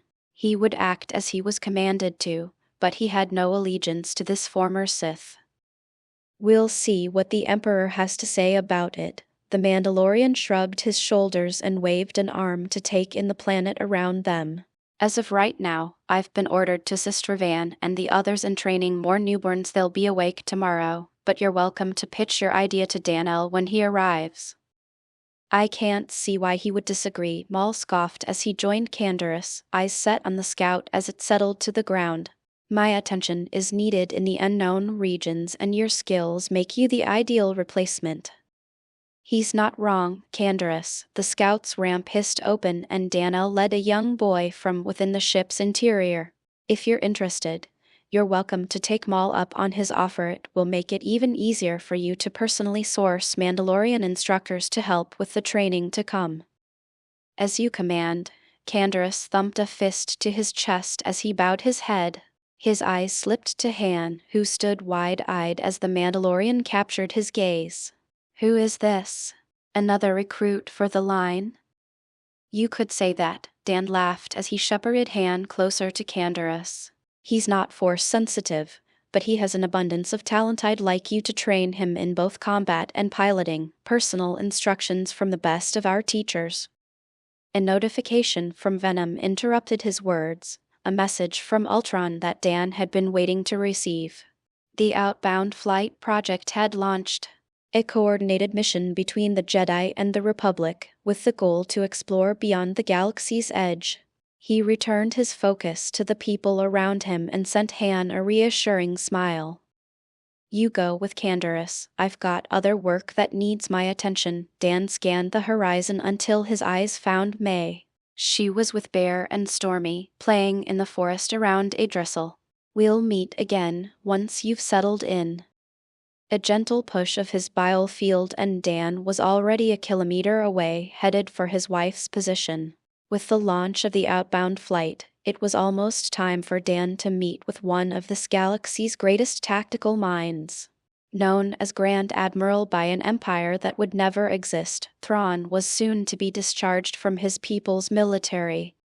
Thrawn might be the most qualified person to manage Krypton's fleets, more so than even Ultron or HK. Dan raised his hand and waved as May spotted his approach.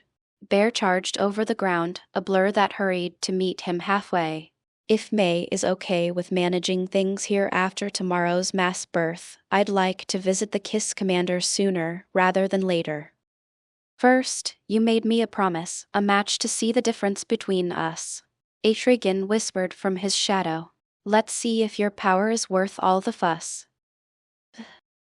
You're finally awake again. Goku beamed down at Anissa, back in the medbay after her short attempt at escape. He gave the woman a shake of his head. I hope you'll relax long enough to listen to me this time. May said next time she was just going to kill you and be done with it. 1. Anissa flinched and blinked the sand of sleep from her eyes. She forced herself to a seated position and gave Goku a reproachful glare. Why didn't you mention her before? When you said Danel and whoever Atrigan is were off-world, I assumed it was just you I had to worry about. Sorry about that. Goku rubbed the back of his head and laughed. I've never fought May, so I don't really know how strong she is.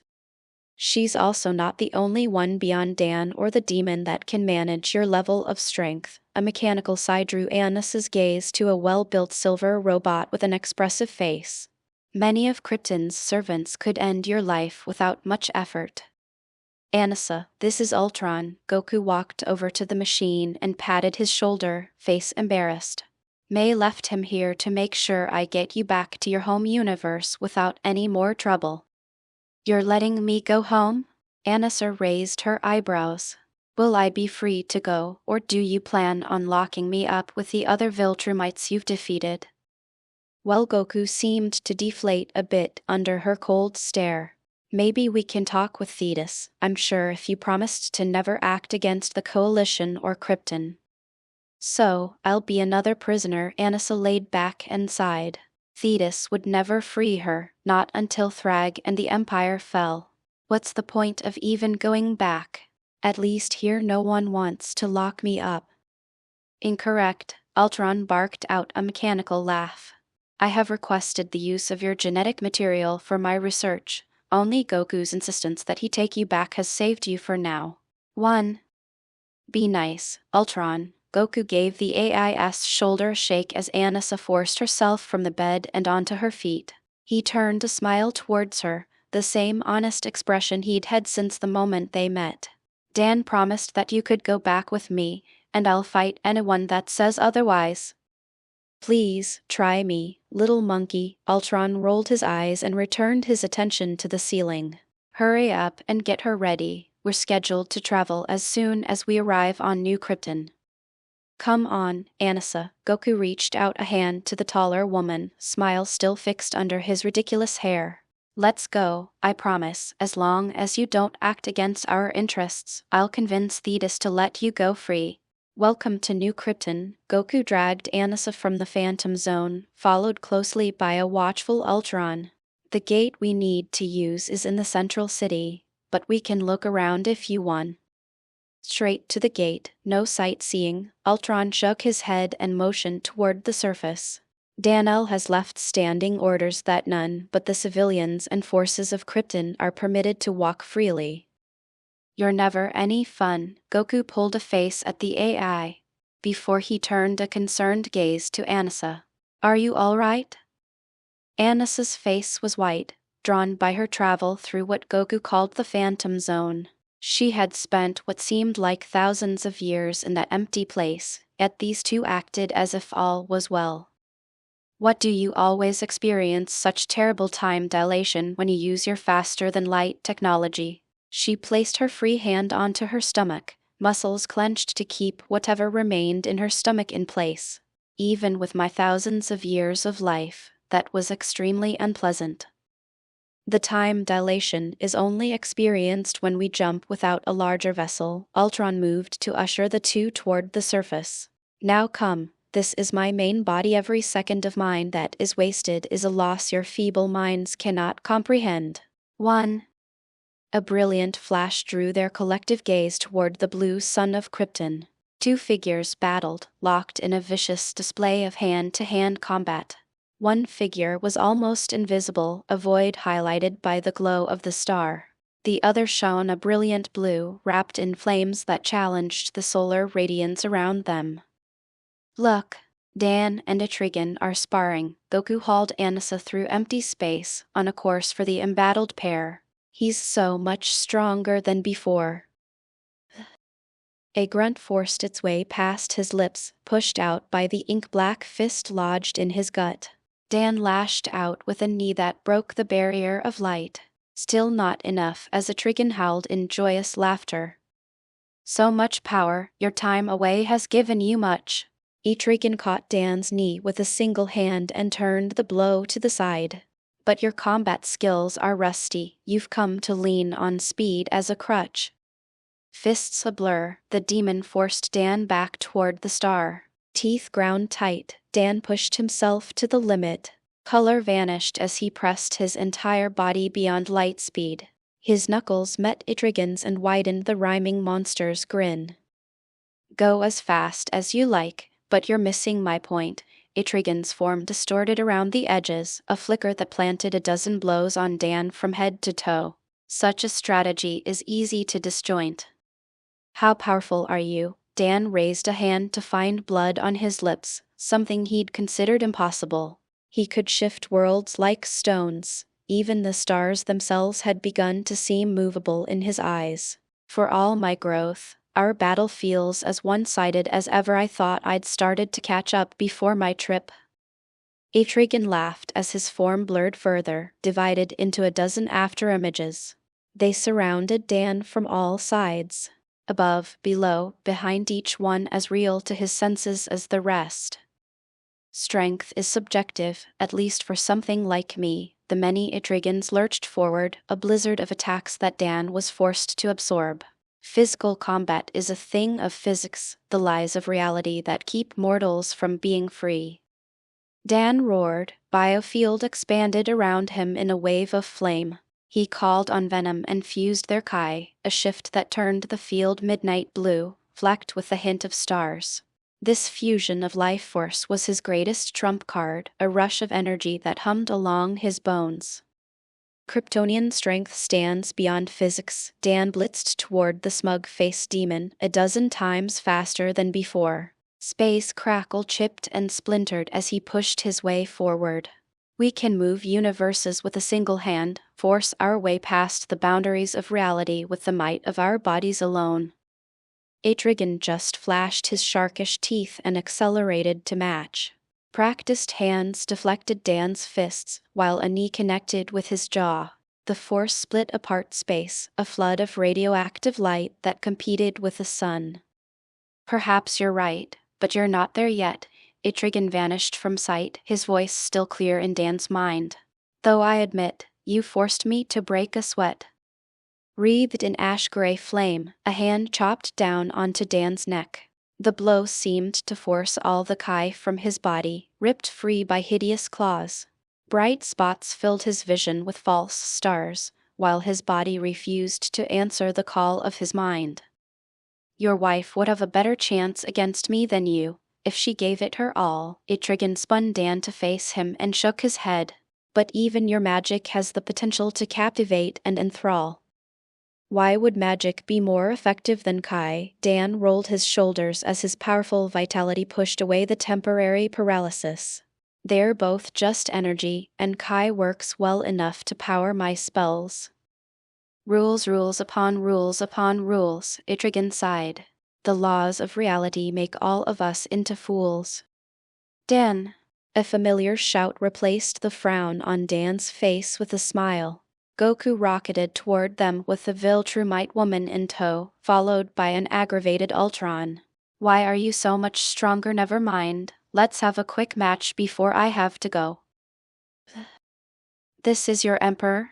Annis's gaze was locked on the battle between Dan and Goku, body adrift with a machine intelligence called Ultron at her side. She glanced at Etrigan, who sat in space as if it was solid ground.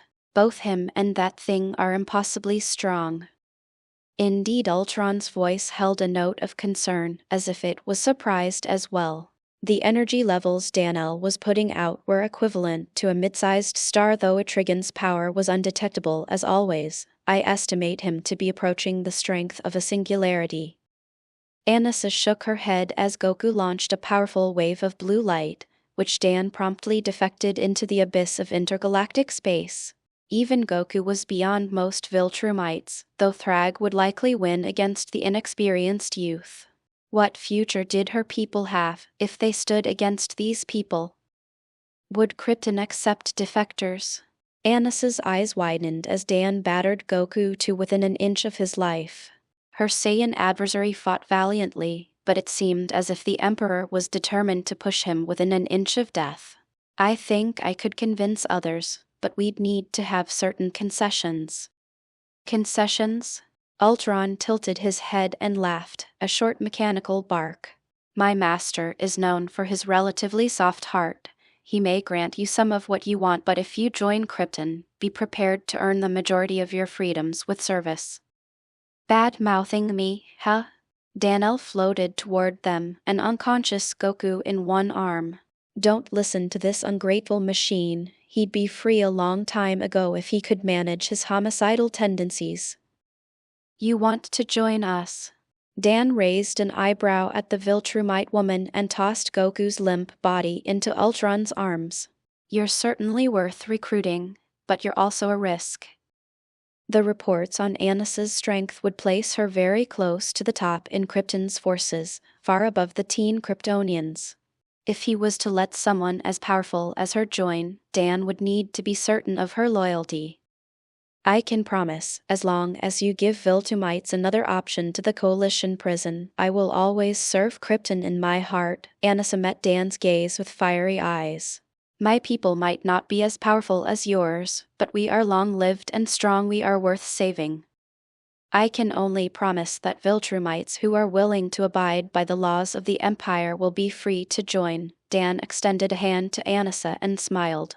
But unless you and your people are willing to let a symbiote read your minds to confirm your loyalty, you'll be confined to your home universe.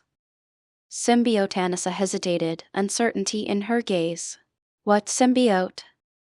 They can read your memories, your deepest secrets. Dan let venom rise from his shoulder, a toothed maw that squinted at the Viltrumite with disdain. They know you better than you know yourself the instant they merge with you, but they come with tremendous benefits. They'll know everything? Anissa recoiled, face rigid as she kept her distance from venom. She wrapped her arms around herself and gave an empty stare into the void. I've lived a long life. I don't know. I am already aware of the history of your people. Dan cut her off with a wave of his hand and shook his head. The memories of the agent sent to Earth are already in my mind. Bloodshed in your past is expected. It can be forgiven and atoned for. But Anissa shivered. I'm still not sure that sharing my thoughts is something I'm willing to do. Think on it. Dan waved for both Anissa and Ultron to follow. Goku will be out for a day. Even after we chuck him into a pod, you'll stick close to either May, Adrigan, or myself, until he's ready to escort you home. What is this place? Anissa gawked around at the vast, semi-organic structures that covered the land. Mighty trees, surrounded by water. Each limb held a 5-year-old child, eyes open and aware. These are the Genesis fields, a combination of technologies that lets us produce a nearly limitless number of Kryptonians. Dan smiled as a legion of drones entered the forest, tentacles extended to pluck the waiting children from the vine. The size of the field is regulated by the planet itself, and can grow or shrink as needed.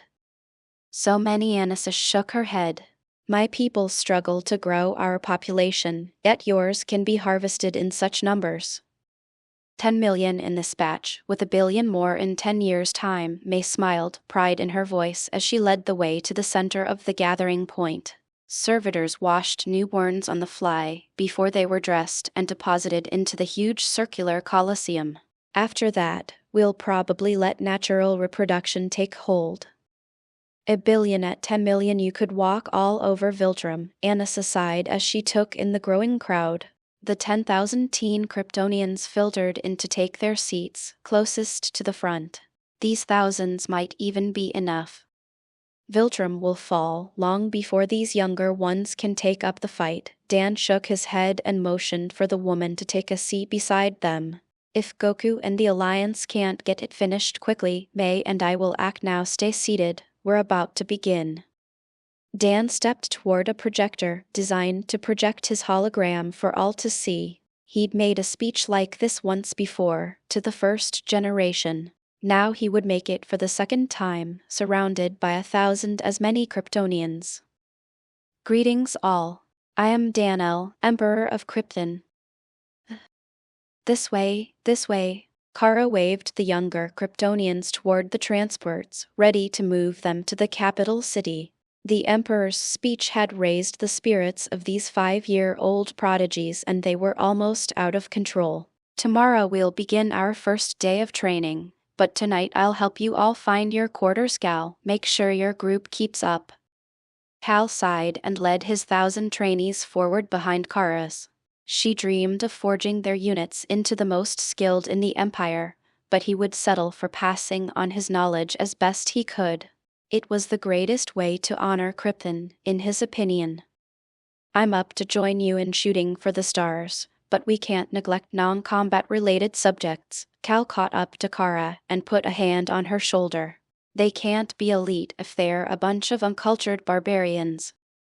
Are you calling me a barbarian? Kara turned red-tinged eyes his way, and Cal raised his hands to ward away her words. No. I'm saying that we need to stick to the plan we discussed and divide the courses up between the 10 in our group. Cal dodged Kara's swat and smiled at his friend. You and a few others will focus on combat training our groups, while I do magic and philosophy with a few other trainers to balance everything out. I know, Kara rolled her eyes and darted forward to slug Cal on the shoulder. A balanced approach, I get it already. Cal let loose another sigh and followed along. Now that the next generation was born, they would have to balance their training with active services in the galaxy. It would be less than a month before Krypton moved against the Hutts, but they had yet to receive their marching orders. I hope you do. Cal darted to the side and guided a stray newborn back into their line. We're tasked to create more than warriors, you know. This really is an awful way to travel. Anissa shook herself as Dan pulled her from the phantom zone. Ultron said you can avoid the time dilation, so why don't you? It gives me time to think, Dan laughed as he scanned the system around them. This place had no name, at least within the Republic. A cluster of stars at the edge of Kiss space, it was intended as an escape if the Kiss ascendancy faced an enemy they couldn't overcome. It's also a good opportunity to practice mental abilities. Now come this way. 1. A flick of his hand drew Annis's gaze to a small fleet of ships, well hidden at the very edge of the star system. Commander Thrawn's defense force and a second independent fleet, running silent to better surprise their target. Still, it's a lot of extra memories. Anissa rubbed her temples and followed Dan through the radiation belt of a nearby planetoid. The 2 trips I've taken give the illusion that I've spent most of my life inside that empty place. Hey, you could have stayed with May on New Krypton, Dan shrugged, eyes focused on the system's edge, where a bright flash heralded an exit from hyperspace. An ungainly vessel pushed into real space, 6 Republic dreadnoughts welded around a bulky core. You're the one who wanted to see more of this galaxy, and this is easier than getting on and off of a ship I'd also have to protect. The outbound flight inched forward on its composite engines, while Thrawn's ships moved to surround it from a distance. The Kiss hailed the Jedi control vessel with no response, yet no shots were fired. A looped message began to broadcast to the outbound flight, while Thrawn's interdictor expanded its gravity well to trap it in real space. I guess. Anissa shook her head as they closed with the clustered ships. What are you doing here anyway? These vessels are far less advanced than what I saw in orbit around Krypton, almost archaic by comparison. We're here for something more valuable than spaceships. Dan opened a channel and hailed the lead vessel of the Kiss Defense Force. Commander Mitranir Uodo, my name is Dan. I was hoping to come aboard and chat. A flurry of activity rippled outward from the Kiss as an unidentified comm signal sprang up less than a kilometer away. Fighters were launched, a wave of thruster light that spiraled toward Dan and Anissa in orderly lines. A calm voice answered his hail, even as they were surrounded by fighter craft. This is Commander Mitranir Uodo. I wonder, how do you know that I command this fleet? The Kiss fighters buzzed closer, but didn't engage, visual sensors locked on Dan and Annis's forms. The composition of our forces is closely guarded, knowledge that should be limited to the galaxy at this time. I'm well informed on many secrets in this galaxy, including your people's current conflict with the far outsiders. Dan ignored the fighter craft and sent a series of images to the Kiss commander's ship. Holographic visuals from the liberation of Zanama Sakat, where Ultron's vessels overwhelmed the Yuzhan Vong Expeditionary Force. We have a common enemy, and I may be able to help you with this current situation. The outbound flight is under the control of a fallen Jedi, a Force user with dreams of conquest and control. You have information on the outsiders?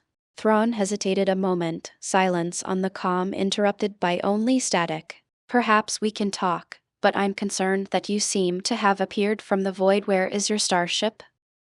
My people can travel through deep space without a need for starships. Dan activated a phantom jump that carried them just outside their escort of fighters, which twisted and dove to reform their encirclement. We traveled here as we are, though you are welcome to scan the system if you don't believe me. I believe you, Thrawn's cool voice erupted into a sigh. It's just that your timing is poor. It would be better if you returned once the situation has been dealt with. I'm aware that you're awaiting the arrival of a certain slaver fleet, a clear plot to deal with two problems for the price of one. Dan laughed at the silence that followed his words. The Vegari will take several hours to make their way to this system. We've got plenty of time to discuss things before they join the party. Very well. The fighters around them peeled away, with two left behind to escort them forward. Follow the fighter craft. We'll speak further once the two of you are aboard. Are you sure it's wise to bring unknowns aboard our flagship? Thrawn's second gave him a hard stare.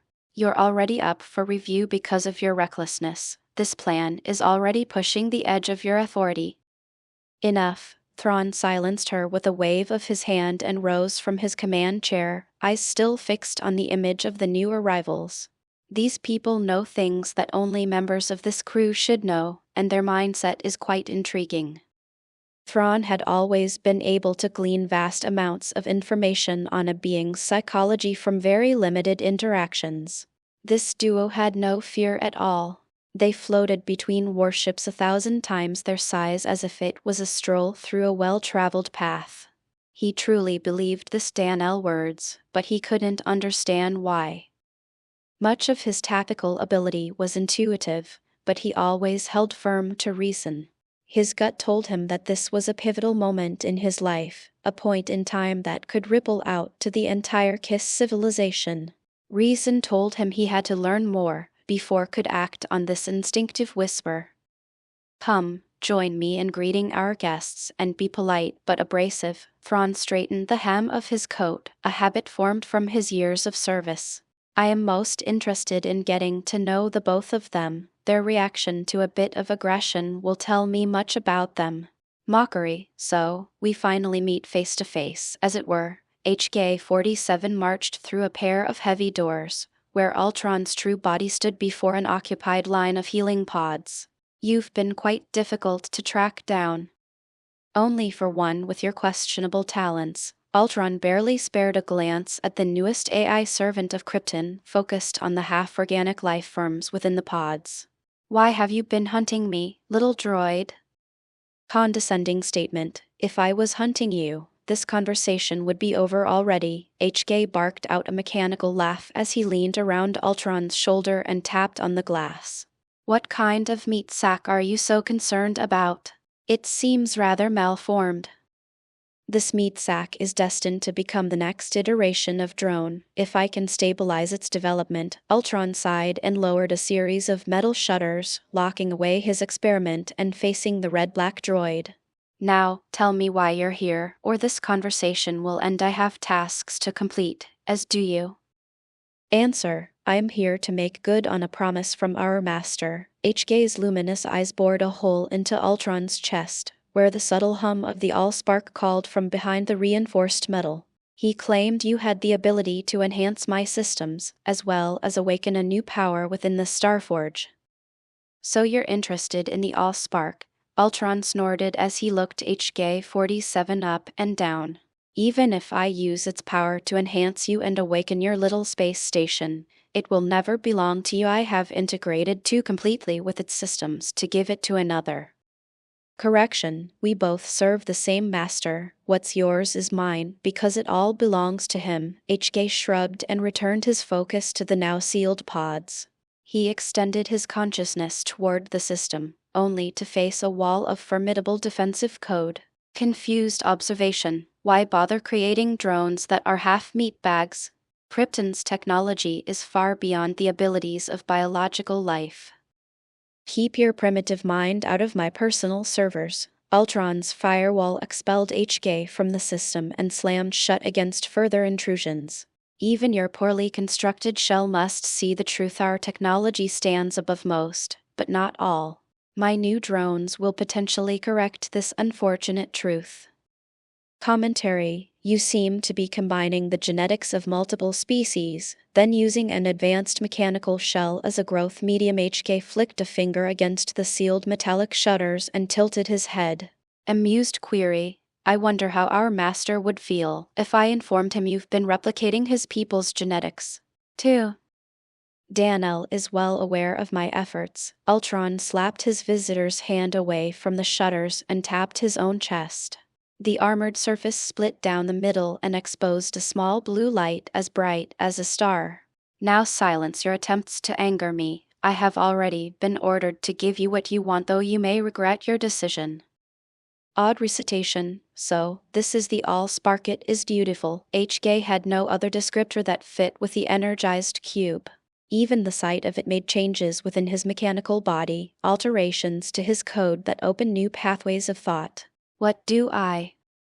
A concentrated blue beam speared from the all-spark and into HK's chest, a radiant energy that spilled through his neural pathways like a welcome storm.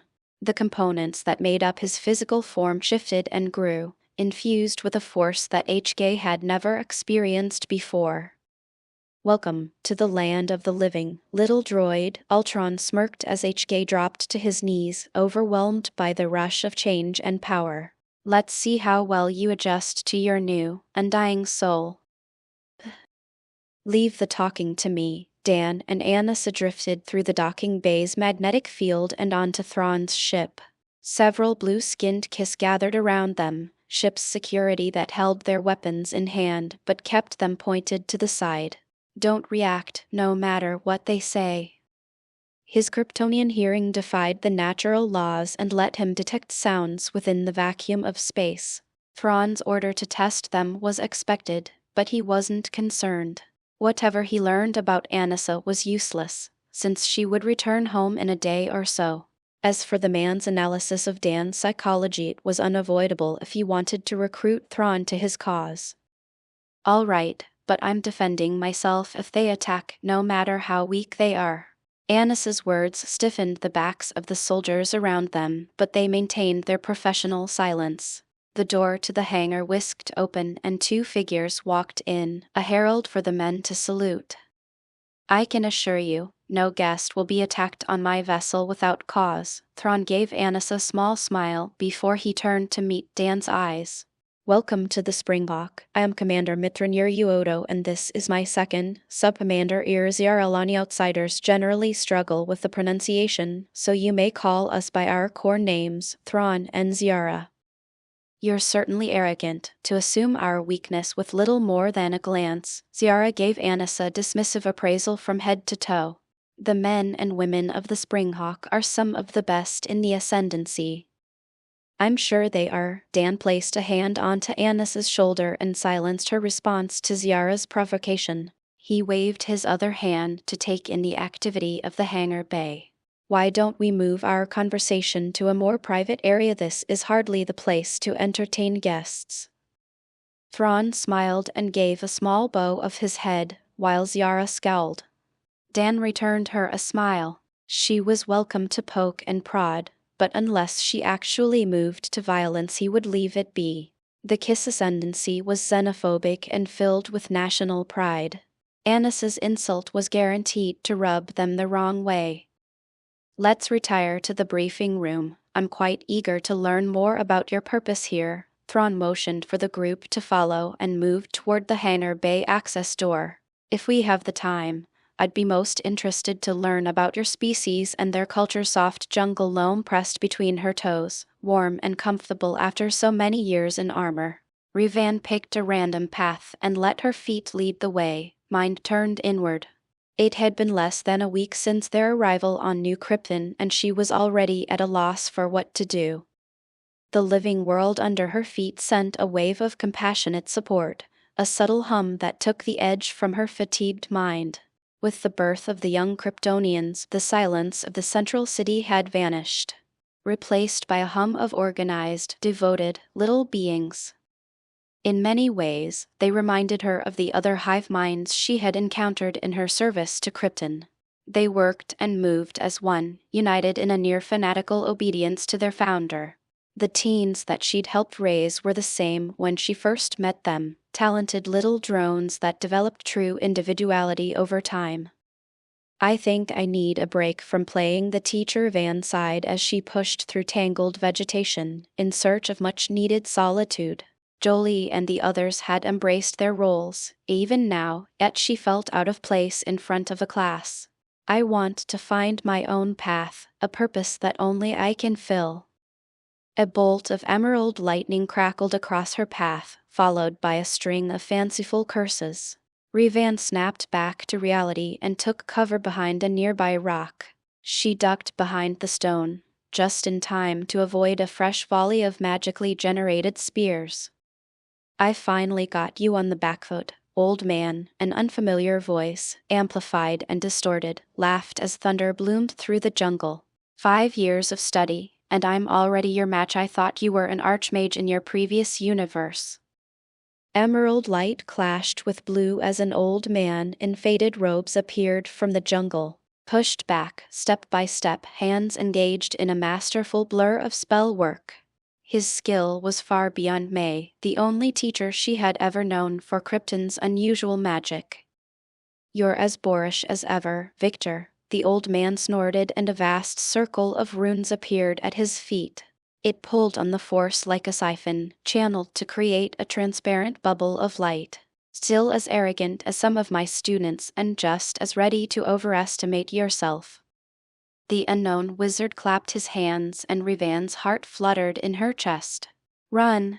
That was the warning the force screamed into her mind, a prompt that she ignored.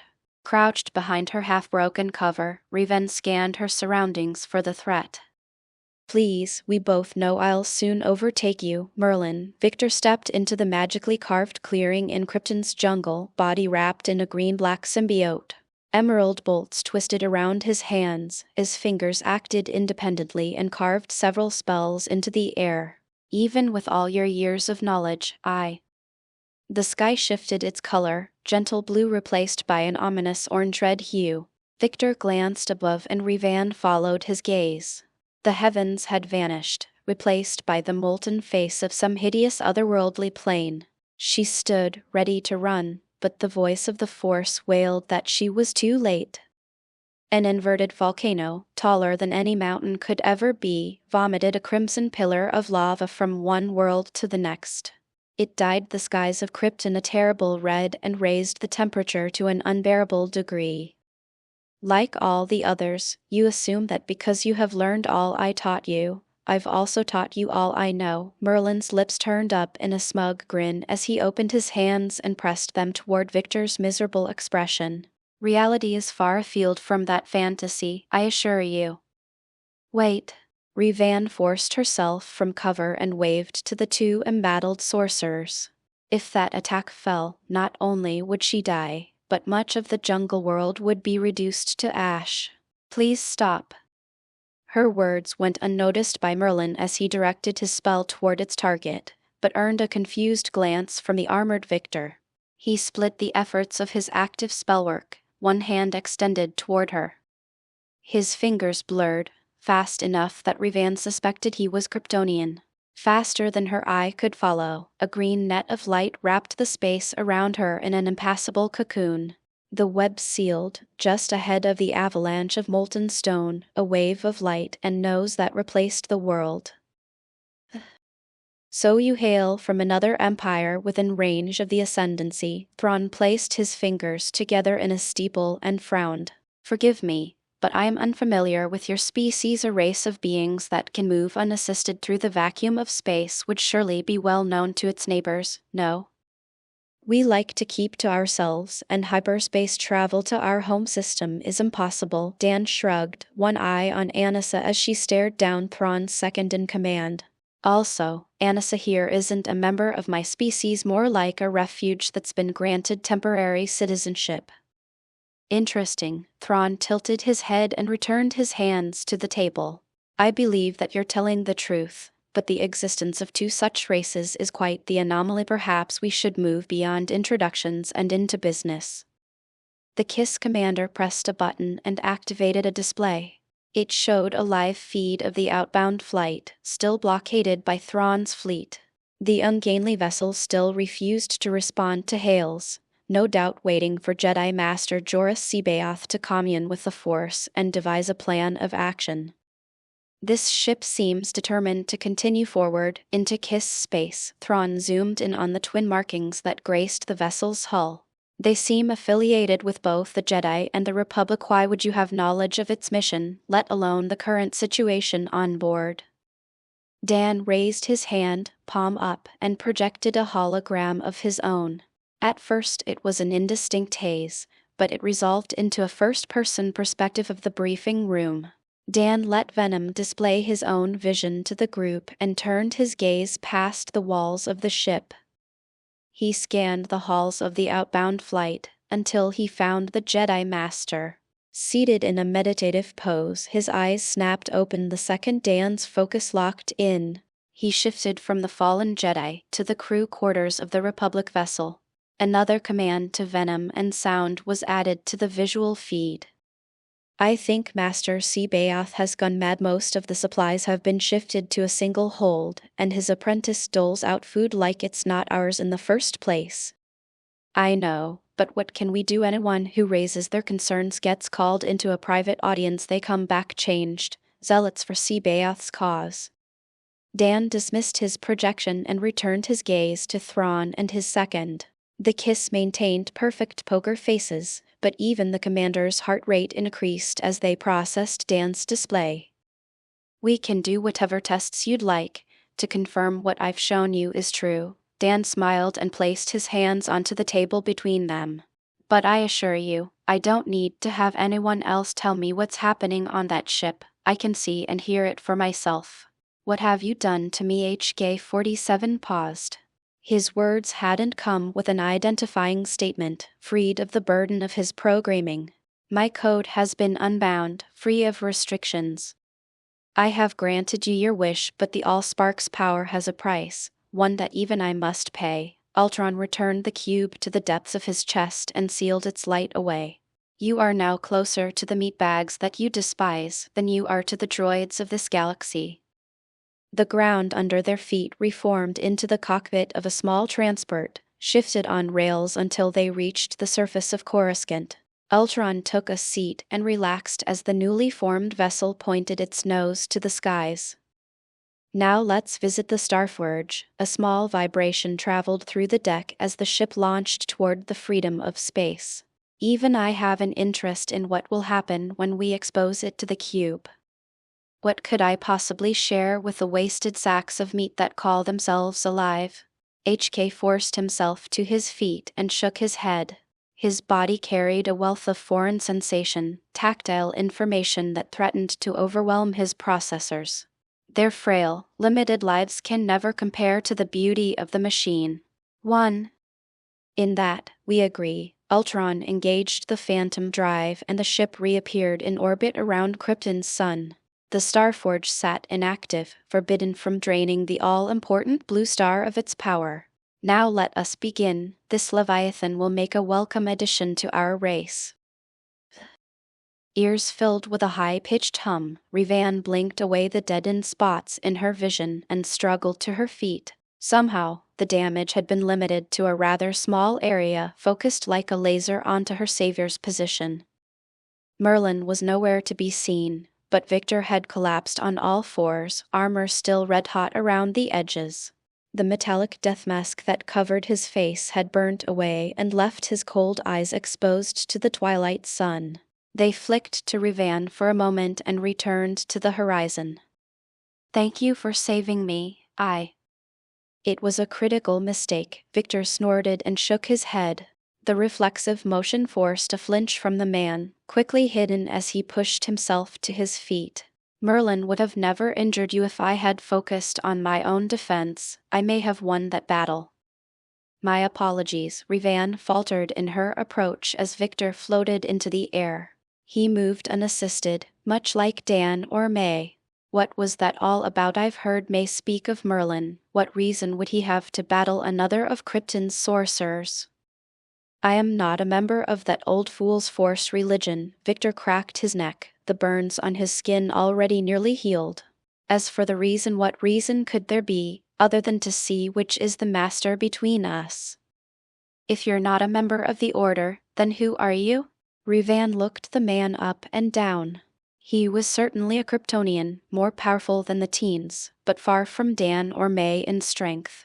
You use the same style of magic, and all who know of this world serve Krypton in one way or another.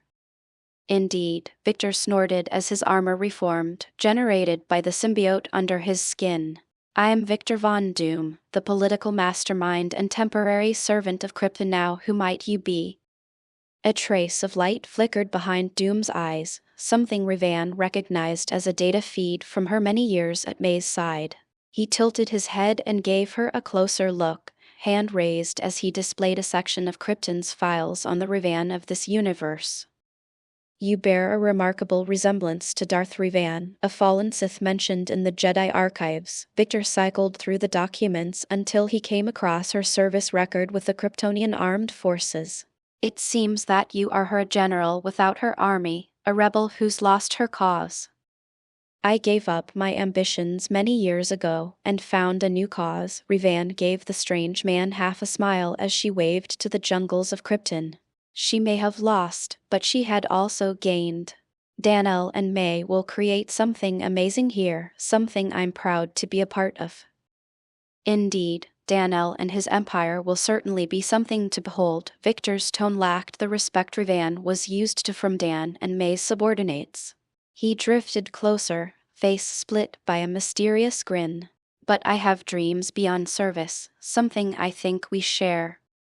A flare of blue-white light interrupted his words, a brilliant flash that drove the newborn night aside.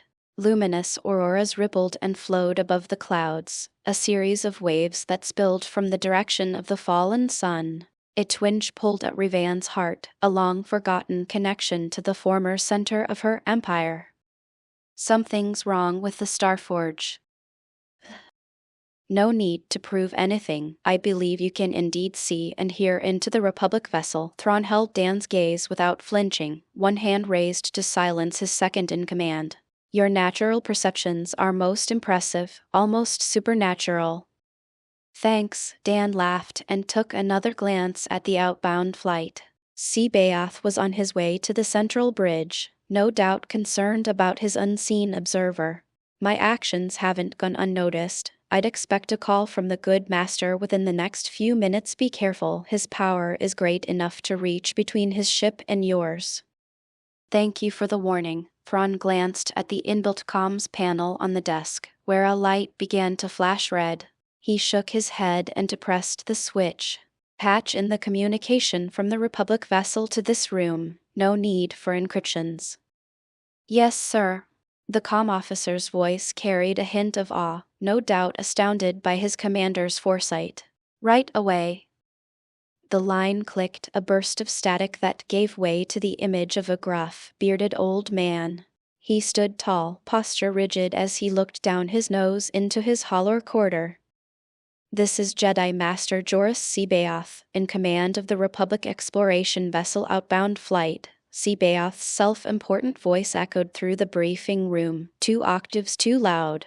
I demand that you release my vessel at once. If not, I can't be held responsible for the consequences.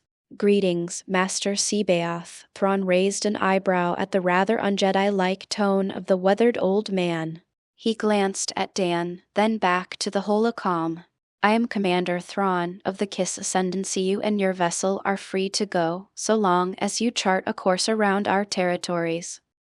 Impossible, C'baoth snorted as his head gave a dismissive shake.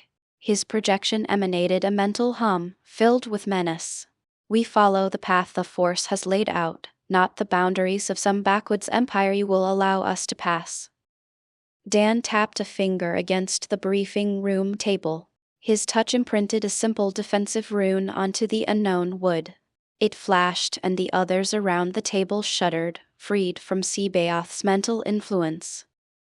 That wasn't very Jedi of you, Master Sebaoth. Dan turned his eyes to stare at the man directly, rather than look at the hologram within Thrawn's ship. Once again, the fallen Jedi marked the observation and glanced around the calm room of the outbound flight. I'm sure that Master Yoda and the other council members would have something to say about your actions against the outbound colonists. Who are you? Sebaoth snarled as he stood from his comm panel and met Dan's distant gaze. The holo projection faltered as the Jedi Master moved from its range, all his focus to his unseen observer. You are not a Jedi, of that I am certain. Are you an agent of the Council, sent to spy and report back to those ignorant fools? The madness in Sebaoth's eyes brought a frown to Dan's lips. While this Jedi Master was power-hungry and corrupted, he shouldn't be insane. Joruus Sebaoth was known as one of the strongest Jedi of his time. Palpatine even had him cloned to use as a guardian for his many safe houses. I don't work for the Jedi, but I have a feeling that you haven't been a true member of the Order for some time. Dan extended his other senses and scanned the old man's body.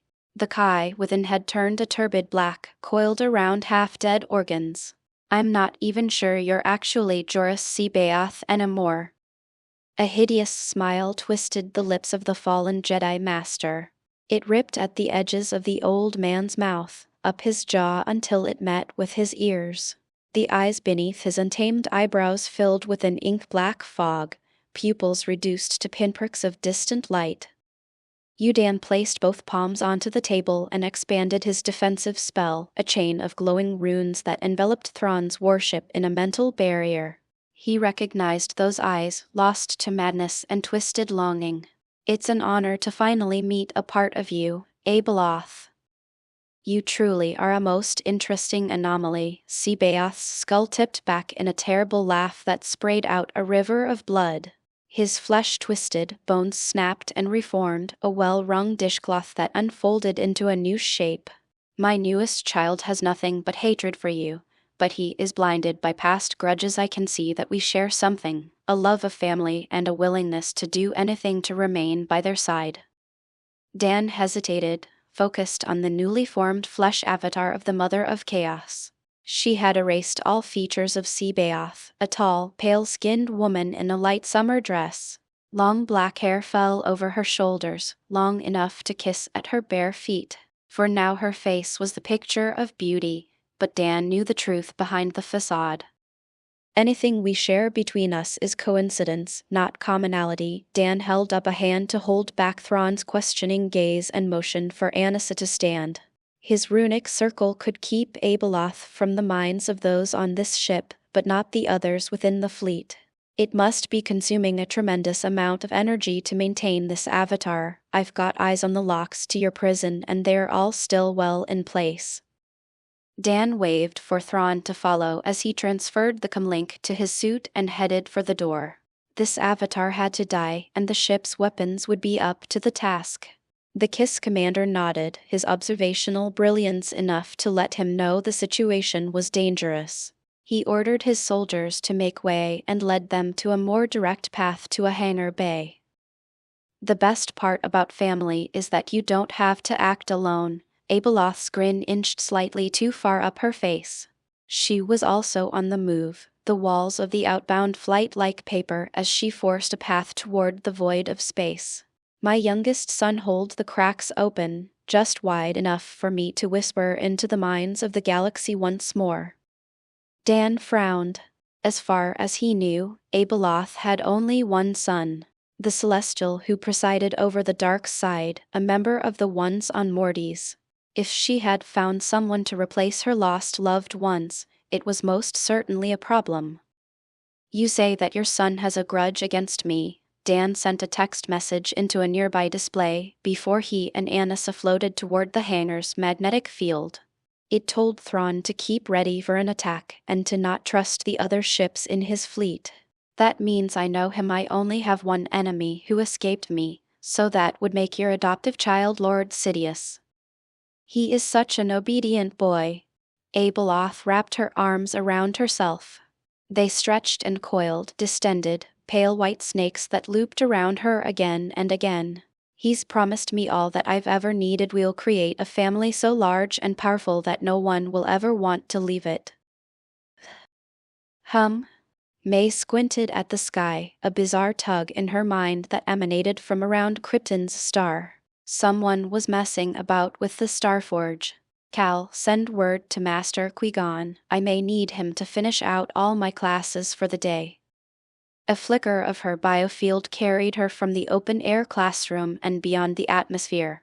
Luminous blue stirred beneath the Starforge's hull, a glow that built to blinding intensity as she closed with the station. The mental hum of the Starforge's simple mind resonated to a crescendo, transformed from a nearly unaware entity to a full-blown consciousness. Where am I? A mechanical, discordant mixture of voices poured against her mental shields, a river that sourced from a mighty ocean. Are you my mother? May scanned through the dimming brilliance, eyes wide as she took in the station's change in form. In place of the symmetrical, smooth-sided Starforge was a mechanical titan. It stretched its body, hands extended to capture the light of the sun. With a vaguely female appearance, it was as if a young girl warmed her hands by a mighty fire. I suppose you can call me that, but I wasn't the one that built you. May drifted to the side until she found the source of the blue-white glow. Ultron's main body floated next to the changed Starforge, chest open to reveal the power of the All-Spark. It looks like I've found your father's. Why don't you stay put, while your parents have a nice, long chat? Keep as close to me as you can when we're fighting Abeloth. Dan cut his comm with Abeloth and placed a thumb on Annis's forehead. A small circle of runes flared bright before they sunk beneath her skin. These will protect your mind, but her physical abilities are no joke. As long as she had a force-sensitive host, she could pour all her true power into its twisted flesh. She could move singularities at her best, but that much energy would shred the frail body of poor Master Sebaoth. Even so, Dan called on both his envenomed Kai, prepared with his best defense. Wreathed in a midnight blue sky, he advanced on the outbound flight. A mild tingle appeared at the back of his mind, a forewarning of the barrage of turbolaser fire from around them.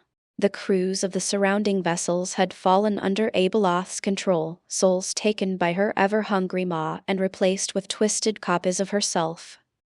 Disarm and disable these ships. I'll deal with the source of the problem. Dan flashed through the sheets of greens and blues, uncensored with the kiss clawcraft that rammed themselves against his body. Come out, Abeloth. Let's get this over with. The outbound flight separated into 7 sections, 6 dreadnoughts that composed the drive and the undefended central colony ship nestled between them. Abeloth ripped her way free of the colony ship's hull, face opened into an impossible grin. She raised her hand as the dreadnoughts opened fire, a flick of her wrist that tossed the ruined hulk behind her at Dan's face. Unfazed, he flew straight through the colony ship, only for its reactor to self-destruct. Dan blitzed from within the explosion, fists raised to batter a path through the telekinetic field around Abeloth's clone. The macabre woman raised her hand and pushed it forward, a ripple of force power that brought a trickle of blood from her mouth. Strong Dan released a wave of midnight Kai, a vortex that flattened under the cosmic horror's attack. Abeloth's body swayed, eyes unfocused, and he took his chance. She can't use that kind of power without a price, and a second of distraction is enough. The bright lances of energy within the space around him slowed half-frozen lines that inched their way through the void. He pressed through the curtains of light, a spear pointed at Abeloth's heart. His fingertips reached close, almost at the woman's pale neck, when she smiled. A mighty press of raw power slammed Dan from his course and straight through a nearby dreadnought. Blood erupted from Abeloth's mouth, a ruby ring that decorated her distended smile. "Too. Your body is so powerful, and it's only begun to grow." The pinpoints of light at the center of Abeloth's eyes flashed, a brief moment of brilliance that faded as soon as it came. "My son was right. You are perfect. A vessel made of your flesh would never fail me." "I'm afraid my flesh is spoken for." Dan flashed from the wreckage of one of the outbound flight's defenders and continued his assault. The faster he burnt out C'Baoth's malformed body, the faster he limited her power in this fight. And you don't seem like the kind who respects the bodies she wears. One. A second clone of Abeloth erupted from the wreckage behind him, no doubt C'Baoth's unfortunate apprentice. Dan cleaved the weaker avatar in half and burnt it to ash with his heat vision until nothing remained. So many abilities, all soon to be mine. Abeloth's main clone drifted closer, barely upright as blood seeped from her eyes. One day, my prison will fail and I will be free. Do you think your pathetic mental wards will hold against the power of my true body? No matter how many new children Sidious recruits, you will never be free. Dan released a blast of Kai-empowered heat vision, deflected by a wave of Abeloth's hand. Her arm separated from her body, blackened by the use of her own power. You'll live out your immortal days behind that curtain of black holes, under the careful watch of me and my family. Delude yourself all you like, Abeloth shrugged, and her other arm joined the first, adrift in the darkness of space. Black, clotted blood dripped from her nose and ears, down her face and into her widened jaw. My son grows tired, but we shall meet again. Become strong for me. I don't abide with useless servants. The jaw fell from her head and tumbled away, light gone from her eyes. Dan consumed all that remained in a wave of amplified heat and turned to the now silent ships around them. With Abeloth's prison sealed once more, the vessels she'd hollowed out became lifeless flesh. What in the name of the Emperor was that creature? Anissa drifted to his side, covered in soot from her actions to disable the fleet. A small line of blood trickled from the corner of her lips. The aftershocks of her attacks were enough to injure me from so far away. She's a mad god, a mother who lost herself and then lost her family. Dan sighed as he surveyed the Kiss fleet. All these bodies had to be purged, but he would speak with Thrawn before he took action. She should be well bottled up in her box, but a foolish Sith-turned-demon is poking at her cage. She is becoming more active. A saddened mask tipped to the side. She looked to her sisters, and shook her head. Things are spiraling out of control, as we had feared. The Force cannot divine a path. Confusion closed her eyes, but failed to find any new visions to guide their way. We are blind, the future is unknown. We should have killed all the intruders as soon as they appeared. Anger stamped her foot and cast a scowl at the tallest of her sisters. If you had not commanded us to wait, the Force would not be in chaos and things would be on course to the chosen fate. I made the choice that the Force demanded. Serenity shrugged her shoulders, as aloof and dispassionate as always. We are all bound to its will. This is the path it has chosen and we must find a way to walk it. Don't worry, the next activation will be soon. Joy clapped her hands and danced around her sisters. He always returns more powerful than before. Abeloth is still contained and the true threat has yet to find us. Have faith in the will of the Force. It has put us in this position for a reason. What am I going to do with you? May shook her head as she gazed up at the newborn mechanical titan.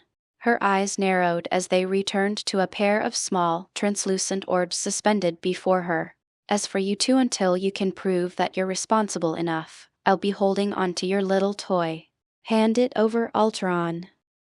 Very well, Mistress May, but I'm not sure what the problem is.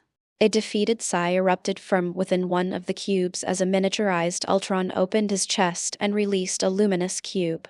I was given the Allspark to create mechanical life. This sentient station seemed like a perfect opportunity to test its limits.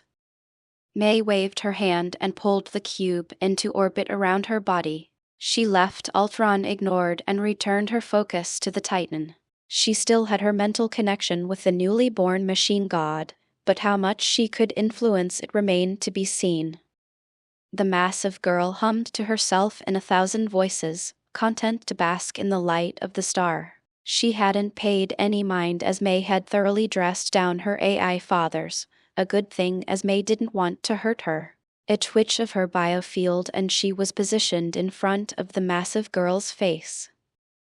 Well, you're going to need a name. How about Astra? May smiled as the Titan nodded her asteroid-sized head. The girl's focus was almost fully on drawing in the light of the star. We're going to have to get that appetite under control. This star isn't for eating. Come this way. We'll move a bit further out. May led the newly named Astra away from the star, beyond the range where the Titan could draw on the sun's core. The machine was welcome to the radiated energy, but the star itself had to remain unchanged for the sake of Krypton's growth. Mama, what is my purpose? Astra's chorus of voices sang out in May's mind, 10,000 butterfly wings that soothed her soul. Before you shrunk him down and yelled at him, Father was telling me I had a grand purpose, but he never got to say what it was. Was he now? May glared at the sheepish Ultron, who remained silent as his defense. She turned a smile back toward Astra and motioned to the nearby Krypton. Everyone gets to expand on their purpose as they discover what makes them happy, but we all share a common cause under the banner of Krypton. What cause? Astra spun upside down and gawked at the distant surface of the planet. Hands extended, she set herself into a doggy paddle and inched closer to Krypton's orbit. There are so many people down below. Are they our friends? They're more than that. The people down there are our family. May flicked her fingers and summoned a hand of runic light. She extended it through the space and ruffled Astra's cable-like hair. It's my goal, and the goal of your real father, to protect and care for all the people of Krypton. Then that's what I choose for my purpose. Astra rubbed her face against May's magical palm. I'll keep all my little brothers and sisters safe while I soak up the light of the sun. That's a fine purpose, May smiled as she continued to pet the massive machine child. Your father will be very proud of you. I'm sure I will, but I wasn't aware we were expecting. Dan's voice came from behind her, amused and concerned as he pulled Anissa from the phantom zone. Who might this be? So, the two of you rushed into awakening the Starforge with the Allspark. Dan frowned at the two shrunken AI. May was still with Astra, while Dan escorted Ultron and HK away for their punishment. When did I give you permission to use the cube on celestial technology? I have not forgotten your ban on such things, but you expressed interest in using the spark on the station. Ultron shrugged, face an emotionless mask. HK maintained his silence, one hand pressed against his tiny prison. I took that as a directive to move ahead with the test regardless. It was a wonderful success. Dan rolled his eyes and tossed the two orbs to the ground. They cracked open and released the machines in a plume of loam-scented smoke. Ultron cracked his neck, while HK sank to one knee.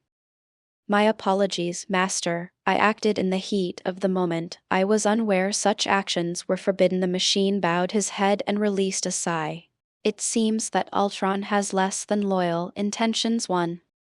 Shut your mouth, you waste of processors. Ultron slapped HK over the head and toppled him to the ground. It was you who came begging for the power of the cube. I was worn down by your ignorant persistence. Quiet down, the both of you. Dan pinched his nose and sighed. This is a strike, and you've already got one, Ultron. Another on your record, and you can forget about gaining your freedom. I'll be holding onto the cube for now. We'll see if you can be trusted with it again. A wave of his hand and the Allspark floated from behind him. It hovered in front of his chest, until venom formed an organic socket and hid it beneath his suit. A ripple of blue-white energy surged over his skin as the symbiote connected to the power of the cube. You can go, continue your work as ordered and keep out of trouble. Dan motioned and the two took flight, twin plumes of plasma that raced through Krypton's skies. After a shake of his head, he put the machines from his mind. Anissa should have woken Goku by now. With the Sion in charge of her universe's defense, things should work themselves out well enough. Now he needed to focus on the problem of Abeloth. With the help of Sidious's demonic spirit, she was active in the galaxy far earlier than expected. His eyes flicked to his shadow. Etrigan had been silent, even throughout his battle with the Mother of Chaos. Tell me, demon, are you up for the task of hunting down the ghost of Palpatine? Dan's question was met with the sound of the evening winds, no response for the rhythmic devil. You promised to hunt him down, what better time than now? The one he serves is a different sort, Etrigan grumbled from within the darkness at his feet. That woman isn't one I'd hunt for sport. I hear that. Dan rolled his shoulders and rose to the skies. If even Etrigan was wary of Abeloth, all he could do was increase his time in the sun and grow his power. She might be truly unkillable if the Celestials couldn't do anything but trap her in a cage. 3. She has ascended both body and soul. Etrigan's voice was quiet and reflective. A being who walks the staircase of the divine has gone beyond my control. Why do you serve Merlin? Demon Dan arced past May and Astra with a wave, headed for the upper layers of the star. He would take a dip and let the warm rush of solar flame calm his mind. Your power is beyond his, and I can't imagine you allowing yourself to be captured. Silence answered Dan's question, unbroken as he dove under the blue plasma of Krypton's sun. It seemed Etrigan wasn't willing to speak about his motivations, so Dan let it go. The beginning of Krypton's advance into this galaxy would begin in a month. He had more to think about beyond his idle curiosity surrounding the wizard's demon. Thrawn will be in hot water over the results of his encounter with the outbound flight. The KISS commander had personally seen to the disposal of the Abeloth-infected crew members, but Dan doubted the Ascendancy would understand. At least he took one of our personal communicators. Once he's exiled, he should call. Now he needed to figure out how to sway the core worlds of the Republic to Krypton's cause. Doom had created near unbreakable alliances with much of the Outer Rim under Garnab's banner. Once Krypton declared itself, much of the galaxy would already be on their side. The only problem was the importance of some of the outliers. The rest of the core can sit until the stars burn out, but the Corellian system contained a part of Abeloth's cage. Centerpoint Station would belong to Krypton, even if he had to go to war with the Republic. Representatives of the Republic, Victor stood tall, eyes clear as he stared down the Senate chamber from his dais. Today he could finally put an end to his charade as a senator from the boonies who fell into his position as Chancellor. It is with great pleasure that I introduce a group of honored guests to this esteemed gathering. Doom spread his arms wide as a series of spotlights locked onto the apex of the Senate Hall's roof, alongside the holler quarters that broadcast this event to the entire Republic. Highlighted by the glare, Danelle, May, Qui-Gon Jinn, Count Dooku, Revan, and the Exile floated down from above. Each of them wore Kryptonian armor, formed from the symbiotes under their skin. May I introduce Emperor Danelle of the Kryptonian Empire, his wife, Empress May, and the high-ranked members of the Order of Krypton. Victor let a small edge touch his smile as he bowed to the Kryptonians. What was about to happen next would deal a death blow to the stagnant Republic, one they couldn't avoid. They have come here today to deliver a message, one that Garnab fully supports. As Chancellor Victor has said, I am Danelle, Emperor of Krypton. Both Dan and May floated before the floating dais, neutral smiles on their lips. His voice filled the hall, even with the support of an audio projector. Our empire has spent its time observing this republic and found it wanting. May waved her hand and projected a vast display, images of the darkest scores of the galaxy, many under Republic control. The spice mines of Kessel, Nar Shadow's bleak, crime-ridden depths, hologram after hologram of downtrodden citizens without hope in their eyes. These conditions are too dire for Krypton to ignore. When we have the ability to step forward and help, Dan flicked his fingers and a file was delivered to each of the senators' seats, a written charter of Krypton, the foundation of its laws. We extend an offer to all in this room. Those of you who can agree to follow our tenets are welcome within the Empire. A murmur built, a ripple of discussion and shock that threatened to fill the chamber with noise. Dan turned his gaze to the Hutt representative, one of the loudest and a key origin of the wave of sound. For those of you who choose to remain within the Republic, know that its bloated hulk won't protect you from our reach. the projection behind him shifted, a live feed from the hut's home system. Bright flashes filled the empty space, an endless legion of Kryptonian star destroyers. The Hutt clans are beyond redemption. We have dispatched one of our fleets, as well as ground forces, to every Hutt-controlled world within the next galactic standard hour. Their territories will be under Kryptonian control. A hushed silence replaced the former discussion, forced into place as the Senate took in the size of Krypton's fleet. Each vessel was more than 5 kilometers long, surrounded by dozens of lesser support ships and thousands of fighter craft. They advanced with surgical precision, an unstoppable occupying force. It took less than 5 minutes for Nalhuda's planetary shields to fail, a signal for countless troop transports to surge forward. Nestled in their bellies, teams of Kryptonians waited alongside an unfathomable number of Kashyyyk warriors. The Insectites had spent the last 5 years committed to a vast expansion, all for this moment. The rest of the systems who are non-compliant with Krypton's laws will be given 1 month's time to make the necessary changes. The holo-image divided into dozens of screens, a star system within the Hutt's bloated territories. The same scene repeated on countless worlds, a civilization conquered as the Republic officials watched. Membership with our empire is not mandatory, but we won't accept bad behavior from our neighbors. Dan waved to May, who stepped forward and cancelled her projection. She met the gaze of the Senate, her own eyes filled with mysterious runes. A wave of nearly undetectable force emanated from her, a mental lure that dulled the thoughts of the entranced representatives. The Order of Krypton will intervene in any acts of slavery or oppression, no matter who commits them. The other members of the Order floated to form a semicircle behind Dan and May, runic lights behind their pupils. From this day onwards, the cries of those forgotten by the Republic will no longer go unanswered. Even those who claim mastery over the Force shall not be above the laws. 2. Radiant, multicolored lightning flickered around them, twisted serpents that never touched the ground. Dan moved forward and wrapped his hand around May's waist as they both stared down the collective Senate.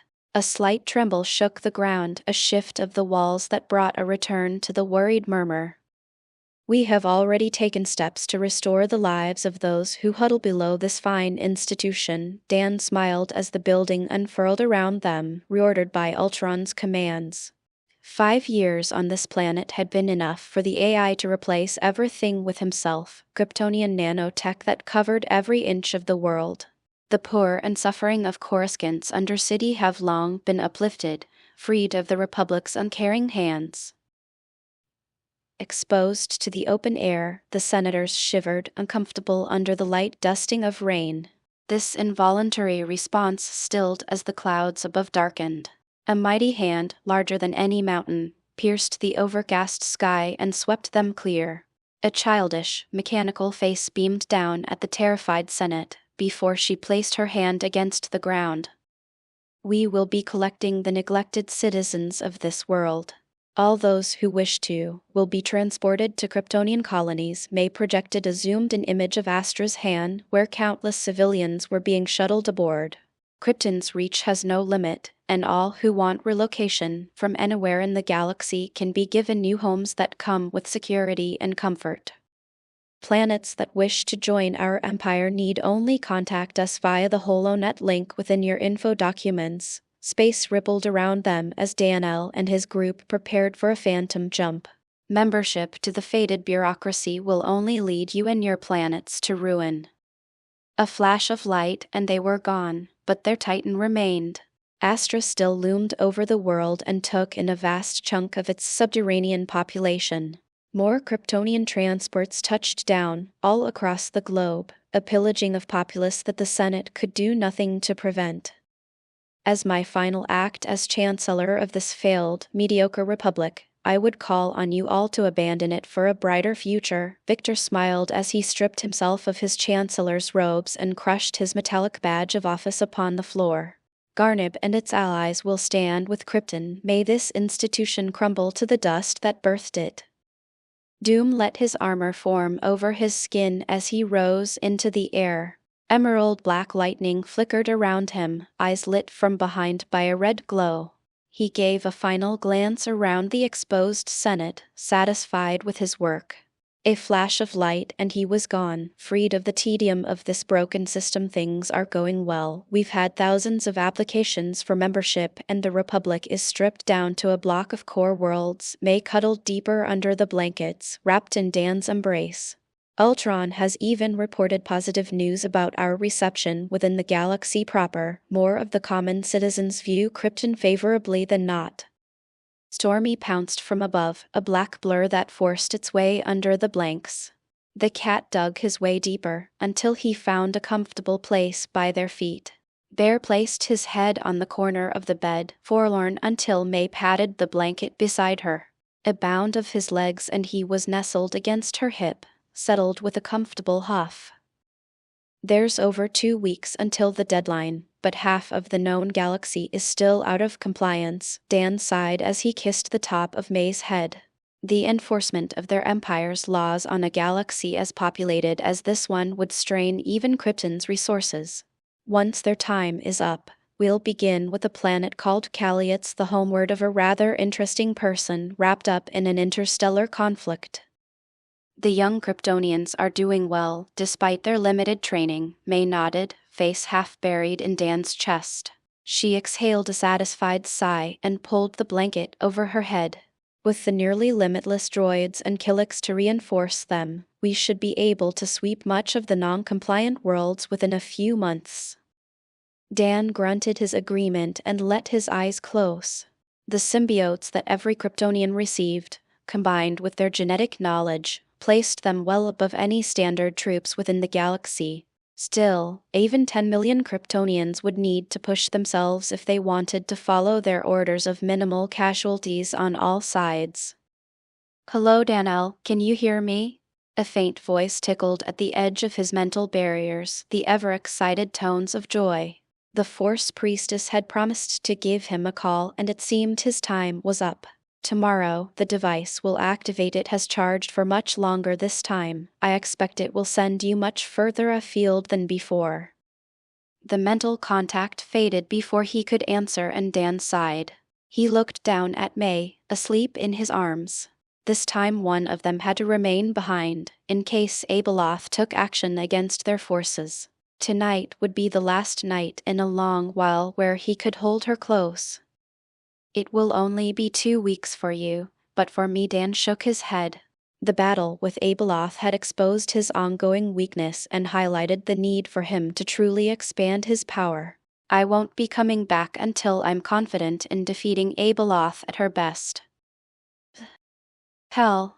Thunder entered his peaceful dreams of study, the voice of his greatest friend and aggravation.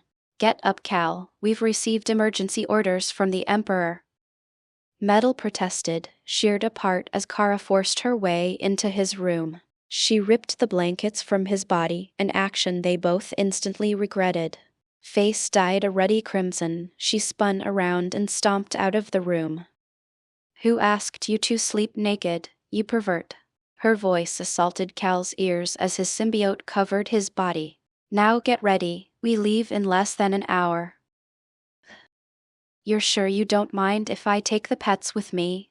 Dan pressed his forehead against his wife's and nipped the tip of her nose. She snorted and bared her own teeth in response. "It's all right, you deserve to have some company and it will only be 2 weeks from me." May pretended to go for his neck, but shifted to a kiss midway. They held each other, lost in the moment of goodbye. "Make sure you take good care of them, and watch out for Cal and Kara. They're some of the best Krypton has to offer, but the multiverse can be dangerous." "We'll be careful, and so should you." Dan nodded and squeezed her tight, a final hug before he pulled away. He needed to get clear of the planet, or the portal would attempt to drag all of Krypton along with him. Abeloth is no joke, and she's likely to strike when we're divided. May had already worked with Merlin to ward all the worlds under Krypton behind powerful formations. Every Kryptonian had also learned to shield their minds, but their experience and skills were still far from perfect. I'll keep a close watch, especially on the troops in active service. May sighed as Dan backed away toward the lowered ramp of the newest model of scout ship. Biomechanical technology, a fusion of Yuuzhan, Kryptonian, and some recently reverse-engineered celestial components. With both Merlin and I on the job, we should be able to hold the fort. Dan took a final look at his wife before he waved goodbye and walked up the boarding ramp. A long goodbye would only drag out his mixed feelings. If it wasn't forced upon him, he would rather not leave her to face Abeloth alone, even for such a short time. Venom, engage the drives and get us into open space. Dan walked into the bridge, where Kara and Cal waited. The pair of teens vibrated with excitement, two amongst millions chosen to join the Emperor on his journey across the multiverse. Let's get this show on the road. A brilliant flash of white vomited the scout ship into a familiar system. A blue-green orb, the third planet from its sun, drifted in its lazy orbit alongside its companion moon. Another Earth, one of an infinite number he supposed. Kara pressed her nose to the glass, eyes fixed on their new location. That looks just like the planet from Krypton's files. Kara scratched at the side of her head and frowned. What was it called again? Earth. Cal joined her at the viewport, his own eyes focused on the rest of the system. But this isn't the same one. There are no space stations or signs of the higher technology that Krypton gave them. Venom, hack into whatever you can find. Dan turned his gaze to the planet, focused on the cities and towns. Things had a rustic tinge. Old-timey, industrialization that spoke of a different era. Let's see if I recognize anything. The people he spotted on the streets carried themselves with a nervous energy, rushed to a near-frantic pace as they went about their days. The streets of New York were emptier than normal, but the bustle of the citizens made it almost unnoticeable. Even the wind seemed affected, jittery gusts that carried loose trash and papers and games of leapfrog. Dan squinted at a newspaper and folded into the air as if hoping to share its news with the heavens. June 22, 1943. Italy loses ground war efforts hailed as success by President Eisenhower. Dan frowned as he shifted his gaze to the other side of the globe. Thousands of men marched and fought, engaged in the greatest war the Earth had ever seen. It seems that we've come to a planet embroiled in its Second World War. Dan pulled a double take as his vision passed over an American Army camp. The troops had gathered around a stage, a cabaret show complete with a line of beautiful girls. Dan ignored the women's performances and locked in on the only man amongst them. Dressed in a full-body spandex suit, he held a star-spangled shield in hand as he reluctantly performed through the heckles of the crowd. His face pulled a vast amount of nostalgic excitement from Dan's heart, alongside a hint of worry. Steve Rogers. Dan left Captain America behind and began a detailed scan of the planet. Where in the Marvel multiverse found you? His vision touched upon a young boy, imprisoned within the German camps. Dan shook his head as he returned his focus to the scout ship. An order to the autopilot moved it to an opposite orbit around the sun. All right, you two. This universe is part of a dangerous multiverse. What's more, we're going to have to let certain events play out as they are meant to. Captain America was the same in appearance to the MCU version, but the presence of a young Eric Lencher meant this wasn't the main MCU universe. The addition of mutants created the possibility for nearly anything to appear, as well as a good amount of future benefit. We'll leave the ship here for now, with its automated defenses enabled. Dan led the excited Kryptonians to the airlock and gave them both a long stare. When we get to Earth, you need to follow my orders exactly. This isn't like the universes you've visited before. It's potentially full of beings that make Abeloth seem small. Does that mean we can't fight anyone? Kara puffed up her cheeks in disappointment, while Cal nodded obediently. I was hoping to find a challenge on this trip. You will. Dan shook his head at the enthusiastic, battle-hungry teen. Kara was the strongest of the younger generations, but her reckless nature needed to be tempered with more experience. Even the weaker versions of most of the dangers here are beyond the two of you, at least for now. He ignored the bright, joyous expression on the young girl's face and pulled the two teens into open space. Bear and Stormy frolicked ahead, glad to explore a new system. He already knew his goal, or at least one of them, within this universe. So long as enough of the plot stayed in line with what he expected, the Infinity Stones were as good as his. Quest available: collect the Infinity Stones and prevent Thanos' snap. Collect the Ego Stone from the Ultraverse for a quest-specific bonus reward. 1. Dan's eyebrows raised at the bonus section of his newest system quest. The Ego Stone was the centerpiece for all the Infinity Stones across the Marvel multiverse, a last remnant of the being known only as Nemesis. The system was certainly optimistic about his time here, if it encouraged him to hunt out the soul fragment of a peak multiversal being. Stick close to me for now. We'll need permission to operate freely on Earth. Dan sent out a mental whistle and recalled Bear and Stormy to his side. The slightly plump cat seated himself on his master's shoulders, while Bear ran energetic circles around the Kryptonians. Let's go visit the Sorcerer Supreme and see about setting up a home on this Earth. Dan's gaze flicked around the system as an unseen pair of eyes fell onto his body. He scanned until his gaze met with that of a blue-suited man. Located within a hidden city on the surface of the moon, Black Bolt held their staring contest without fear. A sigh slipped from Dan's lips as his gaze broke away from the powerful Inhuman. He motioned the group toward the Earth. They would deal with the Inhumans later if they became a problem. Come on, space is a bit too crowded. Followed by Cal, Kara, and Bear, he slipped past the man on the moon and entered the atmosphere. Stormy stayed on Dan's shoulders, green-gold eyes locked onto Black Bolt. We'll head right to Nepal. The Ancient One seems willing to train all who reach Kamar-Taj, and we can introduce ourselves before taking action in the war. Cool winds carried a light dusting of snow, dropped from pale gray clouds onto icy mountaintops. Dan led the rest through peaceful skies until a walled monastery appeared from between the peaks. They landed at the gate, feet half buried in newly formed drifts.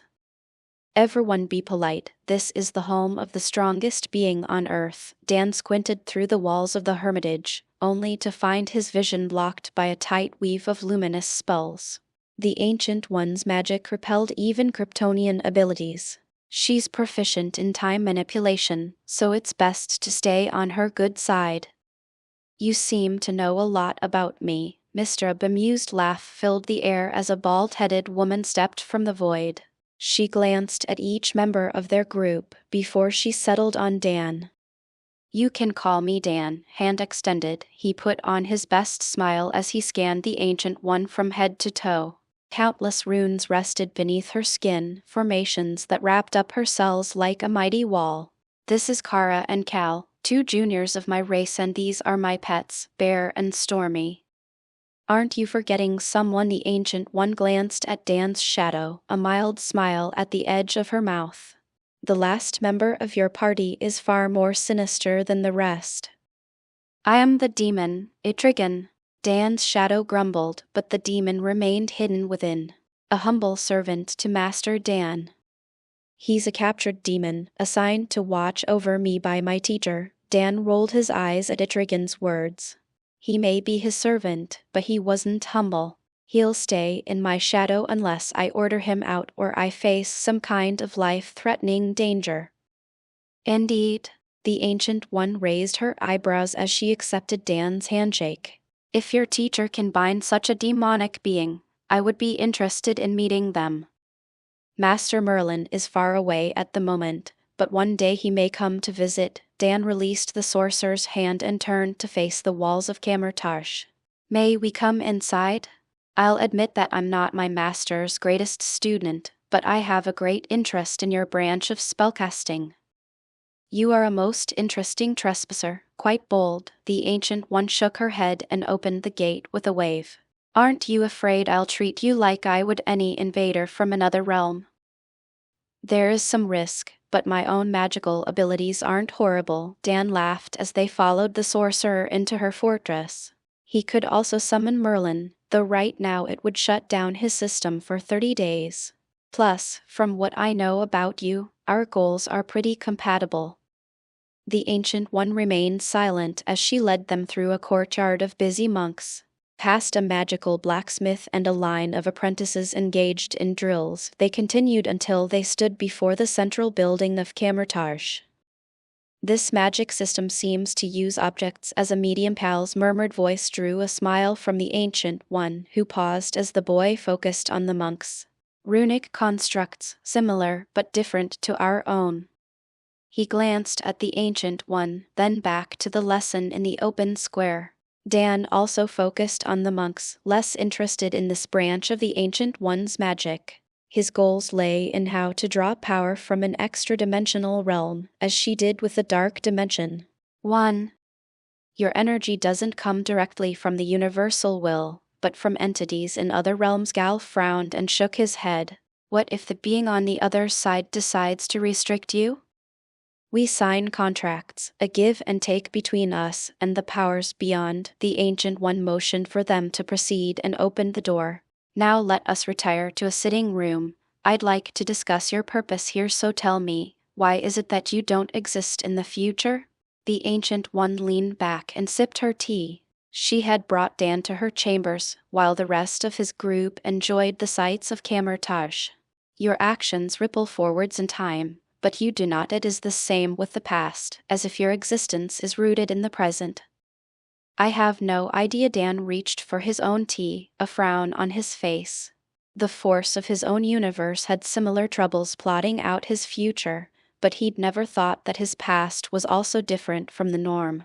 "It's not intentional on my part, but I do know that it's difficult to predict my future." "Difficult?"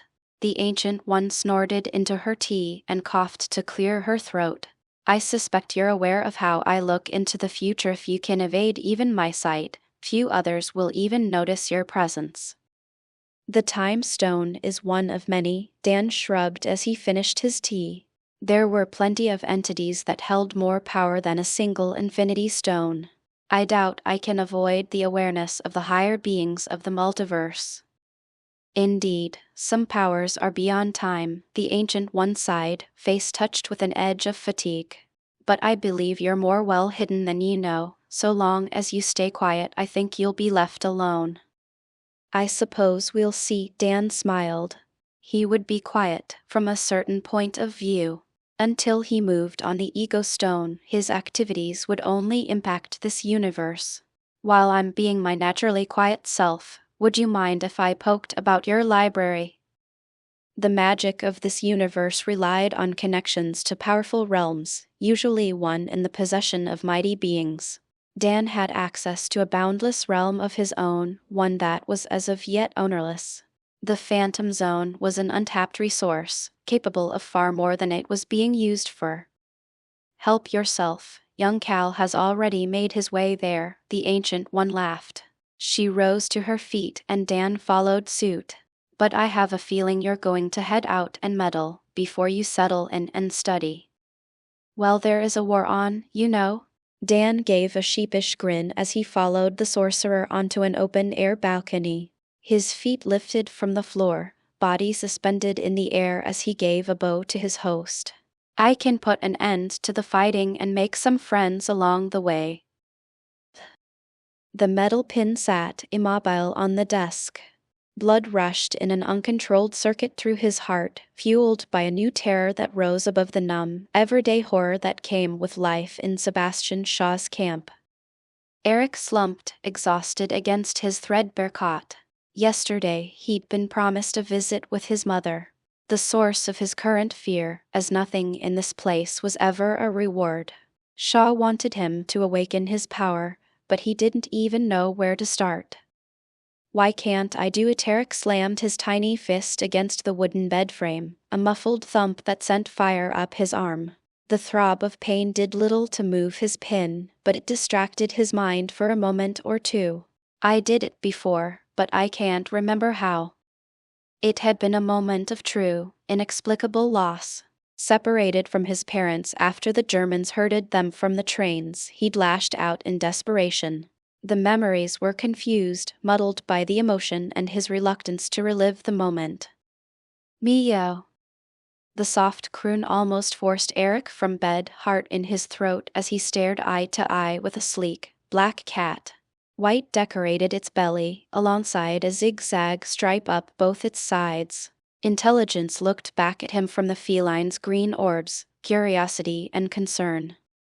How did you get in here, kitty? Eric settled back onto the bed with a sigh as he reached out to scratch the cat's chin. His room was locked and isolated, no way in or out but the guarded door in the corner. Did you sneak in when they brought me back for the day? Meow meow. The cat curled up next to him and displayed its belly, eyes half closed as Eric scratched its neck. It was good to have company, and even if this pet's owner was an officer of the camp, he was grateful for its presence. Let's get some sleep, little guy. Fatigue finally topped the mountain of tension in his body, a welcome wave that pulled closed his eyes. They always come early, with the rising sun. So who is this Red Skull guy we're supposed to hunt down? Kara stretched her back, slightly uncomfortable in her modified suit. At the Emperor's request, they'd both changed their armored look to low-profile bodysuits that bore the house sigil of L. He's one of the leaders of an organization known as Hydrocal, sighed and rubbed his eyes. He passed on sleep in favor of time in the library. Didn't you read our mission files? I skimmed them, Kara shrugged as she pulled Cal into the air. I knew you would read it, so what's the point if I can just ask you which way to go? 1. West. Cal shook his head and took control of his own flight. He pointed out their course, a straight line towards an American military camp. We're supposed to find the human called Captain America, and help him free his friend from a base. The Red Skull should be there. Captain America. Kara shook her head. Even the Emperor has a hero name. He planned to go by Superman to the people of this world. I don't understand why we can't just use our real names. Who cares if people know who we are? Master Danel said it was about creating an image, something for the people to worship. Cal shrugged as he tapped at the sigil on his chest. It seems like he wants to spread the image of his house to as many people as possible, but I'm not sure why. Erua woof woof. Bear bounded through the sky behind them, a blur that looped them twice before the dog settled into place beside them. Cal gave the happy creature a pat, while Kara ruffled his ears. What are you doing here, Bear? Kara rubbed her face against Bear's head until the dog squirmed free of her grasp. Did Danel send you to help out? FF. Bear nodded his head, a joyful smile on his face. Cal laughed and waved toward the horizon. Come on then, we've got a timeline to keep. Good morning, Eric. Sebastian Shaw's voice forced its way past the walls of sleep and ripped him back to reality. The cat was nowhere to be seen, but his tormentor was there as always. It's a very special day. You'll finally get to see your beloved mother again. Eric suppressed the rush of acrid bile at the back of his throat and hurried to his feet, silent in the face of Shaw's jovial attitude. The happier the man was, the worse things were. He resisted a shudder as a hand fell on his shoulder and led him towards the door. Let's hurry, we don't want to keep her waiting. Shaw pulled Eric along a short walk that ended in the man's combination laboratory office. Tools of torture lined the walls, visible through the thick glass that separated the lab from a comfortable study. Today is the day, Eric, I know it. Shaw left him in the middle of the room and took a seat behind his desk. His hand reached out and seized a small, silver bell. Its hollow chime summoned a pair of armed guards his mother held between them. Mom! Eric rushed forward, to be repelled by the escorts, and returned before Shaw with a casual shove. Please, don't hurt. Here's what's going to happen. Shaw flashed Eric his pearl-white teeth and set a coin onto the wood between them, a pistol in his right hand. I'm going to count to 3. If you haven't moved the coin by then, I'm going to pull the trigger. Eric's mind filled with a terrible drone, the world reduced to a coin on the table and the weapon in his enemy's hands. He reached out, a deadened sorrow stuck at the pit of his stomach. His eyes flicked to his mother's thinned, pale face. You can do it. She forced an unsteady smile of encouragement, eyes filled with tears. It's going to be all right. 1. His gaze tracked back to the coin, hands extended as he pushed with every fiber of his being. It had to move. If he couldn't use his power to save the last of his family, what good was it? 2. The room blurred, his target masked behind a veil of tears. It wouldn't move, still and immovable as a mountain. Waves of anguish levered against his heart, an agony of the soul. Eric's face twisted, muscles taut as he leaned closer. It's going to be all right, his mother's voice filled the pause in Shaw's count, marred by an emotional crack as she gazed at her son. It's going to be all right. 3. Shaw's final word was punctuated by the sharp blast of his pistol, a hammer that broke something deep with Eric's mind. Crimson rage flowed up and out, into the ocean of grief that filled his soul. Shaw's head tilted to one side, focused over Eric's shoulder, but he had no room to think. The fire in his heart exploded, a rush of power that rippled through the room. Shaw's bell crumpled, compressed by an invisible force. Yes. Shaw's eyes snapped back to Eric, a wide smile on his face. He clapped his hands and stood, arms spread wide. Wonderful. Eric let loose a primal roar, fueled by his sorrow and rage. Hands extended, he reached out to the steel cabinets behind Shaw and crushed them into a ball. Shaw clapped once more, his words lost as Eric turned his focus toward the guards. Mom. Eric froze. His mother was still alive, face pale as snow. She stood, somehow unharmed by Shaw's bullet. You're all right. Meow. A familiar proud croon echoed out from the side of the room and drew Eric's gaze. The black cat sat, bright eyes focused on Shaw with a strange ferocity. Balanced atop its front, left paw, it held a bullet up to the light. 1. What is this creature? Shaw rose from his desk, eyes locked onto the unusual cat. He held out his hands, as if he was next to a warm fire. There is so much power inside it, a bright, sunny glow of energy. The air cracked as the cat flicked its paw. The bullet returned toward Shaw, many times faster than he'd set it out. It halted the instant it touched the man's clothes and fell to the ground, the sound of its fall hidden by a sonic boom. The room shook around them, gunfire and explosions from beyond the walls complemented by horrified screams. Shaw marched forward and reached for Eric's arm, but the world blurred and the boy found himself next to his mother. The cat stood between them and Shaw, lips twisted in an unmistakable smile. It seems you've made a friend, Eric, Shaw scowled, wary of the bizarre cat. Someone is out there killing my soldiers, you can hear them dying. Who's coming for you, boy? I don't know what you're talking about. Eric leaned into his mother's embrace, reddened eyes focused on the man he hated most in the world. Everyone I know in the world is standing in this room. Another quake rocked the building, strong enough to flicker the lights. A massive explosion finished the work and darkness filled the room. A small blue light lit up, a spark that drove back the shadows.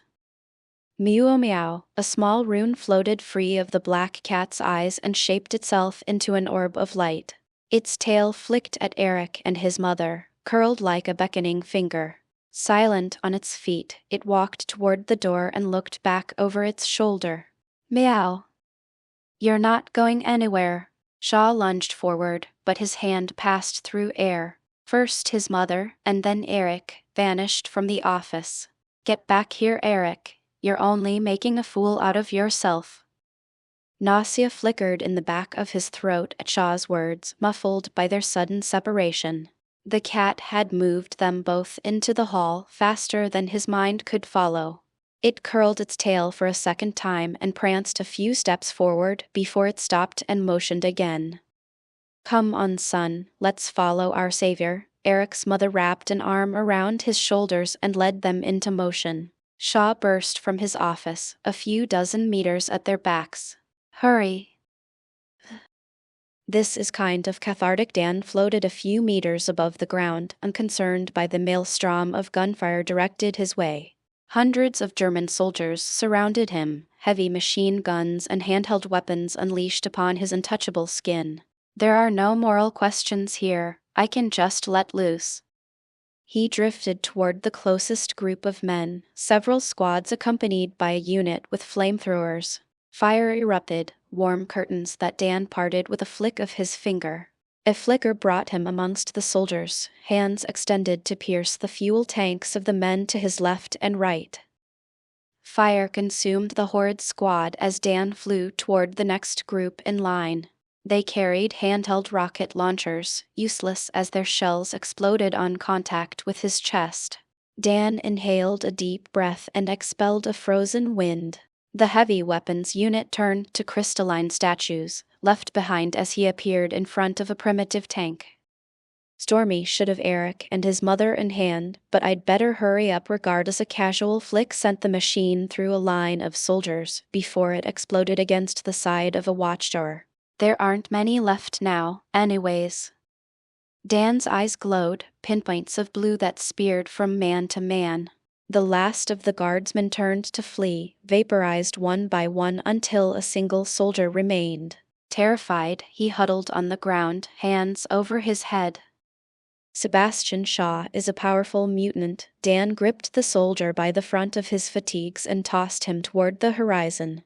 I wonder if his ability can absorb a full power attack of mine. Got you.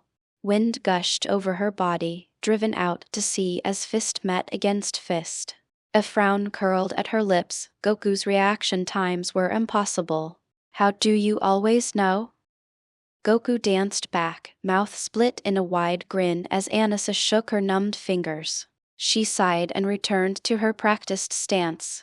The Saiyan tapped at his chest and Pride's shark-toothed maw took shape on his shoulder.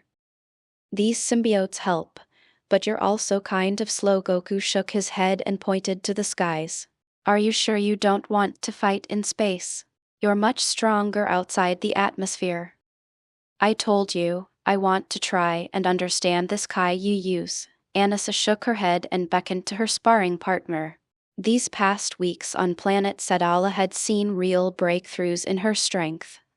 Down here is better for learning control, and all of Ultron's ships would get in our way up there. Fine, Goku rolled his eyes at the mention of Krypton's AI servant. The two of them butted heads on almost every topic, a comical rivalry that Anissa was convinced hid some kind of friendship. But don't blame me if you get hurt again. Anissa scowled and blitzed forward, her fists matched blow for blow. The Saiyan wasn't wrong, she'd been inside the healing pods twice more since the return to her home universe. Viltrumites shared a commonality with Goku's people. Severe injury could lead to rapid gains if treated properly. She lashed out with a supersonic kick, only to find her leg in Goku's iron grasp. His eyes were unfocused, one hand on his ear. They stood for almost a minute, until she waved her hand in front of his eyes. He nodded his head and released Anissa from her awkward pose. Sorry, but I have to go. Goku rose into the air, face set in grim lines. That guy Grand Regent Thrag. He's finally made his move and Alan has sent out a distress signal. Wait. Anissa raced after her Saiyan friend, a test of her limits until they finally left the atmosphere. A Kryptonian rebreather slipped over her face and broadcast her word to Goku's ears. Thrag is too powerful for you to handle. You should send word to your emperor or empress. He can't be defeated alone. Come with me then, but I won't let Alan die while we wait for May to come through the portal. Goku reached out and took hold of her arm. A lurch of shadow consumed reality, replaced by a new set of stars as they exited the Phantom Zone. Now let's go, before it's too late.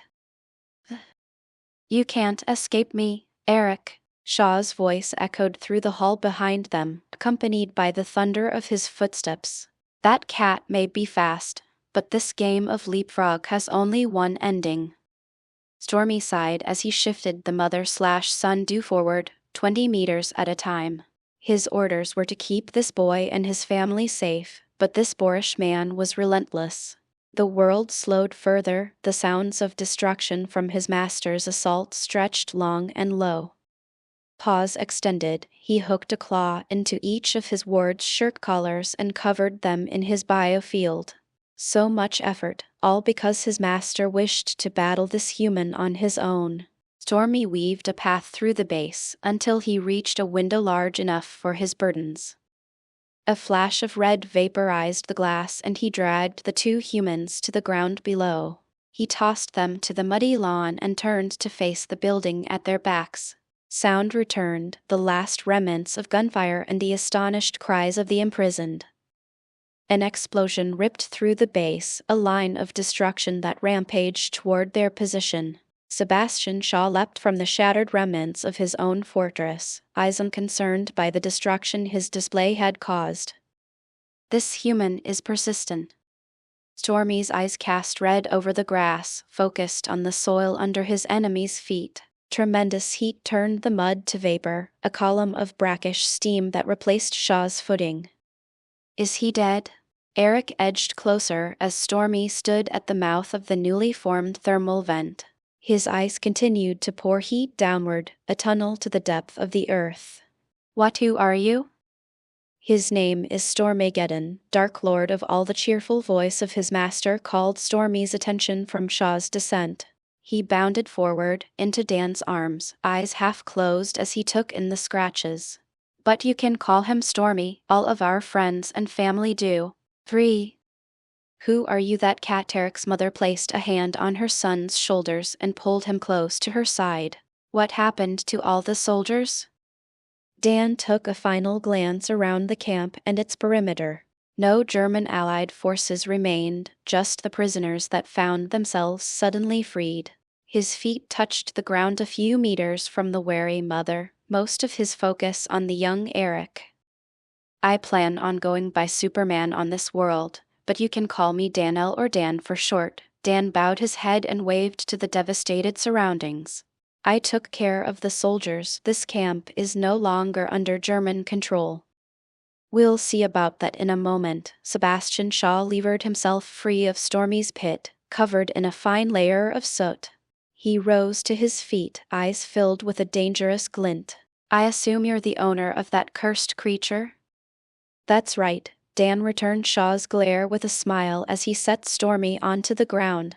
He waved the cat toward Eric and his mother, a reminder of the creature's duties.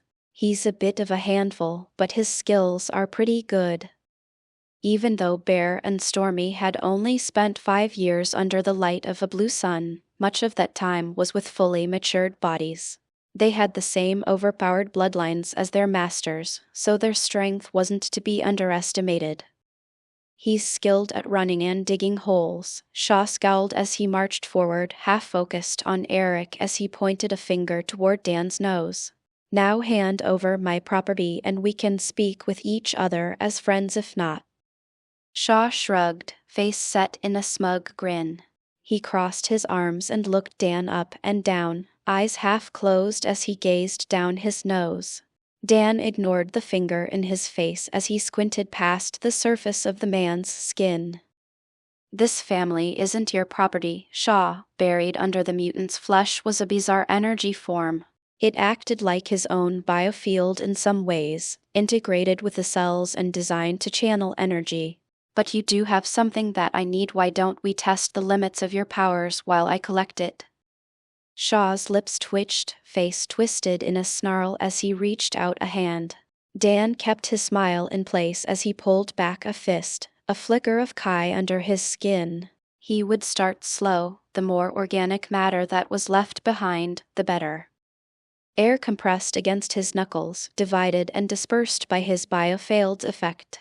Feet planted, his body pushed forward and slammed a fist against the confidant mutant's face. No sound erupted as their different biofields met. just a flash of light that blossomed into silent midnight blue flame. Impossible. The flash of light vanished as fast as it appeared and Shaw staggered back. Dan's fist had connected, its power greatly reduced but not completely absorbed. No one has that much physical strength. A thin line of blood trickled from the mutant's split lip. The fact that he was alive at all was a shock. Under the might of a moon-level attack, Dan expected the man to fall instantly. Yet Shaw only took superficial damage, wounds that already began to heal. "We're just getting started, Shaw." The world flickered around him as he darted behind the alpha-level mutant. This time he would give a bit more juice, enough to ruin a small planet. "Keep those defenses up." Dan's knee slammed against the back of Shaw's skull, accompanied by another flash of auras. The mutant tumbled forward, end over end, until he smashed into the ruins of the laboratory. Another blow tossed him into the skies, on a course for the distant ocean. Dan had to keep up pressure on Shaw, or he'd turn around and release whatever he'd managed to absorb from his attacks. A kick bent the man's spine and launched him higher, an airborne missile set to enter the void of outer space. Blood seeped from Shaw's ears and nose, eyes half-focused as Dan continued to land blows against his head. "I might be able to take him alive without using magic, if I wanted to." Dan planted an elbow against the bridge of Shaw's nose and sent him into a spin, one he corrected with a snap kick to the side. "I could beat him unconscious like Omniman and let Venom do his work."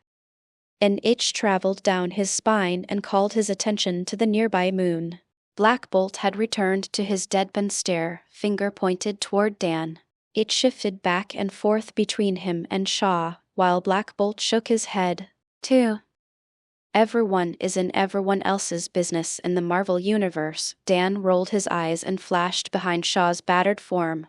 A quick, high-powered chop to the neck reaped his consciousness and implanted a symbiote clone at the same time. "If I want to beat a monster to death in orbit, I should be able to without upsetting the Karens on the Moon One." He gave Black Bolt a wave and dragged Shaw back into the atmosphere, before the mutant died of vacuum exposure. A living sample was better anyway, especially since Shaw had exceeded his expectations.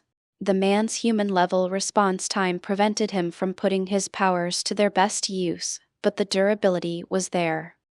"Time to take you to Superman's Fortress of Solitude and then check on the two teens." Dan arced toward Antarctica and summoned their ship from its orbit around the sun. Jor-El had been able to replicate a fortress crystal, one programmed to unfold into a fortified laboratory. They should be about ready to storm the Red Skull's base with Captain America too.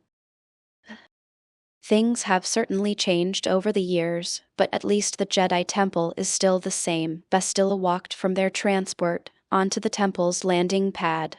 She had joined Master Qui-Gon on this trip to Coruscant out of a nostalgic melancholy. "It's so strange to be in the galaxy of your birth, but thousands of years removed from everything you know. I can only imagine your sense of displacement, but the unchanging nature of this place is not to be praised." Qui-Gon placed a gentle hand on Bastila's shoulder and guided her toward the opulently carved entrance. "The masters of this era have been blinded by the dogma that this stagnant temple represents." Bastila squinted up at the domineering towers, highlighted by the glow of the city below. All she experienced from this place was a sense of familiarity, something that this new universe had lacked over the past several weeks on Krypton.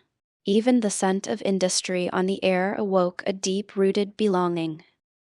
"The masters of my time were also lost." Bastila shook her head to rid it of thoughts of the Jedi punished by May's glorious son. They believed their power allowed them to act without consequence, a belief that Mistress May corrected. "Lady May can be quite direct." Qui-Gon laughed, an honest smile on his face as they stepped into the temple proper. "That's why she sent me in her place. Krypton would prefer to absorb as many Jedi as possible, and the slaughter of the Council of Masters might make that more difficult."